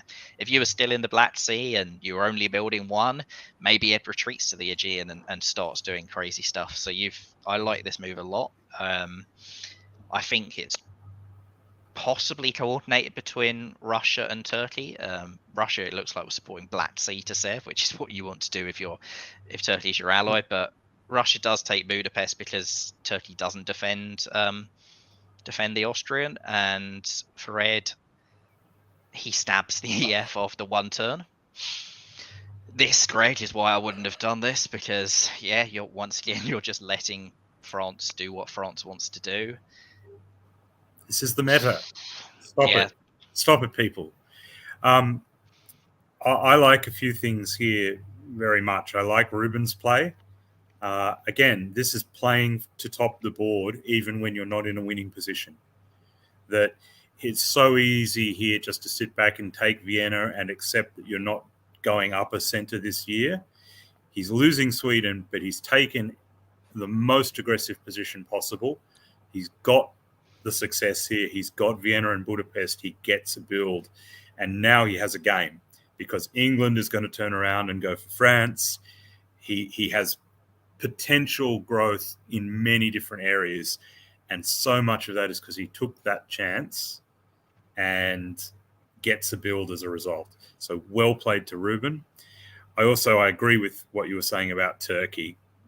The army into Sevastopol is good. Getting that fleet towards the Mediterranean is a powerful move, and it sort of stops France getting any crazy ideas.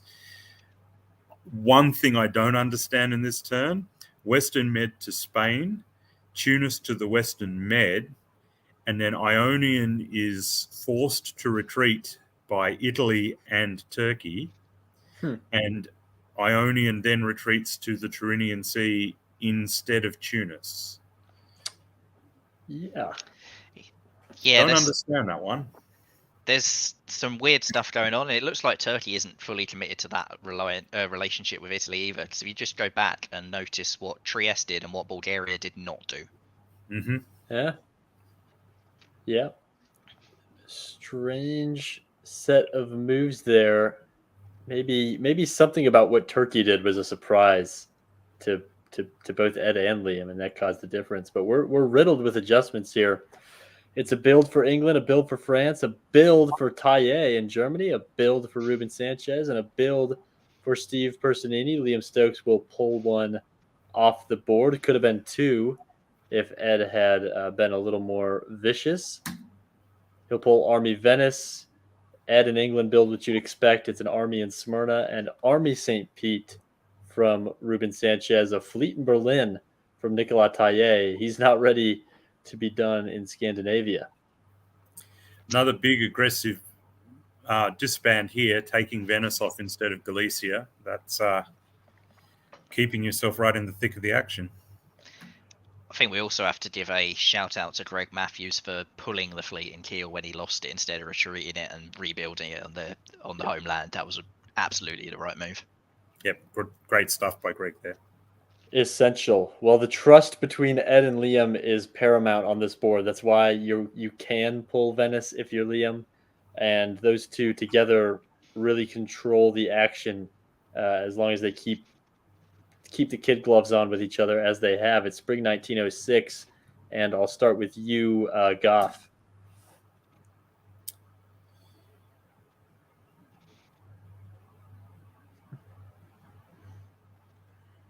I mean, just the feel of it is this is good for Turkey. But then when you actually look into the details, it's hard to actually understand what's going on here. Ruben pulls St. Petersburg back to Moscow and Moscow to Ukraine, ostensibly threatening Sevastopol, but now England has just walked into St. Petersburg. Okay, that's complicated. There seems to be Russia and Germany doing shenanigans in the Baltic Sea and Denmark. England gets into the Irish Sea. France is tilting at windmills going for the English Channel there. I don't see how that was ever going to get in. So I suspect you might have been better off having a shot at North Atlantic or Irish Sea. I guess there's the chance English goes to Irish, Liverpool goes to Nao, and North goes to English. But experience tells me English players never do that. They always defend English Channel. Italy looks like they're there to help France, which is not how that script was meant to be working, but support Spain south coast of the mid-Atlantic Ocean. And yet another weird retreat in the south as the Ionian Sea is kicked out by Naples, and instead of retreating to Tunis, retreats to the eastern Mediterranean. And is Tunis actually on the map, or is it has there been some mistake? So it's one of those turns where Turkey's position should be good, but actually it's kind of turned out to be kind of rubbish. You feel like he got everything he wanted and still finished up worse at the end of the turn, which is a horrible feeling if you have your orders read and you go, yeah, that went really well, and then you look at the position and go, well, this is not as good as I hoped. I'll say for the retreat to Tunis, it was definitely on, but it's a spring turn and it would have been super easy for this FI to kick you straight back out. Yes, you probably get retreat to NAF, but you're looking quite vulnerable to that being isolated and piffed at some point. I think this just goes back to his build. He built an army, okay. If you built a fleet, you just go to Eastern Med, then you can make that retreat to Tunis, great. Or yeah, you probably don't do a Puglia, but actually maybe you do a Puglia, because that also really ties up Italy and gives them problems. But by building an army, if you'd gone to Armenia and you can defend Sev, all right, fine. I don't love it, but having armies is sort of what Turkey needs, so future opportunities are there. But this move to Con, I really don't particularly understand. I think this is probably the incorrect move Turkey made. If you're putting the army down, go to Armenia, defend Sev, or try to take Ukraine yourself. This is I think just the wrong direction for that army to be moving. For Greg, what a turn. Like, his army up in Norway looked stranded because North Sea had to defend English Channel. It looked like Ed had completely got the jump on him. Now he defends Channel and just walks straight into St. Petersburg, and there's a solid chance he keeps it, because if you're Turkey, you can probably convince Turkey to move to Moscow. You offer him support there. Yes, Bothnia is in a position where it could move to St. Petersburg with Moscow support, but England and Turkey probably need each other at this stage. Neither of them wants Russia in this game, so they should be talking to each other. This is the time for them, for the two witches, as Brian would say, to start getting out of their corner and start really negotiating with each other. If you're Ed Sullivan, that army in St. Petersburg is the last thing you want. Looks like it could be a second failed stab on England. See what he does here, fall 1906, and I'll start with you, Goff. Well, it hasn't failed yet because there's North Atlantic Ocean and St. Petersburg walks straight back to Norway. So, rightio. Now, it looks like a backstabber error here has also happened with Moscow supporting Bothnia to St. Petersburg north coast, which is a pet hate of mine about the backstabber engine. In the end, it doesn't matter here because St. Petersburg walked out. But wow, if that had decided the game, you'd be pretty salty about it. Meanwhile, it looked for all the world like Austria was going to survive there for a moment as Italy pushes forward with Russian help to force Romania. But instead, ally for life, Turkey has walked into Serbia and taken Austria's last center. So, for Christoph, that's not the game he would have been hoping for when he picked Austria second. It's tough when that sort of thing happens. I'm not even sure he did anything particularly wrong, but the result's obviously not the one he would have been hoping for. Yeah, I mean, Christoph, his game started so well, but just that one turn where he was sort of overstretched himself, Budapest actually got into Galicia and he lost Trieste as a result. And that's it. As Austria can often only make one mistake and that's game over, and that's pretty much what happened. He made the error and it's not worked out for him. I think for Greg, I'm a little sad he's walked out of St. Petersburg here. I think staying in it and getting a build would have been so powerful defensively, even if you lost St. Petersburg later. But the key thing this turn is that Nicola Taille is somehow building. Hard to understand the thought process from Ed. How has Nicola negotiated that? What a move. Is it too little too late? Who knows? But Nicola is still in this game. EF are fighting. You can't rule it out that a comeback can happen. This is the meta. France is now convinced, I'm going to give you a center, Germany, and now you're on my side again. So now I can take 3 English centers whilst you get Denmark, and then I'll take your centers. People, stop it. Don't give France this opportunity. Treat them just like we have treated Turkey for years. Don't let them out of their corner. And Ed must be, I think, delighted to see Germany getting a build, because that's no threat to him. That's just going to cause grief for those centers in Scandinavia. Fleet Berlin, exactly what Dr. Ed ordered. He'll pull Ruhr, doesn't need it. It's an army in Venice for Liam Stokes and a fleet in Ankara for Steve Personini, whose shape is getting better by the year. He has emerged. It was tricky for a while. He had some moves that we questioned, but a nice shape heading into the spring 1907. This is the first season that draws are allowed to be proposed. I don't think you'll see one. Nicholas, why don't you start us off spring 07? So,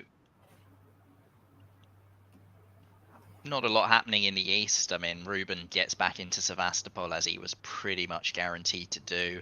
For Nicola, I'm really surprised he put the Fleet Berlin down here. I think if I'm Nicola, I say, yes, Ed, I'll take that dot that you're offering me, and then I stick an army down and I try and work something out with England over Holland. Instead, you've pretty much locked England into fighting you, because 2 fleets is not a position to ever attack France. And as you say, the meta, France will happily support that and then gut you later. At least for Greg, he does now get that convoyed army back to the island. I would have much preferred it if it was just a rebuilt army in the island from keeping St. Petersburg. But either way, for defensive purposes, you needed an army there. So well done on getting that. Loses the channel, but yeah, at least he's got some sort of defensive position. Maybe he can convince Nicola to go for Holland this turn and just risk leaving Munich open. For Ruben, this game's beginning to look an awful lot better. He's got Sevastopol. He's probably not losing it again. If he keeps Liam friendly, he seems to have a working relationship there. who knows? Ruben has some sort of foothold. England's moving away from him. England's fighting Germany. He could even get Sweden back if he's lucky. So yeah, this is a really nice couple of turns for Ruben Sanchez, who's getting himself a foothold back into this game. This sort of Italy-France shenanigans in the East, it's not going anywhere, and Turkey's not getting pushed back or taking anything at the moment, but Turkey could lose Serbia. Italy can overstretch, and Ruben's going to have some opportunities to perhaps rearrange that situation and cut a deal with Turkey at some point.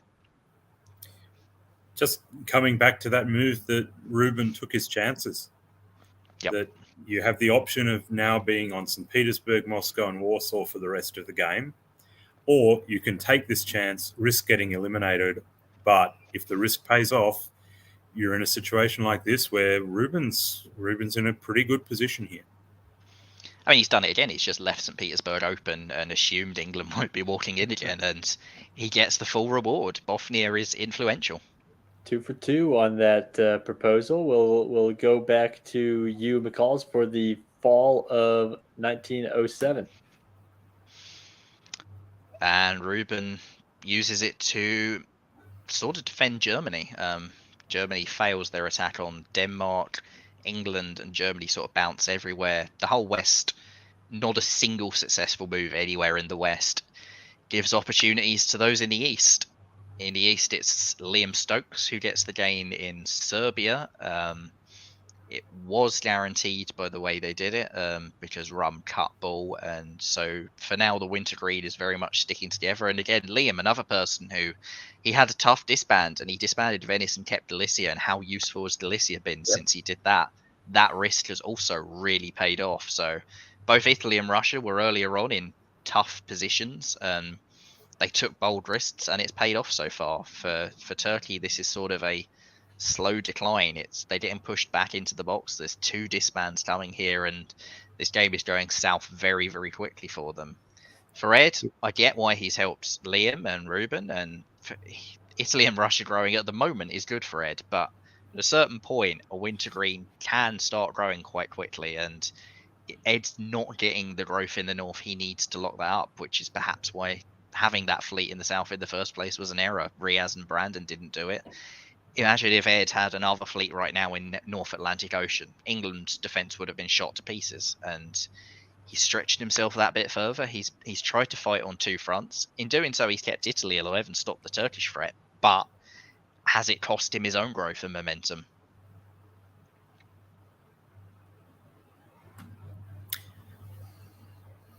We're headed into the winter of 1907. Liam gets a build courtesy of Ed yet again, not retreating into one of his open centers.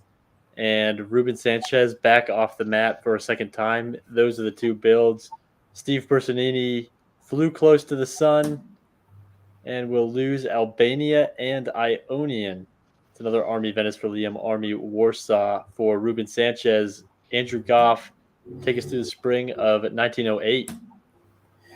Well, here comes Liam Stokes. Those 2 disbands from Turkey gave him the room he needed, and he's decided he is going to take full advantage of that.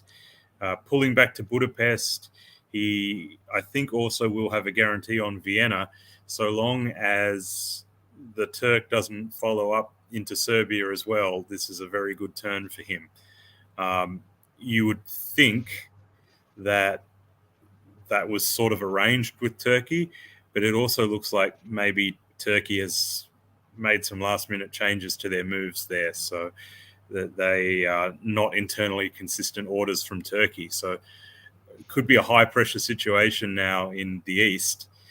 Some of the bet is that the West is just awash at the moment, and not really much is happening. The only thing really notable is that Bosnia got into Sweden. The rest is, things like Liverpool getting to the Irish Sea look like they're meaningful, but there's still no play on Mid-Atlantic Ocean. You've still got to defend Liverpool. You've got to defend London now as well. So really that's fighting to a standstill at the moment. Yeah, I'd say Ruben, he took a risk again. He built in Warsaw, not St. Petersburg. It looked like, having made some sort of aggressive move against England, you put an army or a fleet down in St. Petersburg, go after all of Scandinavia. How much did that play into a part of Greg not defending Sweden? Did he then go to Greg and say, hey, look, I know I've sort of been a little bit hostile, but I'm not actually attacking you. I've built in Warsaw. I'm focused on the south. You don't have to worry about me. And now he gets his reward walking into Sweden, and there's a solid chance he gets to keep it. For Ed Sullivan, probably now is the time to walk back into Munich. Does Nicola Taille realise that? What a dynamic game! This could go in any direction from here. Yep, it's spectacular. And McCullis, I think you called it out well. Munich is certainly something to watch, and Ruben Sanchez with a decision to make. Or I'm sorry, Steve Personini, who is no longer Steve Personini, by the way. Steve left this game during the winter of 1907, so that spring was ordered by his replacement, who was brought in. Ben Kelman is now playing Turkey. I don't have information for you on the circumstances surrounding Steve having to bail, but Ben Kelman is now in Turkey and looking to turn things around, and kind of with a decision to make with Russia and Italy both seemingly wanting to work with him. Fall 1908. Munich stays. Not a bad replacement, by the way. If you've got to be replaced in a game of diplomacy, have Ben Kelman do it. I think it's also important that Ben comes in, fresh relationships, the fighting that Steve had, if you remember, Steve had attacked Ruben from spring 1901. So that reset on a relationship probably really helps Ruben, because now he has a Turkey perhaps a lot more willing and open to working with at exactly the time he needs a Turkey to work with, because Italy's just stabbed him. For now, it's not really gone too well for Ruben in the Balkans. He loses both Budapest and Vienna, does gain Sweden, so he's actually even on units because it was piffed in spring. But he's got a Turkish ally who is back out of the box. Ben Kelman back into the game. Romania, Serbia, this stab by Liam on Russia has not paid off. Ed Sullivan does not walk into Munich, and boy, how could he regret that, because Nicola Taille is building, and Munich's the only place he's building. This is Nicola Taille is sort of back in this game. It's terrible turn for Greg Matthews, which could help Ed if Greg decides he's more annoyed at the Eastern Front than defending his homeland. But yeah, this is an interesting turn, and for Ed, I kind of feel like he had to take Munich here because he may not get another opportunity to. Yeah, I think it was a bad turn for Greg. It could have been even worse, because North Atlantic to Liverpool and Mid-Atlantic to Irish and Western Med to Mid-Atlantic, that's shallow and pedantic. You can support yourself up to Irish Sea there, and you've got an absolute free hit on it. So I think going for Liverpool was maybe not the option I would have picked there. You don't want to be chaining moves like that together forever. And you can picture this board with the French fleets in Irish Sea as well as North Atlantic, and England's position looks cooked. But as it is, there's still ways for a recovery here. You also got to notice Tyrrhenian Sea slid into Lyon, and maybe this was Liam thinking he had an IT and that this was the turn to attack Ed Sullivan, because for all of their FI shenanigans helping each other out so far, it's really hard to see how Lyon could possibly have helped Ed Sullivan. Yeah. And on that, in the Irish, Ed Sullivan's a player who constantly bemoans his lack of tactical ability and downplays his chops in that regard. And a lot of players think he's just sandbagging. They say, he's downplaying himself like diplomacy players do. I'm going to defend Ed Sullivan and say he's actually bad at tactics and should spend more time in the sandboxing machine. People need to give him more credit for how ham-fisted he is with the pieces. -2 for Greg Matthews. Nicola Taille, the miraculous return continues, and it's going to be +2 for Ben Kelman wearing Steve Personini's suit. I want to say he's not that bad, but if I say that, then I'm going to curse him to do something out of this world. So, yes, I agree with you, Ed. Terrible. Yeah. Very kind. This is the defense of Ed Sullivan I like to hear. It's the same type of defense of Ed Sullivan that Liam will be doing in the Gulf of Lyon. It's a Fleet Smyrna and an Army Khan for Ben Kelman. Had to be an army for Nicola, and Greg Matthews pulls from the east, which is significant. He's not going to wave Ed into his centers. He is going to defend. It's the spring of 1909. So much can still change. Everybody in this game, even Nicola in this game in the spring of 1909. You love to see it. And I'll start with you, McCallis, for the spring of 09. Yeah, I mean, you look at Nicola, and he has a path of growth, and this is that path of growth. He moves up, puts the pressure on Sweden. Greg defends Norway, which is probably wise. Even though he looks like he's lost position to Ed Sullivan, he actually hasn't, because, yeah, Ed Sullivan is back in Irish Sea where he was before. Ed Sullivan's back in the English Channel where he was before. He still doesn't have that breakthrough. The one good thing Ed does have is that Liam possibly regretting his move to Lyon last turn.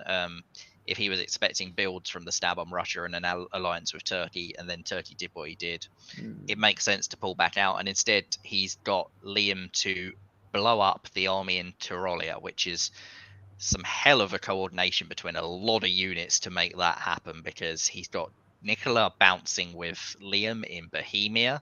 He's got Liam pulling fleets to Piedmont and Venice. These are not normal moves. This was a very deliberate attempt to blow up that army, and it's probably really good for Liam Stokes. The flip side is it gives not Steve Personini even more growth, and I think this sort of RT structure that was perhaps allowed by the replacement of Steve by Ben Kelman, you see that now.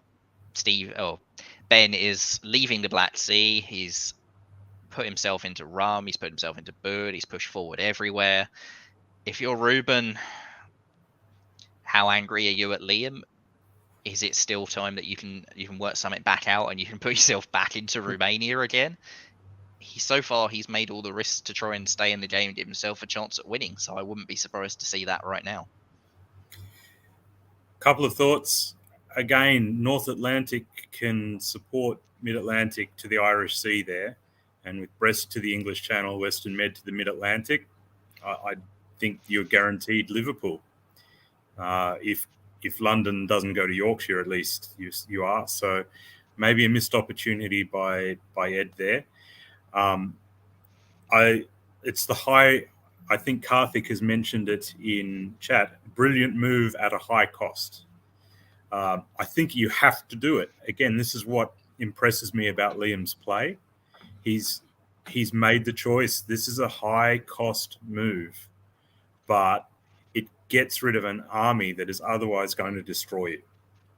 So there's a whole lot of guesses now for Liam. He's got fleet in Tyrrhenian Sea, and he has to decide to cover Naples or Tunis, or show the really crunchy option of just sitting and holding in Tyrrhenian Sea. That could decide a whole lot about this game, what happens in fall there. But also he now does have a shot to get Budapest back, because Fleet Black Sea has gone into Romania. And that cannot support Budapest. So that's a critical half a chance that maybe Liam can actually hold steady, defend everything, and he's solved all his tactical problems. So this is going to be a really decisive move, I think. Yeah, I mean, Liam has a guaranteed take on Budapest if he moves in from Gal. There's nothing Ben Kelman can do about it. Yes, the problem is he has to defend Trieste as well, and he's still got units out of position. If I'm Ben, I'm making sure I'm not piffed there. Serbia goes to Albania, and you pull that army back, because Turkey needs the armies on that front. I think I disagree. I think Warsaw can support Budapest to Galicia. Yeah, there there is that clever move. You'd have to have a double support in both directions. There's, I mean, we saw a really clever coordinated move last turn. Maybe we see another one. Well, there it is. Wow. Wow. And Liam Stokes guesses right in both halves of the board. And meanwhile, Ruben destroys the Turkish unit in Romania. You have to expect that that's just blowing up that fleet by agreement. But still, that's a great turn for Liam. He's absolutely guessed that right in every direction. And that it doesn't even get him a build, but it just positions him now to be able to fight off this Turkish threat, at least for a couple more turns. So great turn by Liam there. On the other side of the board, we have Germany supporting English Channel to the North Sea, which is a move that I would make once a decade. So maybe that is Nicholas's once a decade move of putting the French fleet in the North Sea. Yeah, I mean, Greg's done an absolutely outstanding defensive job so far. We've got to give him a lot of credit for that, and there's not a lot he could do to stop this. You can't defend against that. That's crazy. That's Nicola is at least still building. He takes Sweden. He continues ticking upwards. Wow. Kiel is up into Denmark, so if he wants North Sea himself, he could possibly force it now. Nicola is not out of this game. I wouldn't have helped Ed into North Sea. I think, as you say, it's probably the wrong move, because if Ed finishes Greg off, Nicola's comeback's done. But he's still building, he's still growing, and Ruben as well. Once again, Ruben down on the ropes, is back up. He takes the risk, he takes rum, walks into Norway and gets it. And because this must have been somewhat arranged with Nicola, because Nicola didn't support himself to Sweden. So if Greg had bounced to Norway again, Ruben would have lost it would have been down if Nicola had made that support. So because they did it this way, they did it in a way that Ruben and Nicola possibly are friends, despite Nicola walking into Ruben's dot. So maybe those free fleets on the North Sea are actually some sort of late German-Russian alliance to stop Ed Sullivan. What a great game this one is. This has everything. Except Austria. 2 builds for Ruben Sanchez, who's now only 1 off the lead. 1 build for Nicolas Taillet, who is now only 2 off the lead. A build for Liam Stokes. And Greg Matthews, after a valiant fight, will have to pull 1 off the board. And all of the pieces are on the islands. That's where it's coming from. He'll pull the fleet in Liverpool. It's going to be a fleet in North Coast from Ruben. So this RG looks for real. Fleet in Naples from Liam Stokes, and an army in Berlin, which is a little surprising to me, from Nicolas Taillet. Maybe only one of them got the message about the RG. It's a tough situation there for Nicolas, because if he builds a fleet, he's annoying France. And if he builds an army, he's annoying Russia, and he probably doesn't want to annoy anyone. But if he builds nothing, they're both going to kill him anyhow. So you're on a hiding to nothing with that build. I think Army Kiel sort of had to happen. And yeah. Oh, and here comes Ed. Thanks for supporting me into the north. Now it's going to hell. Literally and figuratively, yes. I mean, this is the French meta, and I really want to emphasize I'm not talking about this in the context of the players in this game. That in any individual game, this all makes perfect sense. But we see this again and again.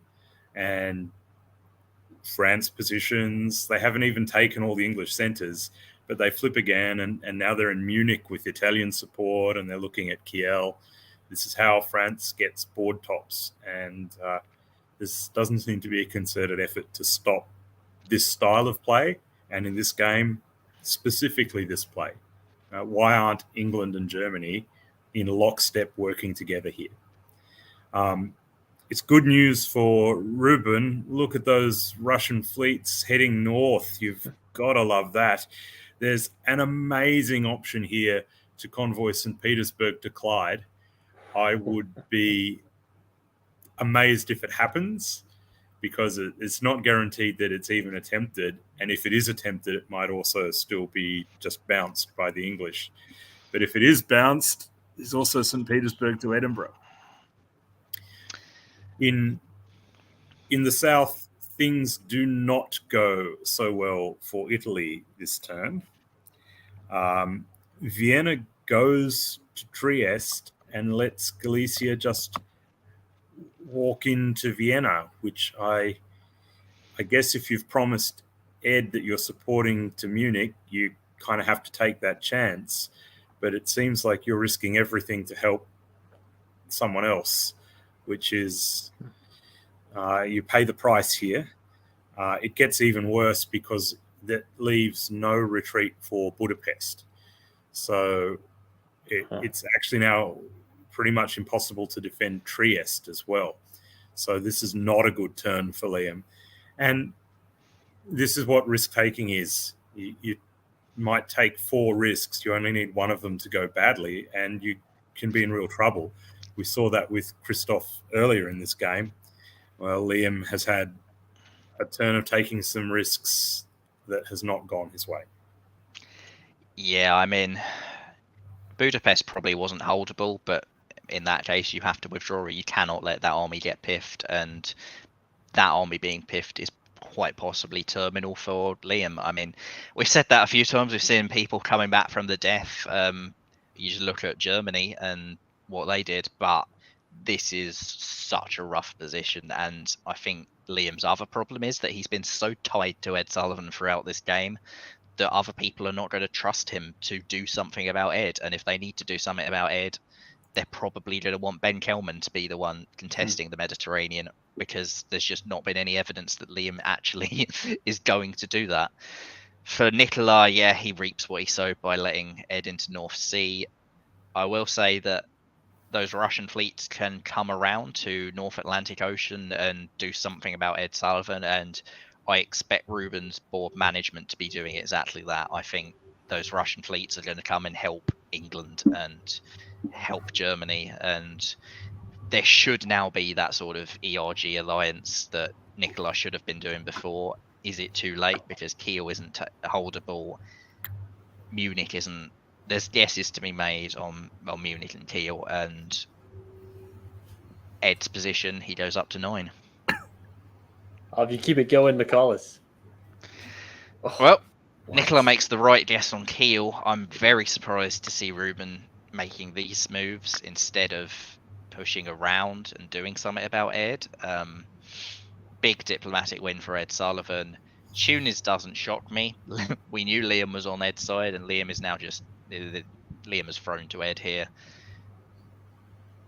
Ed's probably pushing for a draw vote, and the rest of the board needs to think of a way to stop Ed. And I think this is really well done by Ruben to make sure that Ben Kelman is growing, because Ben Kelman is the mechanism that can stop Ed Sullivan right now.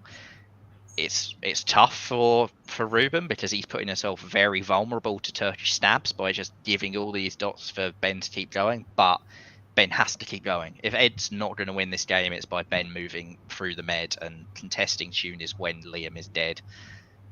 At least England is still surviving, and Ed hasn't got the jump up there. But yeah, I just look at those Russian fleets and think they should have been moving aggressively. I think I agree with all of that. I think Ruben is trying to fashion a Turkey, Russia, Germany alliance against Italy and France. England could still play a decisive role in this, because you think of this position, if Edinburgh had supported Norwegian to the North Sea, it's a very, very different story. So some of this, Greg, I think, gets to be kingmaker here. It's not so much this a position he can necessarily come back and win from, but he still has a critical role in this game.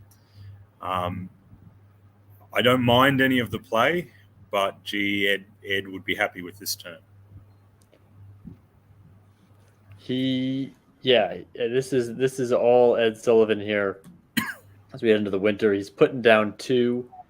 But so is Ben Kelman in Turkey, and Ruben Sanchez building this RT is fully unleashed.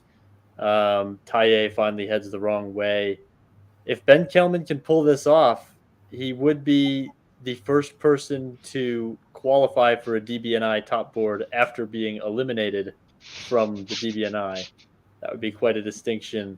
He's going to put down Fleet Smyrna Army Khan. It'll be Army Warsaw for Ruben Sanchez in Russia. And Ed finally decides it's time to replace Liam Stokes in the South. Liam pulls everything.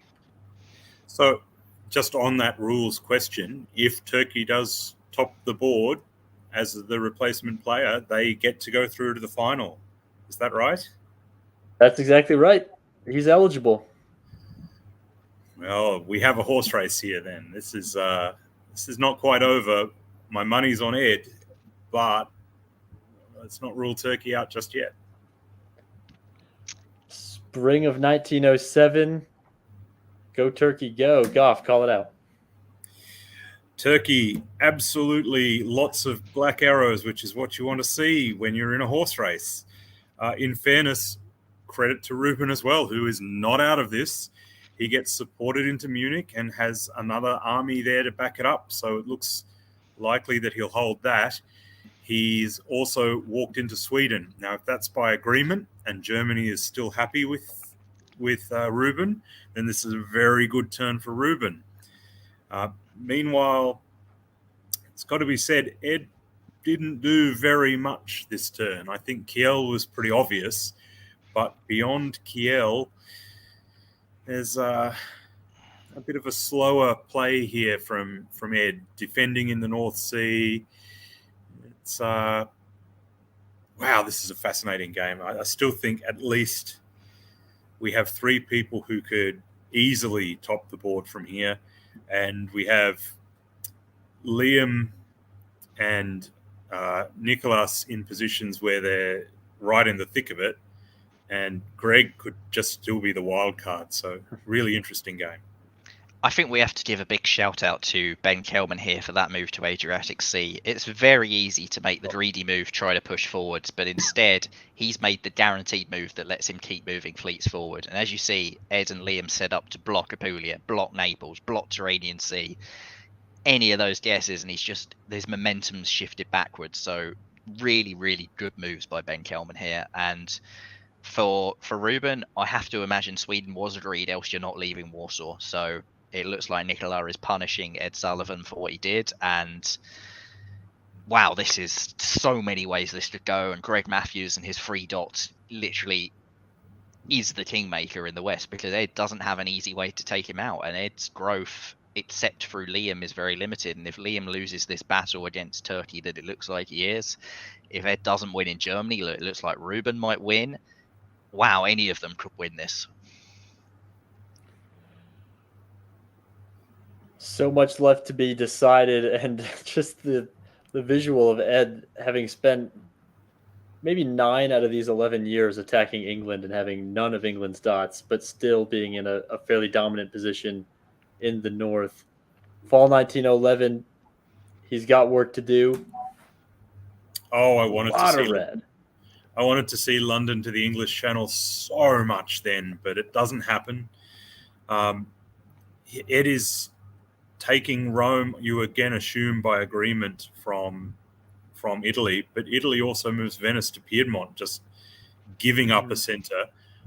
There was really no way that Venice could be held, but making it easy certainly doesn't help Ed very much. I love the convoy to Apulia around the corner from Bulgaria. It's another move like you were saying. It's just forcing forward a position rather than taking a 50-50 chance anywhere else. Bulgaria to Serbia is slow.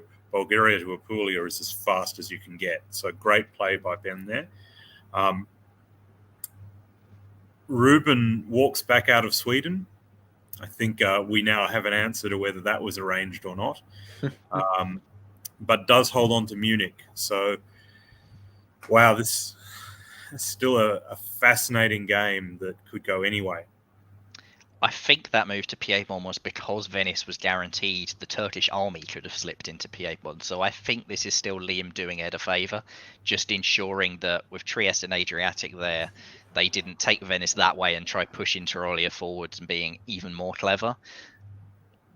Apulia getting in this is just such a good turn, as you say, by Ben Kelman. This whole year by Ben Kelman has been excellent. He will go +1. Ed Sullivan +1, despite the loss of Munich. +1 for Ruben Sanchez, -2 for Liam Stokes, down to his last dot. Nicola and Greg tread water. And wow, I mean, it's hard to pick one over the other at this point. Fleet Marseille, Army Caen, Army Warsaw. It's going to come down to who doesn't make a mistake, I think, between these three. There's still some guaranteed options here for Turkey to advance. So Rome is now a guaranteed pickup, and you'd assume after Rome will come Naples. So maybe Turkey has edged ahead in who's most likely. But, gee, there's centres for Ruben to take in the north. Let's see what happens. Centres for Ruben to take in the south as well when Turkey gets too big. Yeah, Vienna's just there, isn't it? Push to the line. Go ahead, Goff. England seems to have picked a side and has supported France up to the Norwegian Sea. Ruben does manage to bounce North Sea, which could be important. Every turn could matter as we come into a time-limited game. In the middle, the Russian units advance towards Berlin, and you think probably they're there to, again, help, as it were. Russia, Turkey staying together very much, and Turkey once again taking that guaranteed option of Rome. And from that position, it's not actually guaranteed that they get both of those centres this year, but from next year, the situation looks to be dire. They can guarantee it if they take Naples from Ionian. Puglia supports, and Rome supports. Venice support holds Rome. And Naples to the Ionian with Tyrrhenian and Tunis's support. Yeah, yeah, okay. Yeah, there's the counter on that. Yeah, true. Andrew Goff is sharp with the tactics. I predict that will not happen this time. Take it away, McCallus. It does happen. If only you hadn't made that prediction, you'd look like such a genius.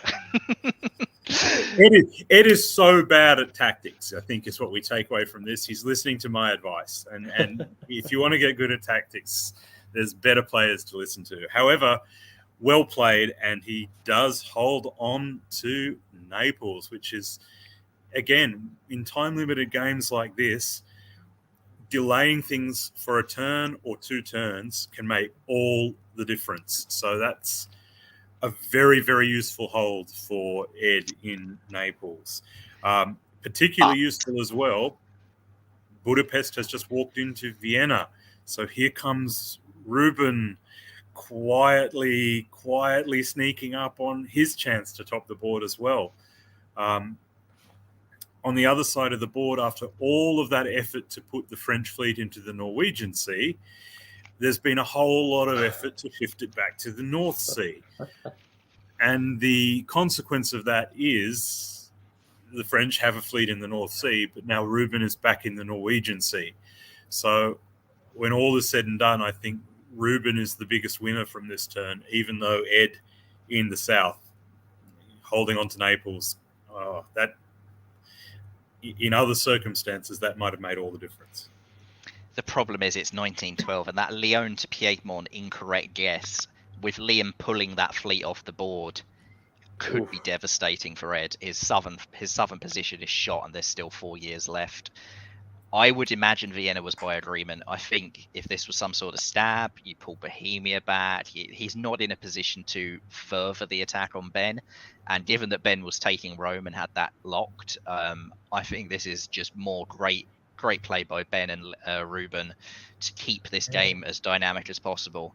The other move I'd say is important. Clyde slipped back down to Liverpool. Greg Matthews may be helping Ed Sullivan, but he is not throwing his dots to Ed Sullivan. Good call. I think great negotiation by Ruben if it was just straight up negotiated, because I think that's a miscalculation. I think Turkey gets Naples. I agree that that's happening. But I'm not sure Tunis is a lock at all. To get there, you've got to force Tyrrhenian, which means getting fleets in Tuscany, Rome, Naples, and Ionian. And I don't think that's going to happen in 4 years. That would be quite a stretch to get there, and then Tyrrhenian, and then Gulf of Leon. It's a long way to get Tunis. So I think Turkey's only natural center for growth now is Naples, which gets to 10. Whereas I look at Russia's position and I see Sweden and Berlin, which is 11. So great play by Ruben if he's managed to say he's behind. I don't think he is. I'd say that Turkey does have other natural growth options in that Romania can be walked into at any moment as well. So I would imagine what this is an agreement between them is that we work together for now to push Ed back, and then we see what happens. Ruben is going. Maybe our definitions of natural growth are slightly different. Natural growth without taking centers from your ally. Ruben is going to win all ties between the three of these. Ed will lose all ties between the three of these. Ben will win a tie against Ed, but he'll lose a tie against Ruben. And that is becoming more relevant with every year that we go on. Nicholas, I'll kick it back to you for the spring of 1903. Can anyone put their foot on this thing? A lot of red. We see the safe moves from Ed Sullivan in the south and the north. He once again takes Norwegian Sea, just continues that topsy-turvy. Greg again blocks the retreat to Clyde. I think what you forgot to mention about that not guarantee on Tunis is that Ben Kelman can threaten Marseille, and Ed Sullivan has to do something to cover Marseille, and if it's Burgundy, you start leaving holes around Germany. So Ed Sullivan's got a lot of difficult decisions. If he uses all three of those fleets to lock up the Tyrrhenian Sea, his army position in the center of the board is horrible, because Burgundy, that actually getting into Marseille, just leaves such a gap for him. So yeah, the decisions are difficult. I noticed Warsaw to Ukraine means that Turkey doesn't have the easy slip in later. Smart by Ruben. It looks like Ed Sullivan is being slowly but surely ground backwards, and if Ruben and Ben stick together, one of them will top this board. The question is who? There's still 3 years to go. I would have taken the opportunity right here to pull Burgundy back to Marseille and pull Holland back to Ruhr and use Helgoland and Ruhr to be defending Kiel and try and structure a line like that. The downside to that is 10 centers probably isn't enough to win for Ed, so he's got to push for something more than that. So what a fascinating finish. Fall of 1913. Ed needs to hit a lot of lotteries here, and I'll give it to you, Goff. Well, I must be honest, that's a surprising move in many different ways. Wow. Lyon to Spain, Burgundy to Marseille, Ruhr to Burgundy, Kiel to Holland, Holland to Belgium. That looks like the end of Ed's chances to top the board to me. Ruben picks up Berlin as a result, which is a gift. Germany doesn't lose a center. They just walk back to Kiel. Maybe this is a last-ditch effort by Ed to get Nicholas on side, but if so, I think it's not enough. I think this gives enough centers to Ruben and Steve that one of them will get ahead.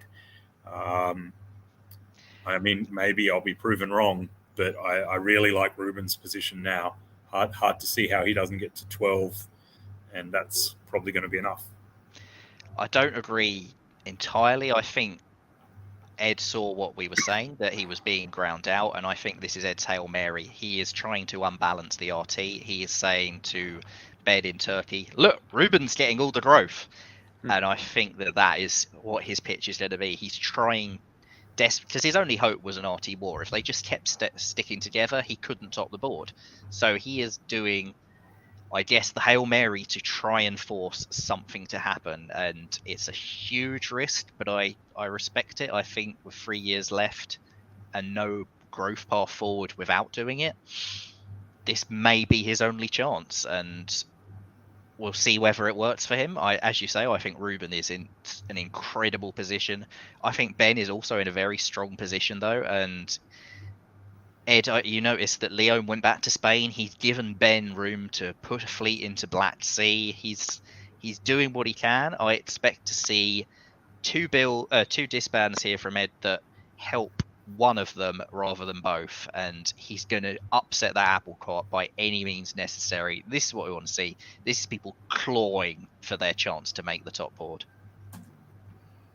He's pulling from the north, so kind of like you hinted at, he's going to make things easy for Ruben and force Ben's hand. If there's anyone who can pull this off, Ed Sullivan is the quintessential Ed Sullivan style of play. That is very true, but I'm also now all aboard the Ruben Sanchez train. I think that's I get what Ed is trying to do. If you've made the decision that you can't win just by playing this out, then you've got to try something. I think he could have maybe just sat back and let the fight happen on its own. But he's taken a shot. You can't blame him for that. Spring 14, Goff. And here comes Ruben trying to seal the deal maybe a year early.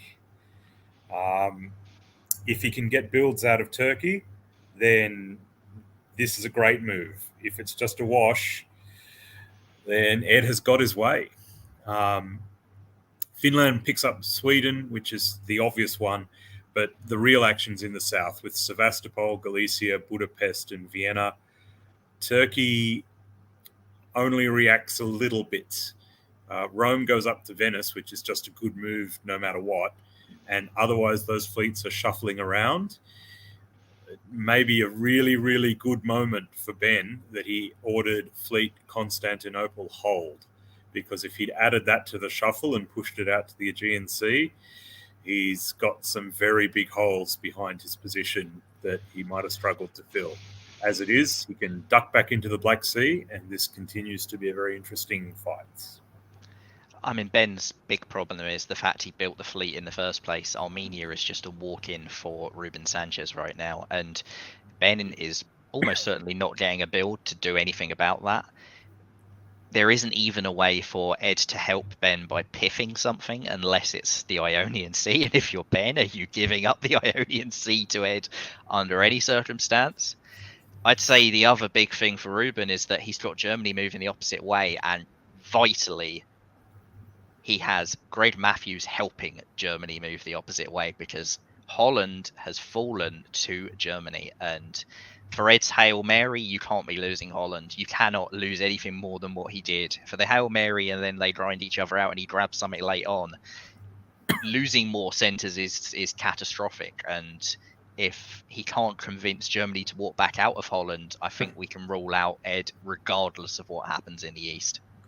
There is some interesting play on Munich, but even if you've swapped Holland for Munich, that's not enough. Yep. Fall of 1914, the RT battle now the really focal point of this game, and I'll send it to you, McCullis. Ruben makes the move southwards into Armenia. There's no piffed unit for Ben Kelman, so this is devastating because Smyrna is now a lock and Ruben is building in Sevastopol. Wow, what a year for Ruben. He's still, I think, got Nicola on side because Sweden walks into Denmark. There's no attempt to take Kiel. It looks like Nicola is pro-Ruben. It looks like Greg is pro-Ruben. It looks like Ben doesn't have a defense to Ruben. And it looks like Ed Sullivan is walking away from Ruben. This is Ruben's game to lose, and it'll be a miracle if he manages to lose it.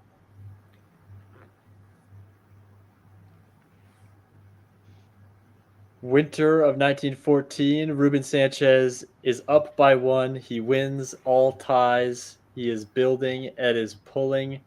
The position seems unassailable. Do we even continue into 1915, or is Ben Kelman ready to say, I gave it a shot coming in 1907, and I couldn't pull it out? There's still This a is not little bit ending of early. there's still a little bit of crunchiness in and around Budapest and Vienna. There's still a little bit of guesswork. So I'm not drawing in this position just on the premise Ruben's not necessarily the greatest tactician. So let's prove it. Prove that you can keep me back. I'm shocked this drew. 2 years left. Why not Hail Mary it? I mean, I guess Ed for the loss of Holland was game over, but for Ben Kelman, who knows? As you say, Ruben could have made that one critical error, and yeah, I'm surprised he didn't at least try, because what's another half hour to an hour of game? You might make something happen. But well done, Ruben. Few quick thoughts. Another really high quality game. Ruben just played that absolutely brilliantly. From taking big risks at the right moments early to resurrect a position that could so easily have just been a mediocre sort of survival type position. He took big risks and got big rewards for that. To the way he negotiated with his allies, obviously Germany was 100% on his side. That was really, really well negotiated, presumably for the last 10 years of the game. So well done holding that alliance. But also the little subtlety that I mentioned in passing, getting Turkey to give up Vienna, that in the end was pretty critical. It's I get why you would draw here, because Ruben's going to win. I agree. You make Ruben prove that he's going to win, but what a superb game from Ruben, and he certainly deserved to get the board top. Yeah, this was. I mean, Ruben, as you say, that year he took a few risks when he pushed down to Vienna and Budapest, despite his position elsewhere being reversed. The amount of risks he took in the north when he kept leaving St. Petersburg open, and it snuck into Sweden that year, and he managed the alliance with Germany from then on when he took Norway, and Germany didn't support himself to Sweden in case it failed. So, as you say, pretty much the last 10 years, that relationship between the pair of them. And I think we also have to give a massive shout out to Ben Kelman for how well he slotted into this game. Taking over position is always really difficult, and he immediately identified Ed Sullivan as the big threat on this board, and correctly so at the time. And the moves he made tactically were really, really strong. And yes, he lost the race in the end, and yes, maybe he shouldn't have given up Vienna, but the tactical decisions to overcome the Liam and Ed alliance in the Mediterranean that Ben made were spot on pretty much every time, and you've got to give a lot of credit to that. And I think we also, one final shout out, I mean, Ed as well played a great game, but Greg Matthews, defensive masterclass. He stayed on this board on 3 centres. He never lost a single home centre in this game, despite being attacked almost constantly. Brilliant tactical job again there. Yeah, I agree. The defensive masterclass is the thing. And credit also to Liam, who also took big risks and made a position that looked really bad into one that had some potential. In the end, it didn't pay off for him today, but not much to criticize in his play there. It's you take risks to try and get the result, and he did that, and he played really well. It was another really high quality board all around, I think. And just Ruben has managed to finish up on top, and probably because he did play the best game. Well, we have Ruben Sanchez. We Marcus Zylstra, who's been doing sideline and even GMing today, doing sideline throughout the weekend. Was able to catch up with Ruben after the game, even though it was pretty late in France. And so we have that interview, which we are going to bring onto the screen right now and hear from our seventh participant on the top board to be played next weekend. All right, I'm here with Ruben Sanchez, the winner of our very last semi-final game here and the last qualifier into that final. Congratulations, Ruben. Thank you. Thanks a lot, Marcus. Okay, we're just going to ask you a couple of questions about your win. The first one, coming into this game, how confident were you about your chances? I was really not confident in this game because really the table for me was difficult. There were like 4 French speakers playing on the east, and I was playing Russia. It's difficult for me sometimes to play with French. It's very dynamic, sometimes aggressive. In addition to that, there are 2 people from Switzerland. We were playing with Christoph, Austria, and Steve, Turkey. So I was fearing an alliance between them, but it's exactly what happened. I had a difficult game also in the first round with Steve. It was a bit difficult, and at the end, even if I've done a good score, at the end it was a poor game because Riaz made an exceptional solo. I won't comment it. It's not the purpose of of this game, but it counts also for this game. So not so confident, and I knew Liam. I met him in Carnage. I knew Head also, but I mean, I think the only player was Greg in England, and even Nicolas. I never played with him, so for me the table was difficult. That was the first impression, and it has been. Well, regardless of how difficult it was, you came out with that win. What do you think most contributed to that? There was a lot of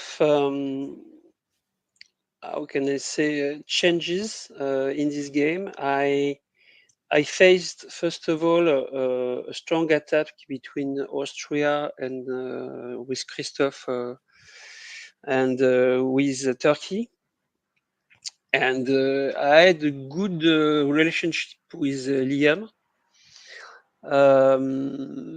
In the West, there was a nice alliance between England, Greg, and Head in France, so they were progressing well. So it has been a bit difficult for me to, in the North, for not collapsing completely. And in the South, I've just played defense always. At one stage, Austria and Turkey wanted me to play with them. It's true, I had an excellent game with Liam, so I continued just with Liam. After there is a major change in this game, it's the turn just before Steve, unfortunately, left the game.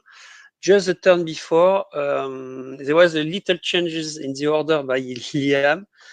And Steve was really upset because for him, he had a vision of the game. I should have played with him at one specific stage. Unfortunately, I was not sharing the same visions than himself. And it's always difficult in a game to have one of the main players of the game leaving the board because his game was not lost at all. So the main change was this one, the left of the leaving of Steve, and Ben replaced him.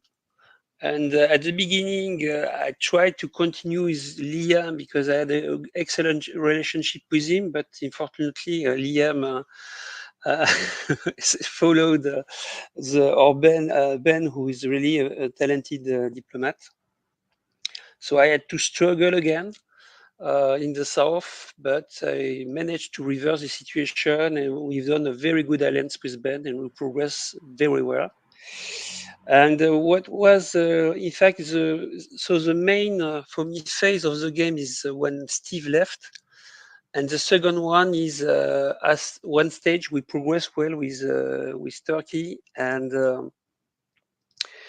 at one stage Ed couldn't resist in the south, so there was like a common decision to leave me the game. I just defend myself in the south, and happy to take the win. Well, yeah, it was a fantastically played game on your part, and as a result, we are going to see you in that championship game next weekend. Do you have any strategy going into that?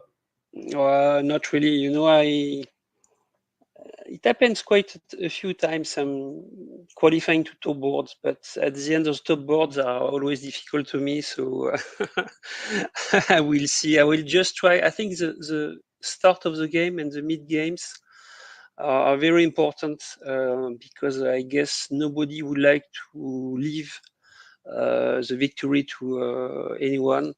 So it will be much more balance of power, I guess, because in the game we had, it was qualifying game. It's true that also there were no points, in fact, for the second place. So it had an impact also. So no specific strategy. I don't know yet who's qualified. By the way, I didn't have time to look at it. Who are the other qualified people? Right, so there is Riaz Veroni, obviously, Peter McNamara. Oh, yeah. There, I have to recall off the top of my head. I'll tell you afterwards because okay, no problem. But already the two first names are excellent. So, but at least it will be fun, and I had a lot of fun. By the way, in this tournament, organization was spectacular. Not a single problem on the part of the organization. So, congratulations, really, to all the team. Because I mean it's making alive this hobby, and I think that DBNI is doing a lot of effort for that. So I'm really thankful because even if people cannot travel, they can start to play and progress, and maybe it's, I will say, complementary for me to face. So congrats to all the team. I really enjoy those games. They were very good. Yeah. All right. Thank you, Marcus. Well, thank you very much. And you can see on my face, I'm not shaved. It's 2 o'clock in the evening in France, so I will go to bed. Yeah. Thank you, guys. Sleep. Thank you, Marcus. Congratulations. Thank you.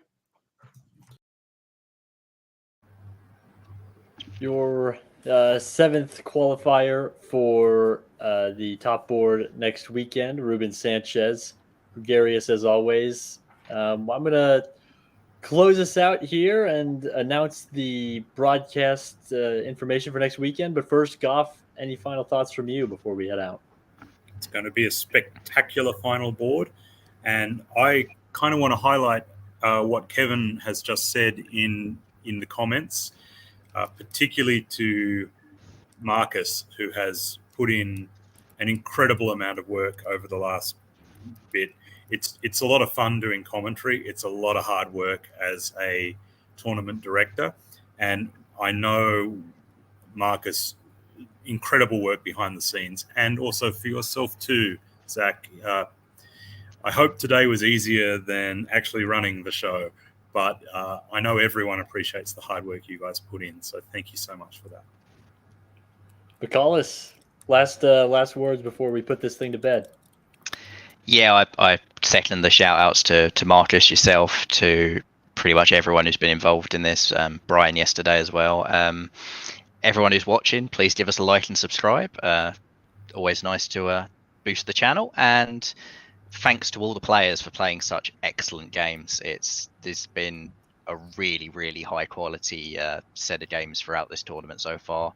The new format has worked really, really nicely, and I hope all the players enjoyed it as much as we did spectating it. Thanks, gentlemen. A final shout out to Kevin O'Kelly, been producing behind the scenes all weekend, filling in information, doing sideline. even behind the scenes today and yesterday on both broadcasts. A very, very busy man here. And congratulations to the 7. It's Brandon Fogel, Peter McNamara, Riaz Virani, Robert Schupa, Chris Brand, Noam Brown, and Ruben Sanchez to be playing next Saturday. The time of the broadcast is to be determined. It depends on what time the game starts, which is also to be determined. But it will be on Saturday afternoon or evening in Eastern Standard Time, U.S. That's when you expect the next game. So we will see you then, and have a good night.